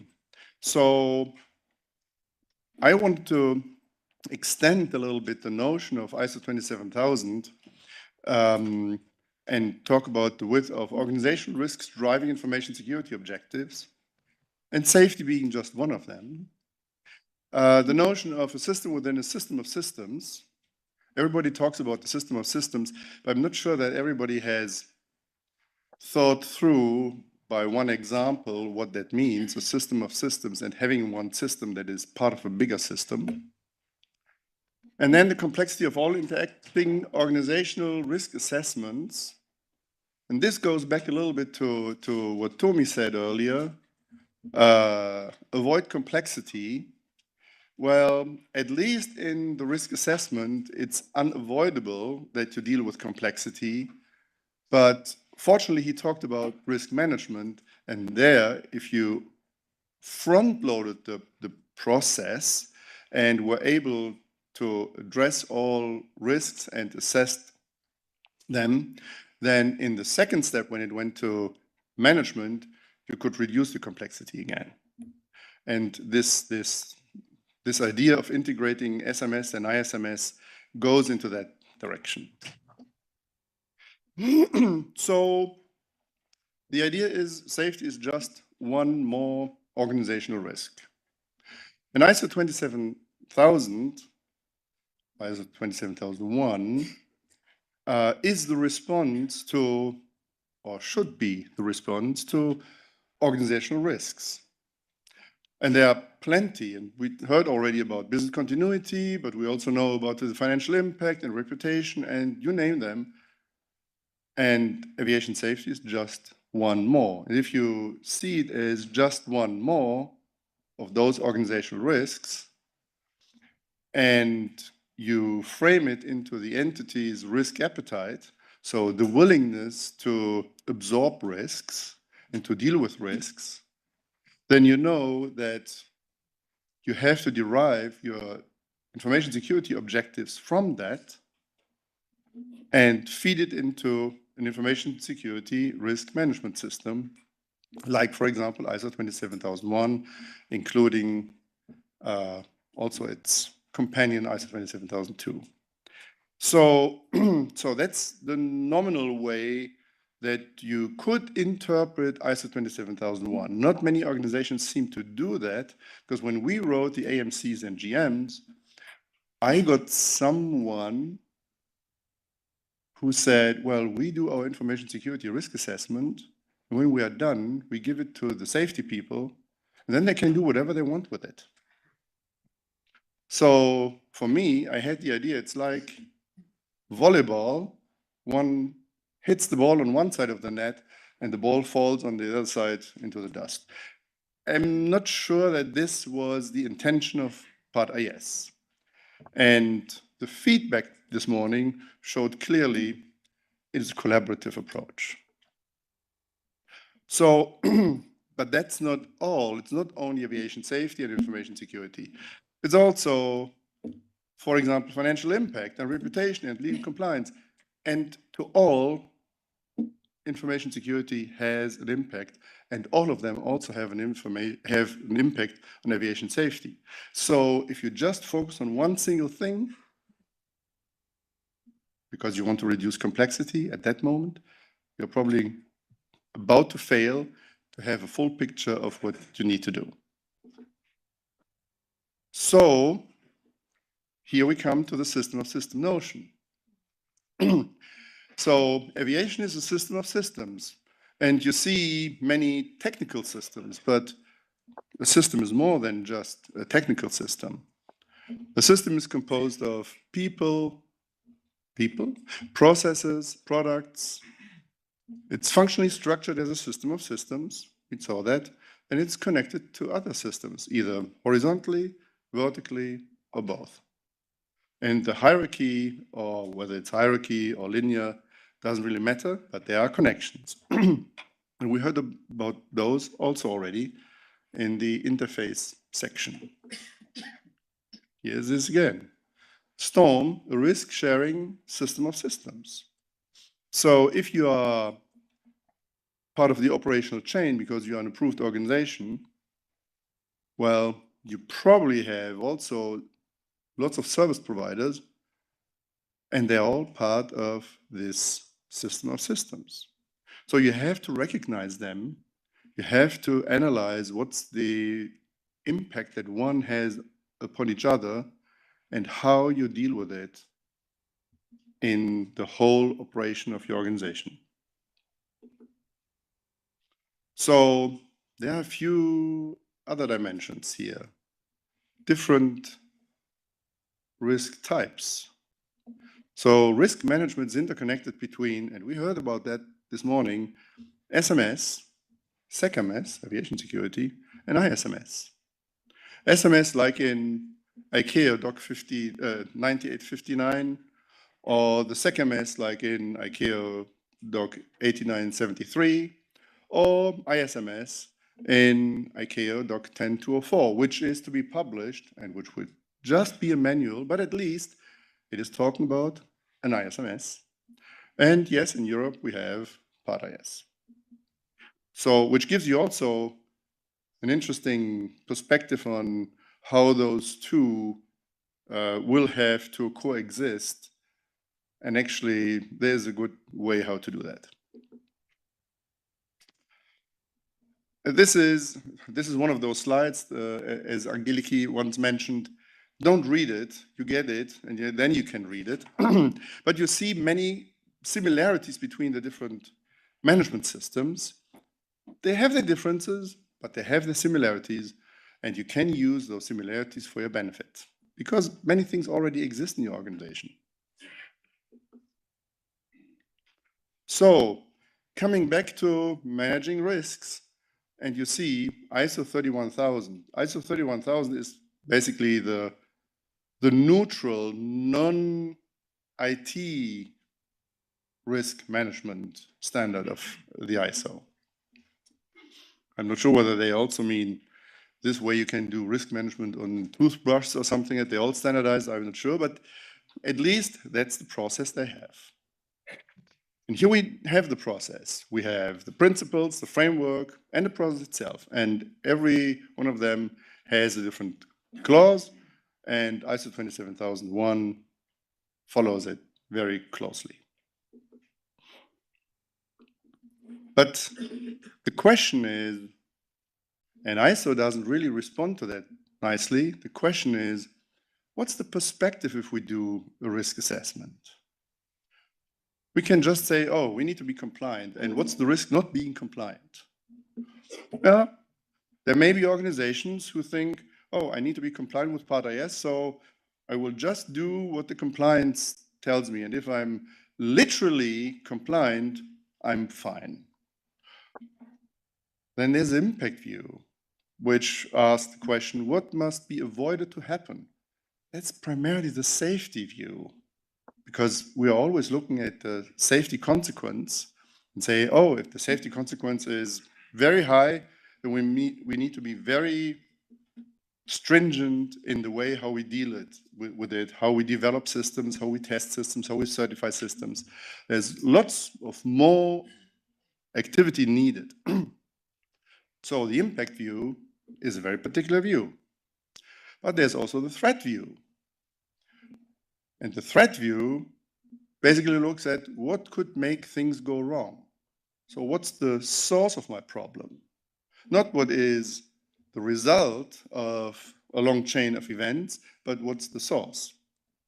And that's usually the security, the information security approach.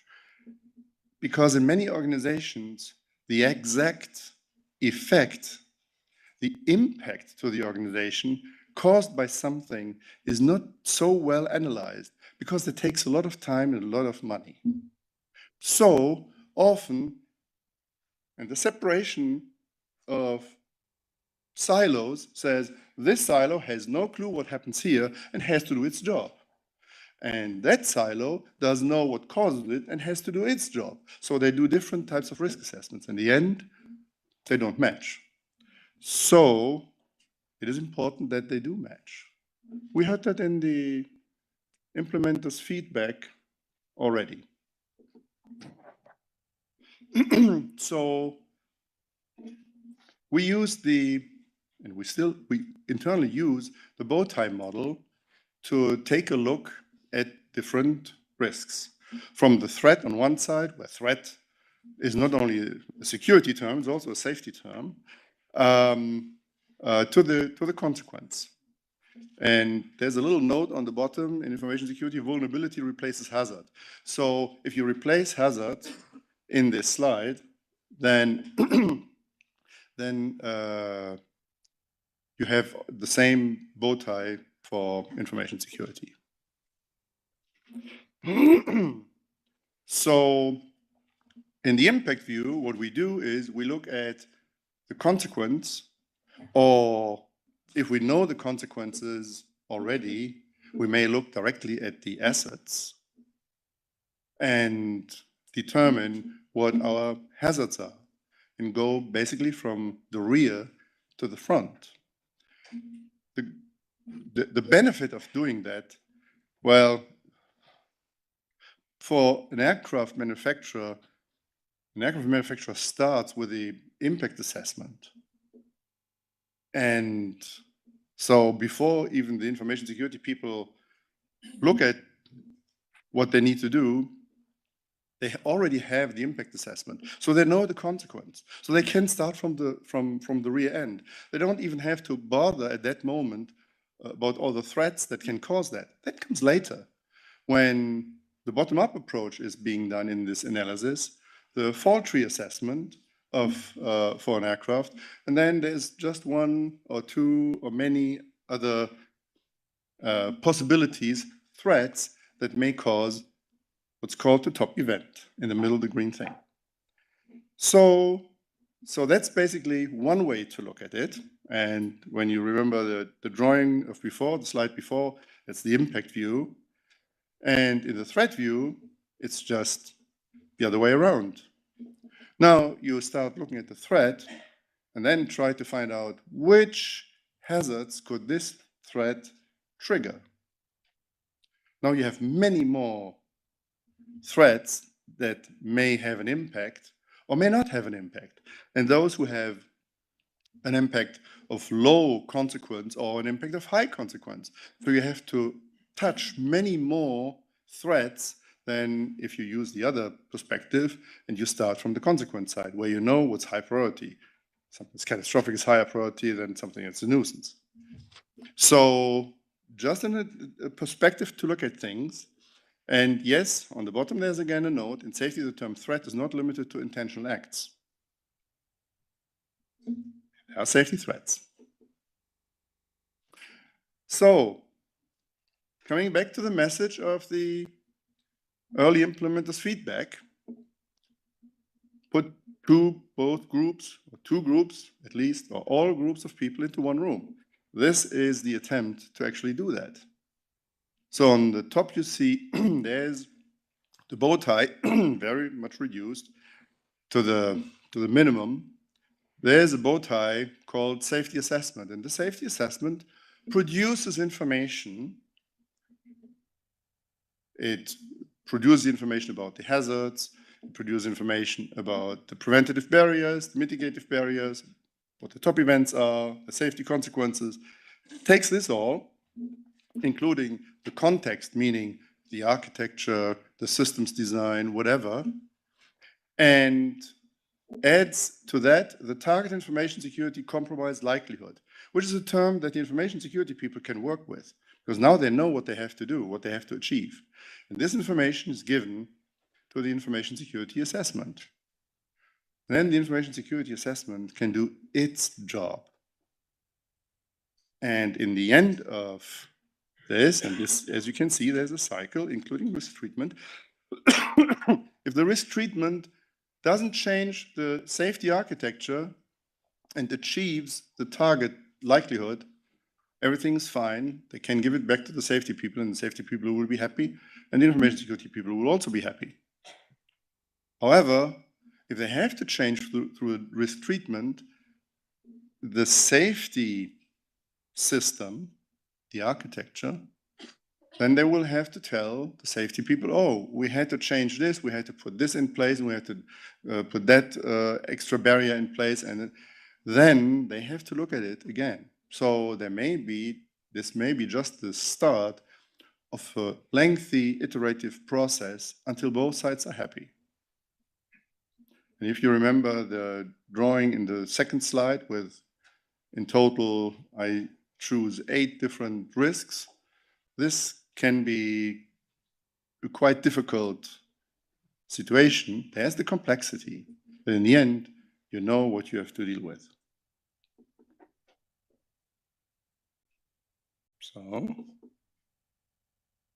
So there's one additional thought. One single event shall not cause a catastrophic effect. That comes really from the safety side. And CS 25-1309, equipment, systems, and installation, it states in sub-bullet B, the aeroplane systems and associate components, considered separately and in relation to other systems, must be designed so that any catastrophic failure condition is extremely improbable and does not result from a single failure. That's a little bit the backdoor requirement also for the information security assessment process. If you have just one threat scenario and you think that, and that may create by itself a catastrophic condition, you already have a problem. If you have 2 threat scenarios and they do that, that is covered. But never, if you, the result is that you have just one threat scenario that triggers a catastrophic failure condition, that will not fly, literally. So then there shall be at least 2 independent threat scenarios or causes to result in a catastrophic safety consequence. Now, ISO 27005 gives us a few safety risk treatment options. And the presumption is only unacceptable safety risks will be treated. Acceptable safety risks don't need to be treated. So avoiding the risk is an available option. But taking or increasing the risk in order to pursue an opportunity, which is another option that ISO 27000 provides us with, that's not possible because the risk needs to be made acceptable. Removing the risk source, good. Changing the likelihood, it's also an available option. Changing the consequences, absolutely. The lower the consequences are, the better. But sharing the risk, for example, through a contract or buying an insurance, not an option. The safety certification will not fly. And retaining the risk by informed decision, which is what ISO 27001 explicitly provides you with, is not possible. And I'm not sure if that is not communicated to the authority that a risk, an unacceptable risk is retained by an informed decision. At least personally, I would consider it a gross neglect. So the key takeaway is basically all organizations are part of the shared trans-organizational risk management, one way or another, either as an approved organization and then Part AS directly applies to you, or the organization is an organization that works for another organization and then your responsibility goes through the approved organization. And all risks influence any other risk. So I repeat what we have heard this morning, break the silos and learn each other's language. Thank you.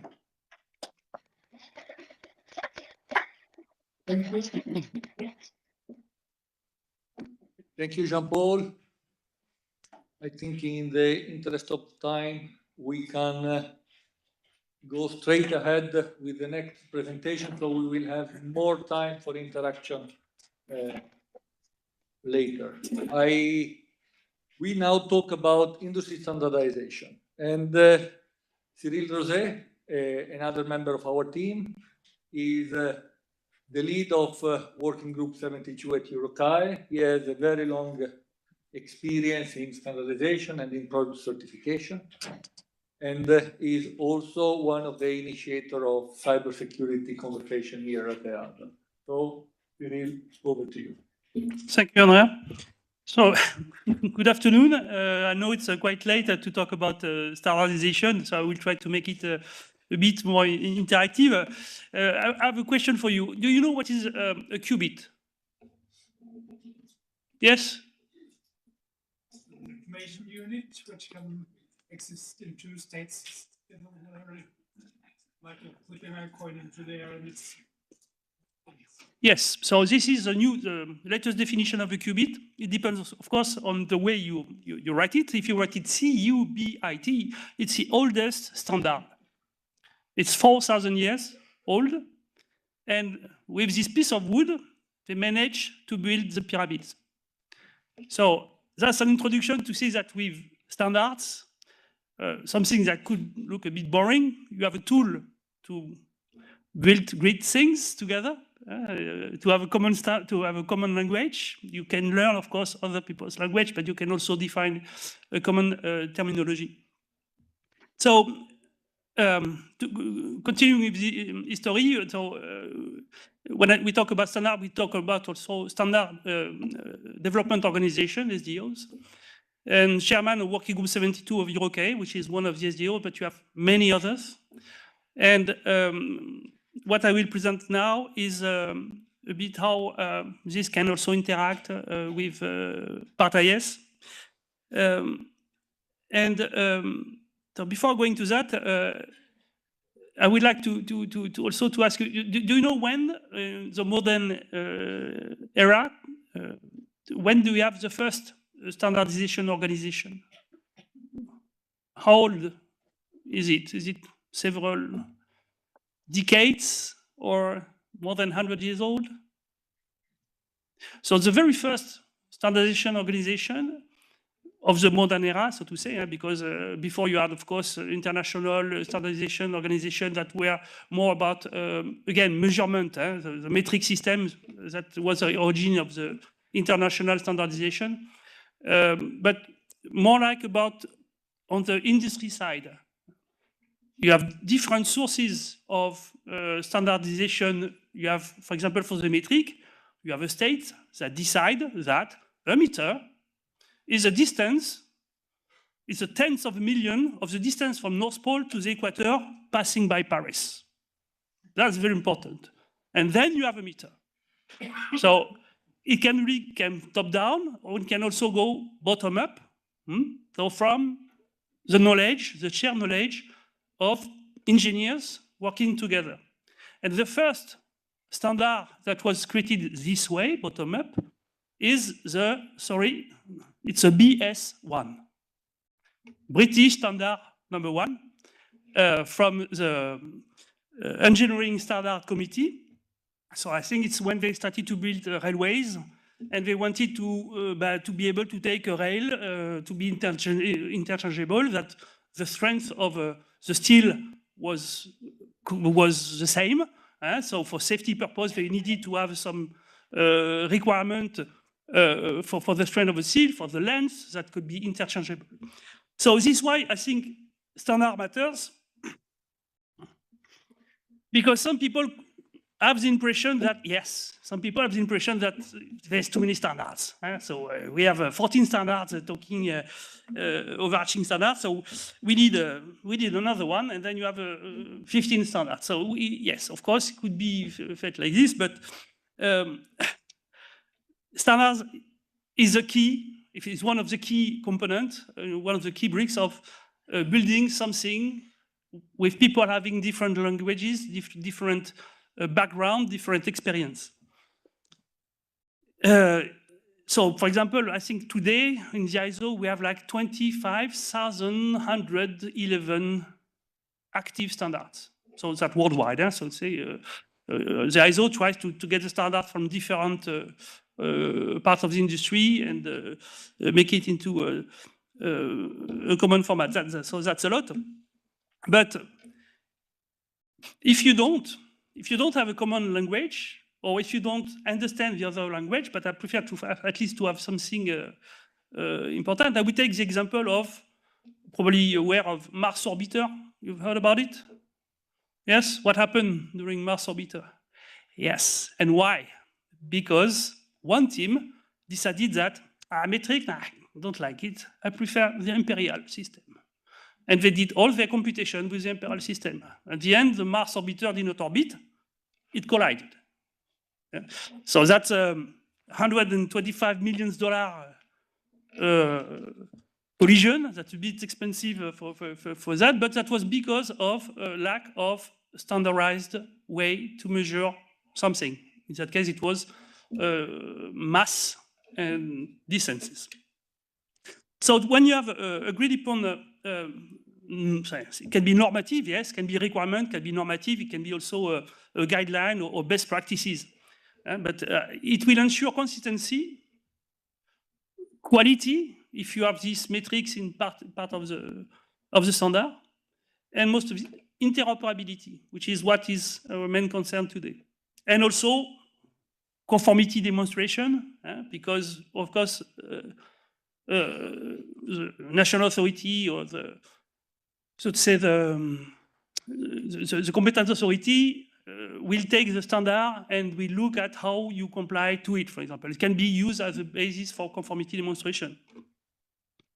And also, it's not in the slide, but a level playing field. So when you have several organizations competing in the same environment, having the same standard, will provide this level playing field. So providing the same level of quality, same level of effort, and so on to achieve the expected result. So, so yes, two other points important, but I think the important point that is developed by the industry for the industry. In that case, when I talk about industrial standard, it's not the one that are coming top down from government that wants to specify things to the point that it has to go via Paris or by an authority, but something that you put into command, you put your knowledge into command, and you define what you need to exchange and to have in common. So, next point is, you have also organizations that help defining the standards. So you have what's called the ECSCG in Europe. We have something similar also in the US. It's called the European Cybersecurity Standardization Coordination Group. So it's a really joint coordination and advisory group. So it's you have different stakeholders. I will have the list after. But the idea is to coordinate cybersecurity for aviation related standardization activities to avoid, in fact, duplication, to avoid to reinvent the wheel. So what we did so far is to perform a survey of existing standards, then to perform what we call a gap analysis to identify what were the missing standards. And this, for example, goes after that into a work program for standardization development organization, including EuroCAE. The term of reference of this group, so it's something that is funded and financed by the European Commission.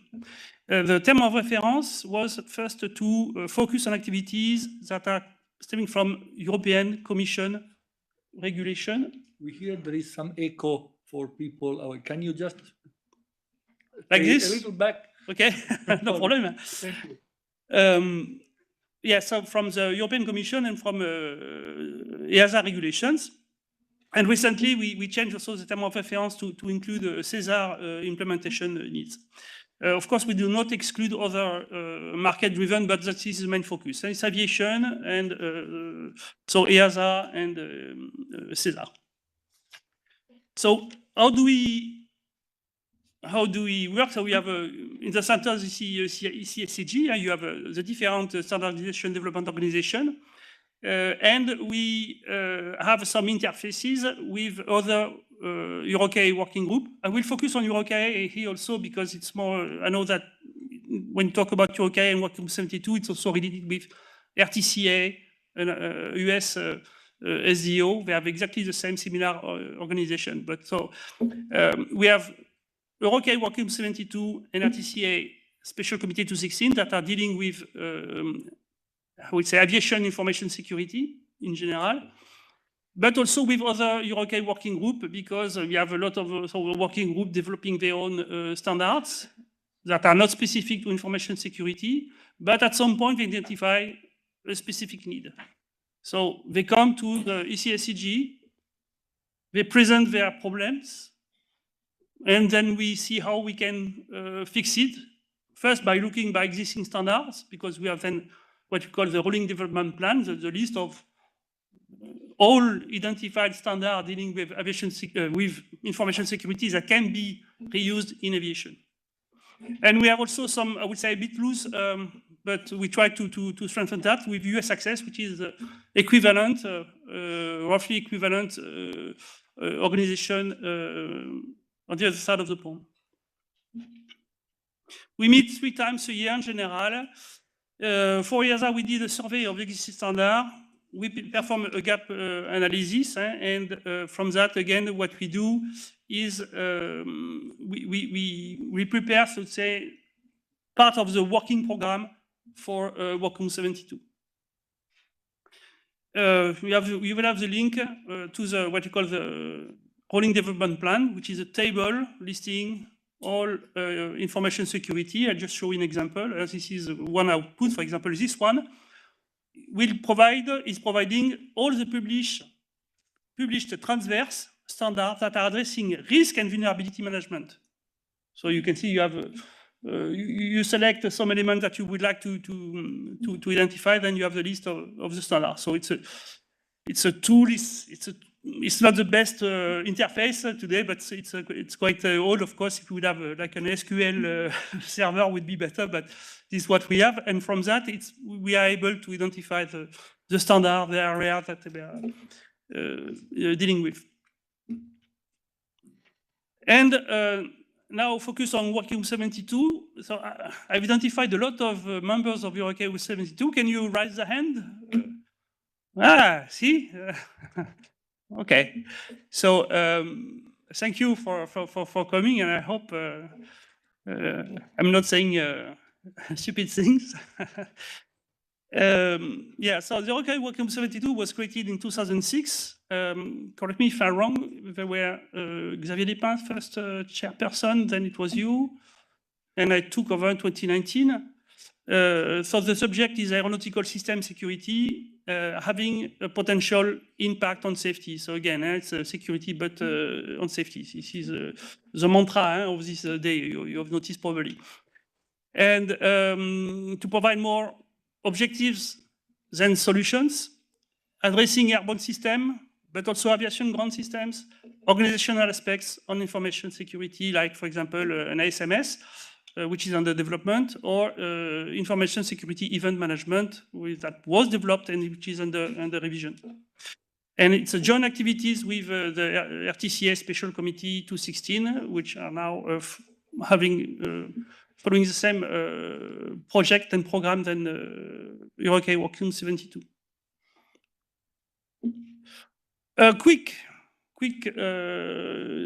list of the different standards that were developed today, and in fact also with some focus on how it can be helpful for Part IS. So we start with ED 201, which is already in version A. In the title, I don't put all the version, but ED 201 is which says the general. It was like originally the concept was to have the framework standard, where all the other standards were, so to say, referring. There are some elements in ED 201 that are a bit, I think, obsolete now because we are developing other more precise standards.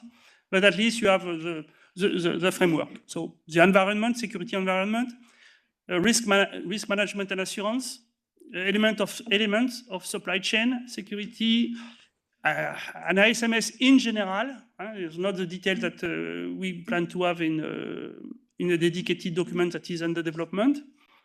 Security risk risk assessment sharing and compatibility. So this is, I think, an important element of ED201 that I invite you really to consider, because you will see that we have different information security risk assessment methodology.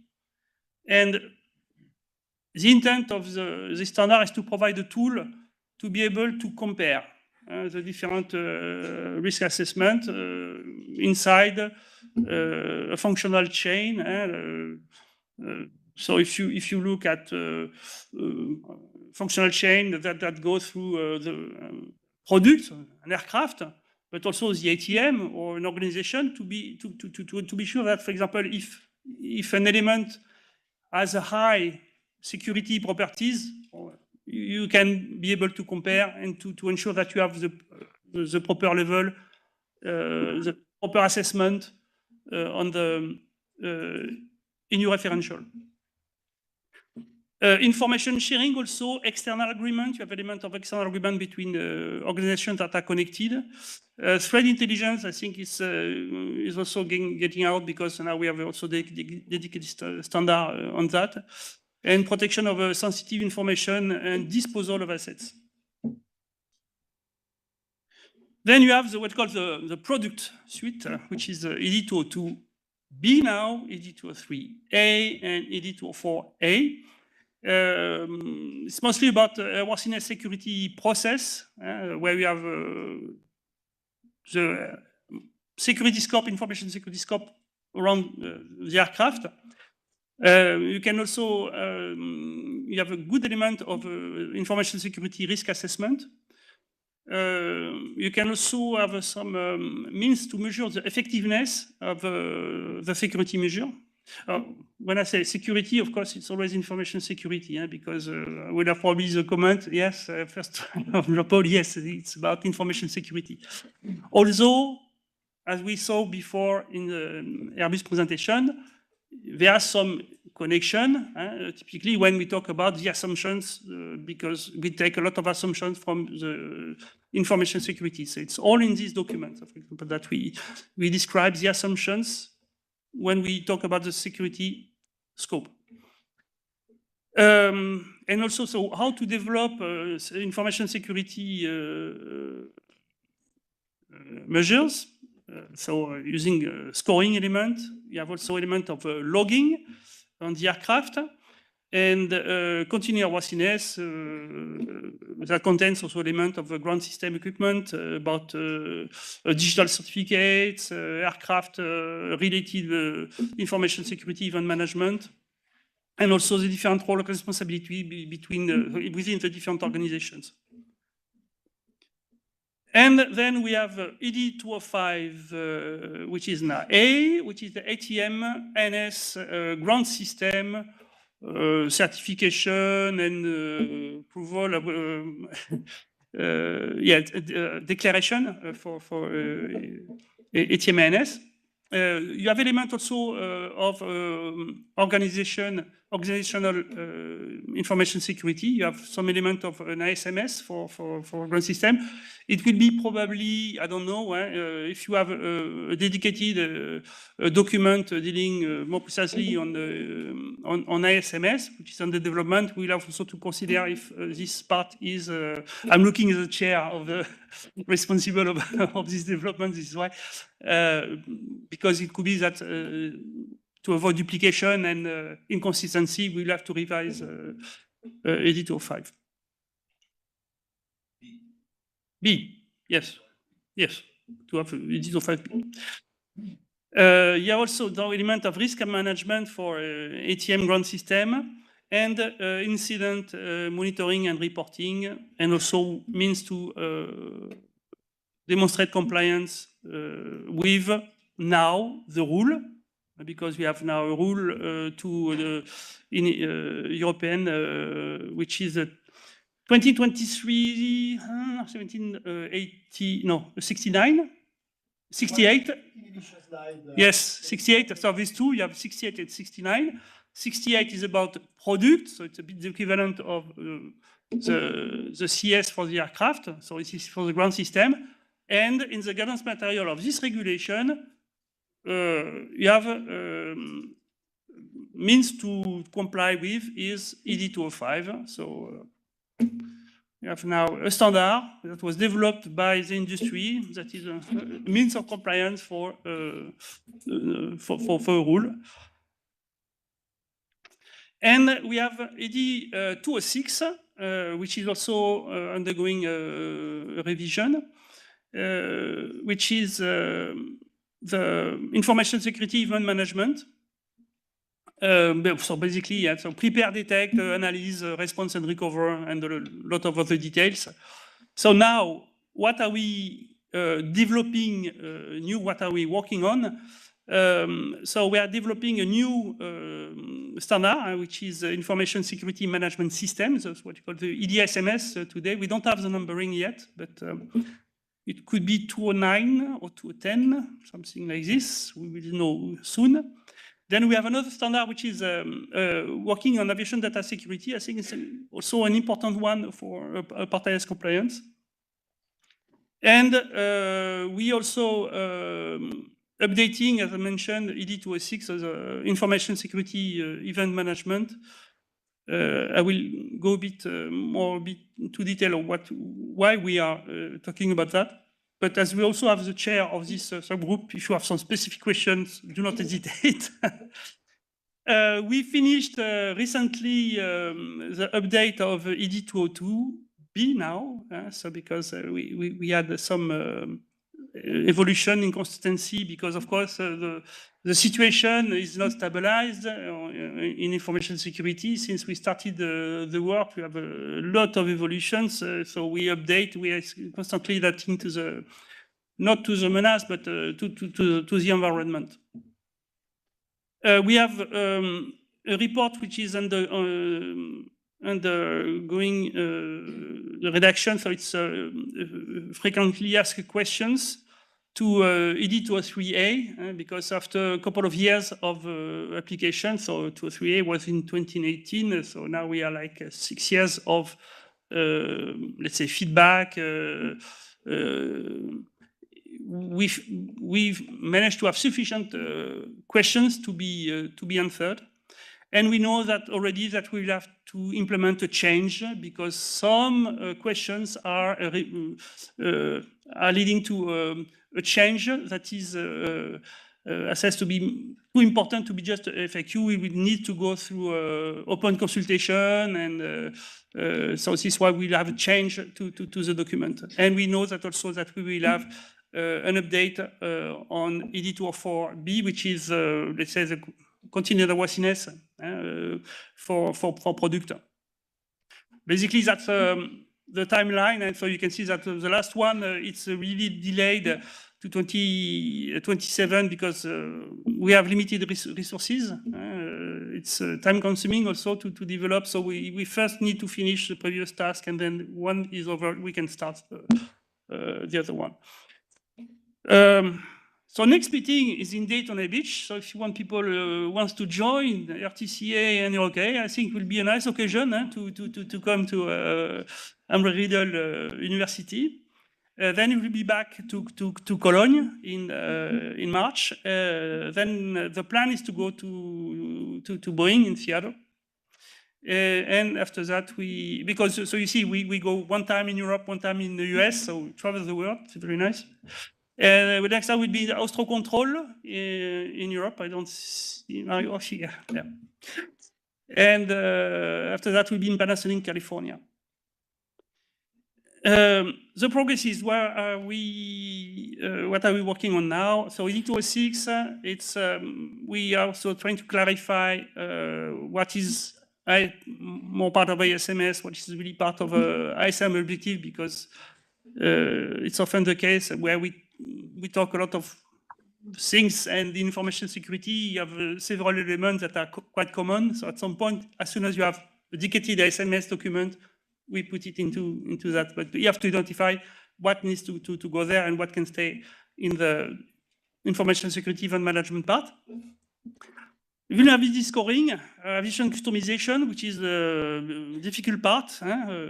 So we see, and also the timeline to report. So organization to create timelines that are appropriate to their organization. And we will simply, in fact, provide more guidance on how to select appropriate timeline, because it will be difficult again. So today we are not really able to harmonize on that. On working group, so on ISMS, we are working on alignment of standards also with ICAO work on because ICAO is, I think it was also mentioned that before, we are also working on what do you call that? Yes, the manual, exactly. Manual information security. We're also looking at proportionality for what you call less complex organization. The guidance must support, in fact, some maturity models that are also realistic and with the size and complexity of organization. And mechanism for sharing audit results in order to minimize the number of audits, because it's something that is very important for the industry. So we need to find a means to share the results. Yes, and also for the authorities. We are still having not issue, but so we need a consensus. Yes, all these standards are consensus based. So this is why it takes some time, so that when we all reach consensus on difficult points. And we also working on templates. So for ISMS.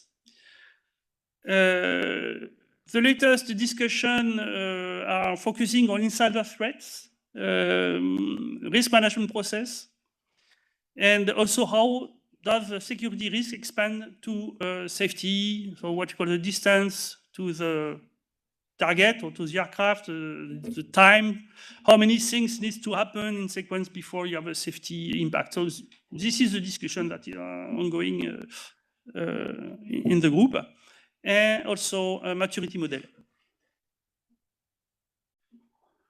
A new standard also is called the data security. We have it's an end-to-end data security standard. It's something that is very important for example, for CESAR, but also for single sky, European single sky, but also for probably a lot of organizations. It's really how to address data security. Inside you have two streams, so one working on the dedicated use cases as a support, and one working on the framework, which is basically the framework. The idea is to have the blueprint and how to develop information security requirement for the data. But so far we agree on three main steps. So first, to identify the data and involve the stakeholders. The data flow between the different stakeholders, so where are the interfaces, and how to protect the data. So the idea is to classify the data on the property, security properties, so on confidentiality, integrity, availability, non-repudiation, things like this, and to have a high, medium, low, and depending on high, medium, low, what will be the effort to protect, or would be, I don't know if you have a certificate or an encryption mechanism for confidentiality, what will be then the strength needed? So depending on the level, this kind of ideas. So I think I'm reaching the end of my presentation. So the main takeaway, there are key elements to safety, efficiency, consistency, level playing field, developed by the industry, for the industry. And if you want to share your experience in your domain, please join. We are missing some organizations so far. We have a lot of organizations, yes, representing ATM, product, airlines, but aviation, the aviation system, we have much more type of organizations. So we are looking at maintenance organizations, airports, all these airlines. They were there. They are there. But no, in fact, we are here. Not European airlines yet, but yes. Voilà. So if you have, we have a bit ahead of time, but I think it's not an issue. We have time for questions. First of all, Thank you very much.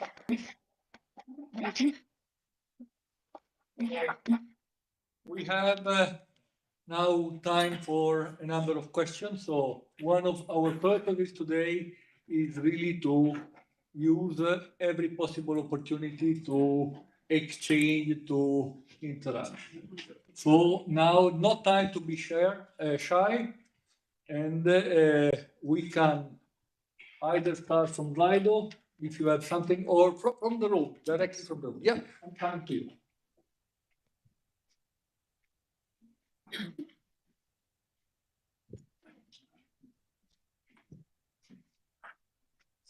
Good afternoon, Christian Swinkels from GK and Fokker Aerospace. A question on the standard you are developing for ISMS.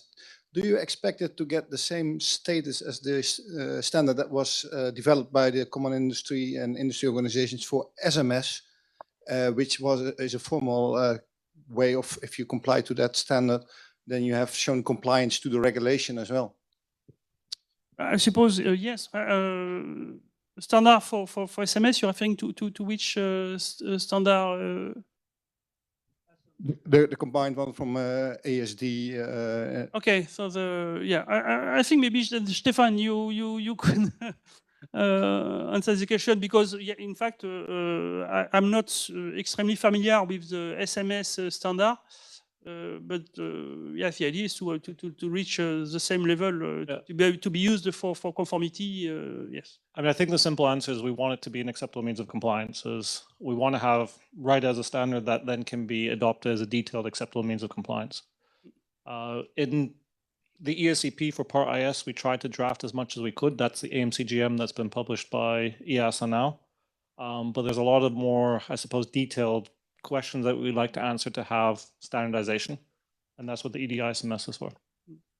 As I said, in these standards, you have two types of three types of information. You have the normative ones, the one that in fact will help supporting compliance. Then you have also what we call guidance. It's for people in fact who don't really know how to start, so to give the elements developed by people who already had the experience, and but the normative part will help to provide the compliance. If I may add one thing, just for clarity, we cannot expect so this recognition of this standard as acceptable means of compliance by the end of next year, because like I said before, or as it was presented, we will have an update of MCGM, which introduces more guidance based on what has been produced, mainly the task force, so to provide more insights on the how to implement. But in terms of AMC, we won't change anything for the time being. We'll leave the standardization activity going on. For sure, there will be super interesting insights on how to perform risk assessment. We let it mature a bit, if you pass me the terminology, and then we will probably try to incorporate elements or reference to this standard in order to show compliance, so at the level of an AMC. So again, another cycle of iteration will be required. I cannot attach a date to this iteration, but it should be at least after 2027. Okay, good. So do we have, Angeliki? Please, yes, just to follow up on Davide's comment, I understand that the process of recognition will take time, but during our Part IS deployment, we have to be sure that those orientation and approach have a good chance to be accepted by EASA. So we need some kind of formal position, not by the end of next year, but as soon as possible. That's a fair request. Clearly, we are looking at standards. We are encouraging and supporting standard development. So we will look at them with an open mind. Or as Davide said, we would like them to stabilize and to demonstrate that they are fit for purpose just before incorporating them. Do we have other questions from the floor?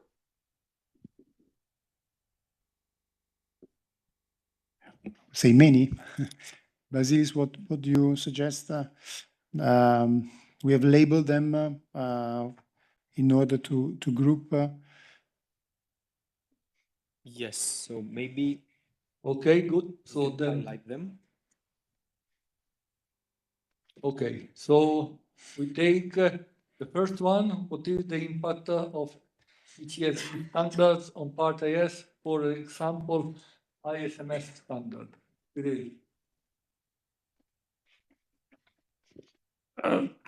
Alors, ici, SCG does not develop standard. SCG is not SDO. So what we are looking, the impact is, I would say, indirect. We are looking at what is needed in Part AS, for example, and if you have some existing standards. Because we did already the survey of standard and we are updating it regularly. We meet 3 times a year. We met yesterday, in fact, and we look at what is new in terms of regulation standards, what can be appropriate, and so after that, the impact is indirect. It can be, in fact, if you have a specific need, you want to do something, I don't know, so for example, security event management, you go, for example, to the rolling development plan, and then you select which standard are addressing information security event management. After that, you have to go to your authority and agree on means to use the standard that you want to apply to be accepted as a means of compliance. So not really like this. Yeah, so means to comply with the requirements. But again, it's as far we don't have this directly written in MC saying that if you apply ED206 at the wall, that would be equivalent to an MC. You have to negotiate. But CSCG will help you, in fact, selecting the different standards that you can after that look at to build your system. Thank you. So we move to recognized standard would be taken into account, but does ISO 27001 not cover all aspects? So I think Jean-Paul, or this was already said this morning in Angeliki presentation, but maybe Jean-Paul, you can provide a short answer. Yeah, there are a few things that are missing from ISO 27000, in particular the reference to safety. And I think this is a question directed at EuroK. So I think that's exactly where EuroK will weave in the right information that's necessary to make the link between ISO 27001 and aviation. And again, if I may here, the task force of the competent authorities developed a gap analysis between ISO 27001 certified organization that are in the scope of Part IS and therefore have also to comply to Part IS. And this guidance that will be described more thoroughly tomorrow by the pen holder of the activity, has been also used as an input for the EuroK Working Group 72. So to cross-check whether the EDISMS standard is covering these gaps. So I guess it's, again, a very extended teamwork activity in this case. Okay, we move to, unless there are questions from the floor. Oh, one at the very bottom there. So in the meantime, we take the first one here. Will Regulation 376 be amended to specify what is mandatory to be reported in ECHERS 2?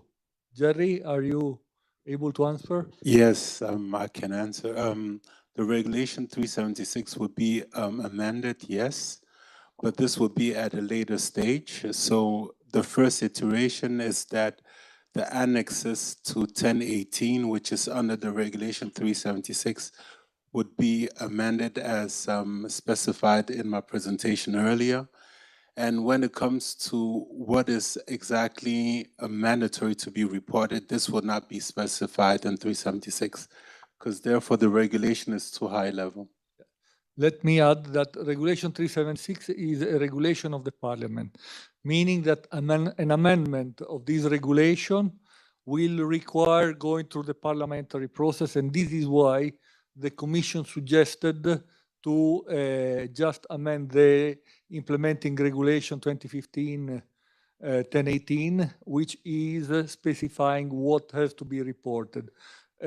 From a legislative perspective, amending Regulation 376 is something that is extremely complicated. And the regulation itself doesn't specify which tools need to be used. The regulation is just specifying what has to be reported, and it is independent from the tool to be used. Perfect. Okay, so we have a question. Yes, thank you. My name is Magdalena from Luxor. I have a question because on the presentation today, it was quite clear that first we're supposed to start with the safety risk assessment and then move to information security system. Versus when we talk about the reporting, they are separated. So we have operational reporting and cybersecurity or information security reporting. And I'm a little bit puzzled in the way because not every information security reporting will be causing the safety, will have a safety impact, and other way around as well. So if we will be now distinguishing the reporting from operational and cyber on one side, are we not getting a little bit blind of the full picture of our safety risk? And on the other hand, should we not distinguish also in the organization that some reports, for instance, phishing, they will not be related to safety, but some other, but then if they are integrated in them, in SMS, then may end up in maybe safety hands rather than IT, who should have be taking care of this. So just that I'm a little bit, because I think it's very complex. So just Thank you for your question. I'm sorry for the confusion, because in the slide, it is not how you should be reporting. In the slide was more referring to the ACAS tool. So it's more the implementation, how we're implementing the taxonomy into the ACAS. So therefore, I suppose that in your organization, you might be structured a bit differently, you know, how you're reporting either your internal occurrences or your external ones. But for us within ACAS, this is how we found it to be easier to implement the taxonomy that we're proposing to the ACAS team. I hope this is a bit clearer now for you. a little bit, thank you. Yeah, welcome. Thank you. Okay.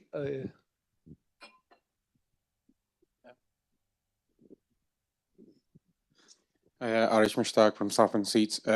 Probably a simple question. In terms of the audits, once the Part IS is implemented, is it going to be under the existing approvals with the organizations, or that's going to be specific to Part IS? Maybe Juan. Okay, you want to? Okay, so for the approvals of the organizations, there is no specific approval, separate approval for Part IS. The only things we have to formally approve are the Information Security Management Manual, because the rule says the first manual has to be approved. We have to approve the change procedure, the procedure that you will have in order to directly approve something. So those are the only things we will need to formally approve. But these are, as it was said this morning, these are additional requirements that are part of your approval, and it will be part of your existing approval. So there is no separate certificate or separate approval. If you remember the slide this morning with the two boxes, so we are just adding some requirements that you have to comply with in order to keep your approval valid.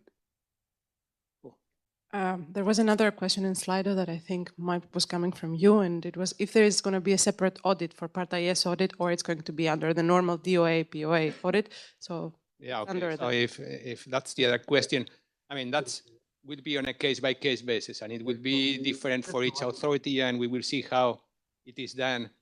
Because, of course, at a certain point, in a few years, the continuous surveillance of the ISMS will be part of the normal surveillance.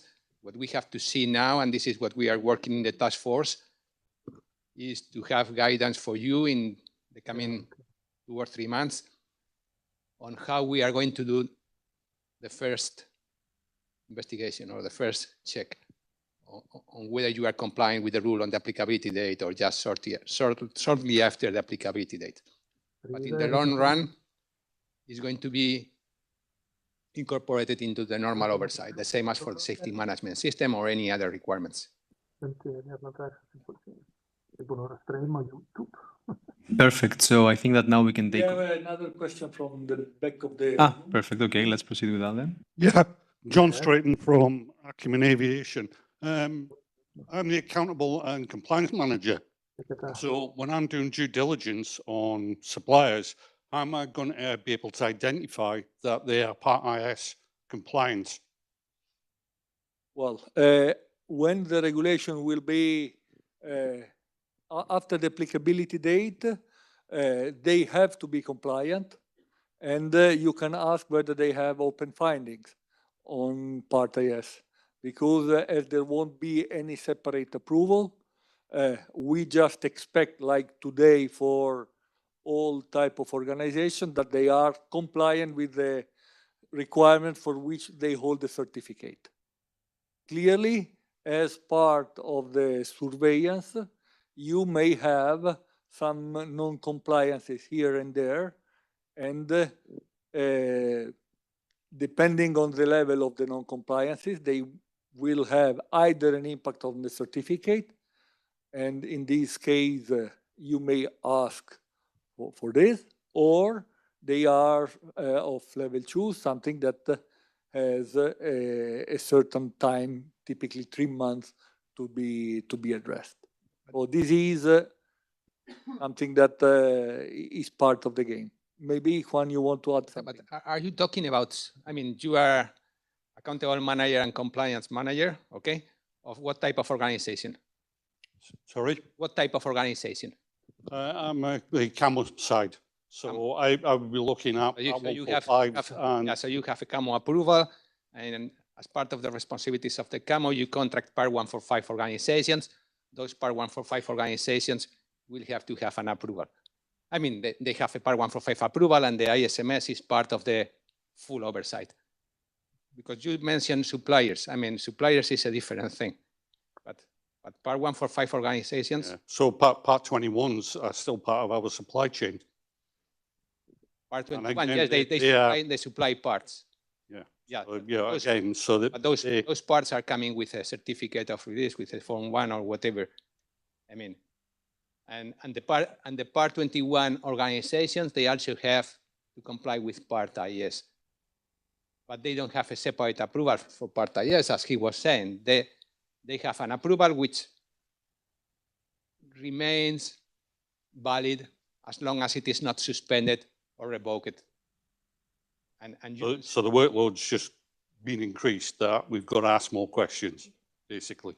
Well, you can, I mean, if you have interfaces with those organizations, because they are approved, you may have confidence that they are meeting the requirements of Part IS, but you may have requirements for them on how they provide the parts and what requirements they have to come, what you want. I mean, yeah, it would just be easier if the certification just referenced the Part IS. Yeah, well, we didn't go that way. We didn't want to have a separate approval, the same as they don't have a separate approval for SMS, for safety management system. It's part of the... Well, the safety management system for the CAMO changed from G to CAMO. There was a change to the. Well, there was a new regulation. It was separated in order to deal with general aviation separate. And yes, the approval was per camo, but it was not because of, it's not an approval for SMS, it's an approval for the full organization. So you are a per camo organization. In the past, you were a super G organization. At a certain point, you converted it to a per camo approval. Okay. It's many things apart from the SMS. I hope the answer is clear. Otherwise, maybe you can catch up later. Do we have other questions from the room? Yes, please. Yeah, go ahead. Jean-Emmanuel Ferreira from Safran. I have a question. When we have multiple approval, like a POA, DOA, MOA, you ask that the manual should be approved by who? Because in this case, we have many competent authorities. And it's the same for the surveillance. I think it needs to clarify who should approve and I will manage this kind of manual, single manual. Yeah, absolutely. Here is one of the cases where authorities need to talk to each other and to decide how to approach the oversight and also the initial certification. As part of the task force, we are trying to discuss how we deal with organizations having different approvals and being under different authorities.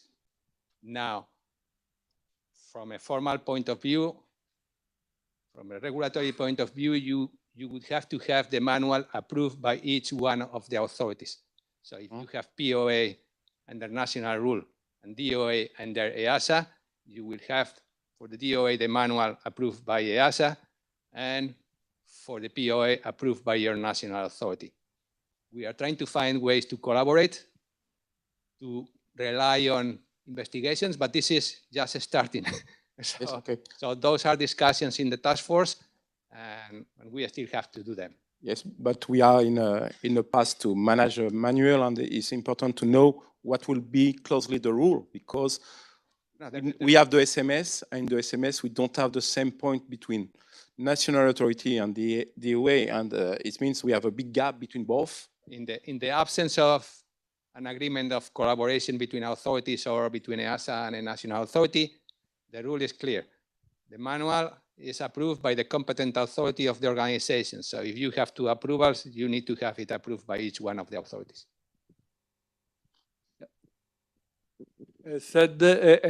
Tomorrow you will hear more. We are working towards avoiding any kind of duplication, and not only in this case. So should we look at Slido? Yep, yes, we can do that. So I think that we have received some questions for the Part IS interplay with the ISO 27001, and it's worth investing some time there. So Jean-Paul, I'm addressing this question to you. How much credit can the organization take for ISO certification? Well, there's probably not a euro amount that I can give you in terms of credit, but of course, if you have already implemented ISO 27001, then you probably have implemented it related to another business risk than just aviation safety. So you have to do the work now to use it for aviation safety. Plus, there are a few extra requirements that Part IS puts in place. And so there is no formal credit that you can get, but it will most probably make your work much simpler if you already had ISO 27000 in place. Okay. We have more than 100. So I think we can take another 2 or 3, and then time to wrap up. Okay, so let me see, because here we have a differentiated different, let's say, labels. So I now, given also the time, I will just go to see some of the more popular ones. Let me answer this one that it happens to be in my screen now. So there we have received some questions about the interplay between Part IS and NIS2. Basically, this is going to be, let's say, explored in detail tomorrow by myself and also another colleague, Marta, from the Policy CEA. Long story short, because I've seen it a few times and I heard it also as a question regarding which regulation takes precedence. Basically, those are different regulations, so meaning that they have different objectives. So it's not a question of what takes precedence. It's about understanding that this covers different objectives. For instance, when it comes to the Part IS, now you are well aware that Part IS aims to address any information security risk that might have an impact on aviation safety. When it comes to NIS2, the objective is ensuring business continuity for critical services across Europe, so that essential services are continue to operate in a way that allow the EU member states and thus the EU as a whole to function properly. So stay tuned, because tomorrow we'll go into further details, but this is, let's say, kind of a short answer to that. And with that, we have addressed, I think, a few questions received. So having said that, I will proceed to the next question. Then I think that I can address it, maybe this to Davide. Does Part IS needs a standalone manual and or a specific policy, although it has been more or less, let's say, we have touched upon it. In other words, can ISMM be merged with an existing exposition or an existing SMS? Yeah, in general, when you talk about manual, you don't have to think about the book that sits alone. There's already something in guidance material, so you can reference to other policies, documents produced within the organization, or link up to other parts of other exposition and manual. It is important that the authority is given with a key to read all of these policies, and all of this material covers what is supposed to cover. So how the organization is going to comply to Part IS, the organizational structures, the roles of the people involved into this. I think we have time for the last two. Okay, now I'm just taking the most upvoted ones. The next one is asking, will there be a phase transition for implementation and auditing of Part IS as regulatory material, including standards are late and not fully mature yet? So maybe it means that because standards are late and not fully mature yet. My question is more than the 3 years that has been given. So, yeah. Yeah, a formal transition period as it has been given for the ISMS implementation, no. It has been decided to postpone the applicability of Part IS of 3 years after the entry into force, and this is the transition period. And then what else? We said this morning that in any case, we consider this a common journey to full maturity of the ISMS system. Therefore, we are going to approach this oversight activities with the step approach that I mentioned this morning, and tomorrow, again, further described. We have the last one.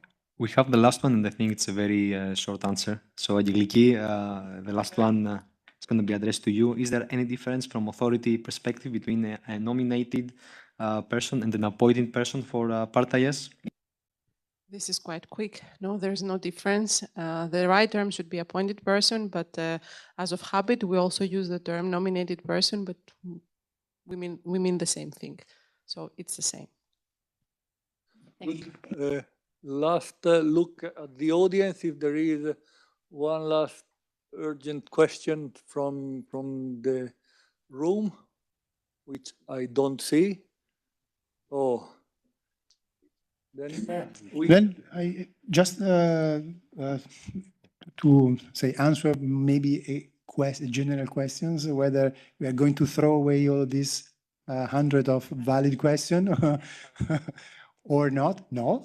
So the answer is no. They will be recorded. So those are like diamonds for us, or well, some of them more than others. But then they are recorded.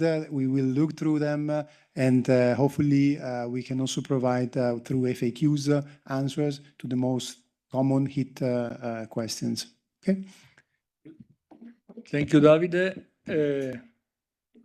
And by the way, we are also collecting a lot of material for our frequently asked question that you can find on the other website. So as of today, I think we have a little less than 30 question answered, but I think that after these 2 days, the number of FAQs will easily double. So it is time to wrap up the day. In first place, I would like to apologize on behalf of our director, who, due to unforeseen commitment, didn't have the opportunity to pass by. Nonetheless, she would like to thank you all for coming and also for being connected, and is sending you also the message to use the time between now and the applicability date to be as prepared as much. This means that Part IS compliance is a common journey, is something that we have to do together, and the other is really committed to support authorities and industry throughout this journey. Now, what did happen today? So maybe you have seen a kind of connection between the different agenda points. So we started with an introduction on the organizational impact, and it was not just an overview of the regulation. We wanted to stress on what is the impact on an organization, be it an approval organization, be it an authority. We would like to tackle both sides. Then we had the panel, which I had the pleasure to moderate, with the feedback from early implementers. And here, I think I could speak for the same length of the panel just for the key takeaways, because in my opinion, was extremely interesting and also rich of elements to be considered for implementation. Believe me, it is something that it was really a pleasure also to prepare, because as the regulation is extremely new, sometimes we are also discovering aspects or elements that are taking a completely new shape during the implementation phase. We had very clear objective when the regulation was drafted, but now seeing it in action, it is something that is really impressing, and also I think and I hope it was also for you of inspiration on how to start this journey for implementation. After this panel session, we had a deep dive into some of the specific challenges that have been identified. The first one, it already emerged during the panel discussion, how to handle the supply chain. And this was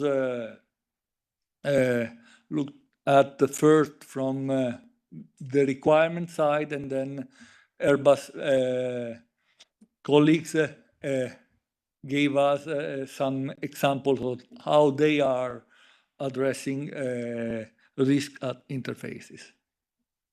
The next topic that we looked at during our deep dive was external reporting.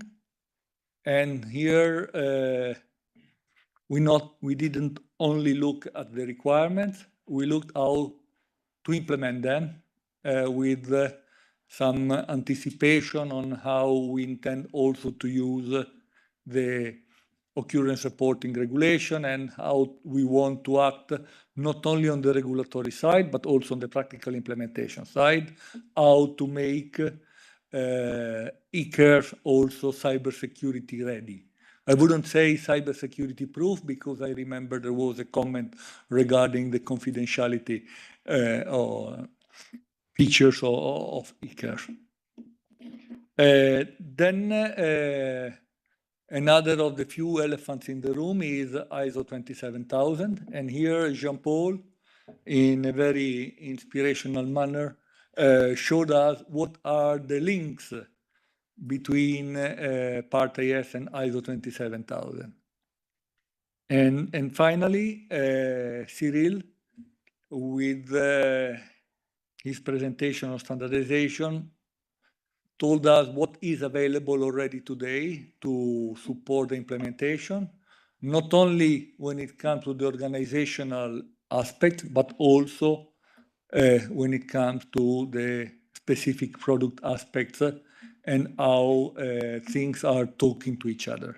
Because at the end, our common objective is to make safe this system of systems, which is extremely complex, but it's also extremely fascinating. And it is something that is really worth our daily work because we are all committed in keeping aviation safe for everyone. I would like, you have a comment? No. Okay, I would like to ask you just to raise your hand if you think you learned something today. Okay, thank you. So this is a beautiful visual metrics of the success of the day, and thank you very much for this feedback. And also I have to thank you for the very lively interaction that we had. It was our idea to facilitate interaction as much as possible.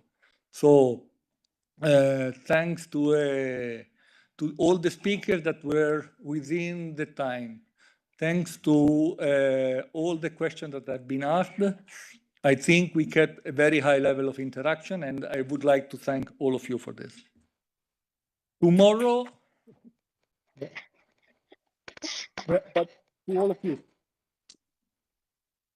we continue tomorrow with some additional elements.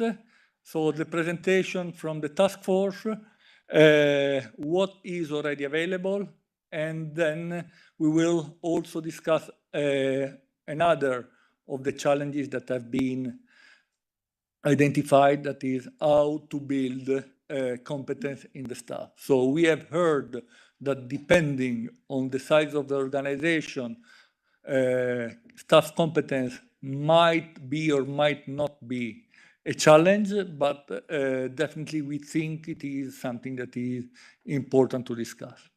So with this, I really would like to thank you all for staying with us today. And I would like to wish you a very good evening. We start tomorrow morning at 9:30 sharp. Thank you very much and have a good evening.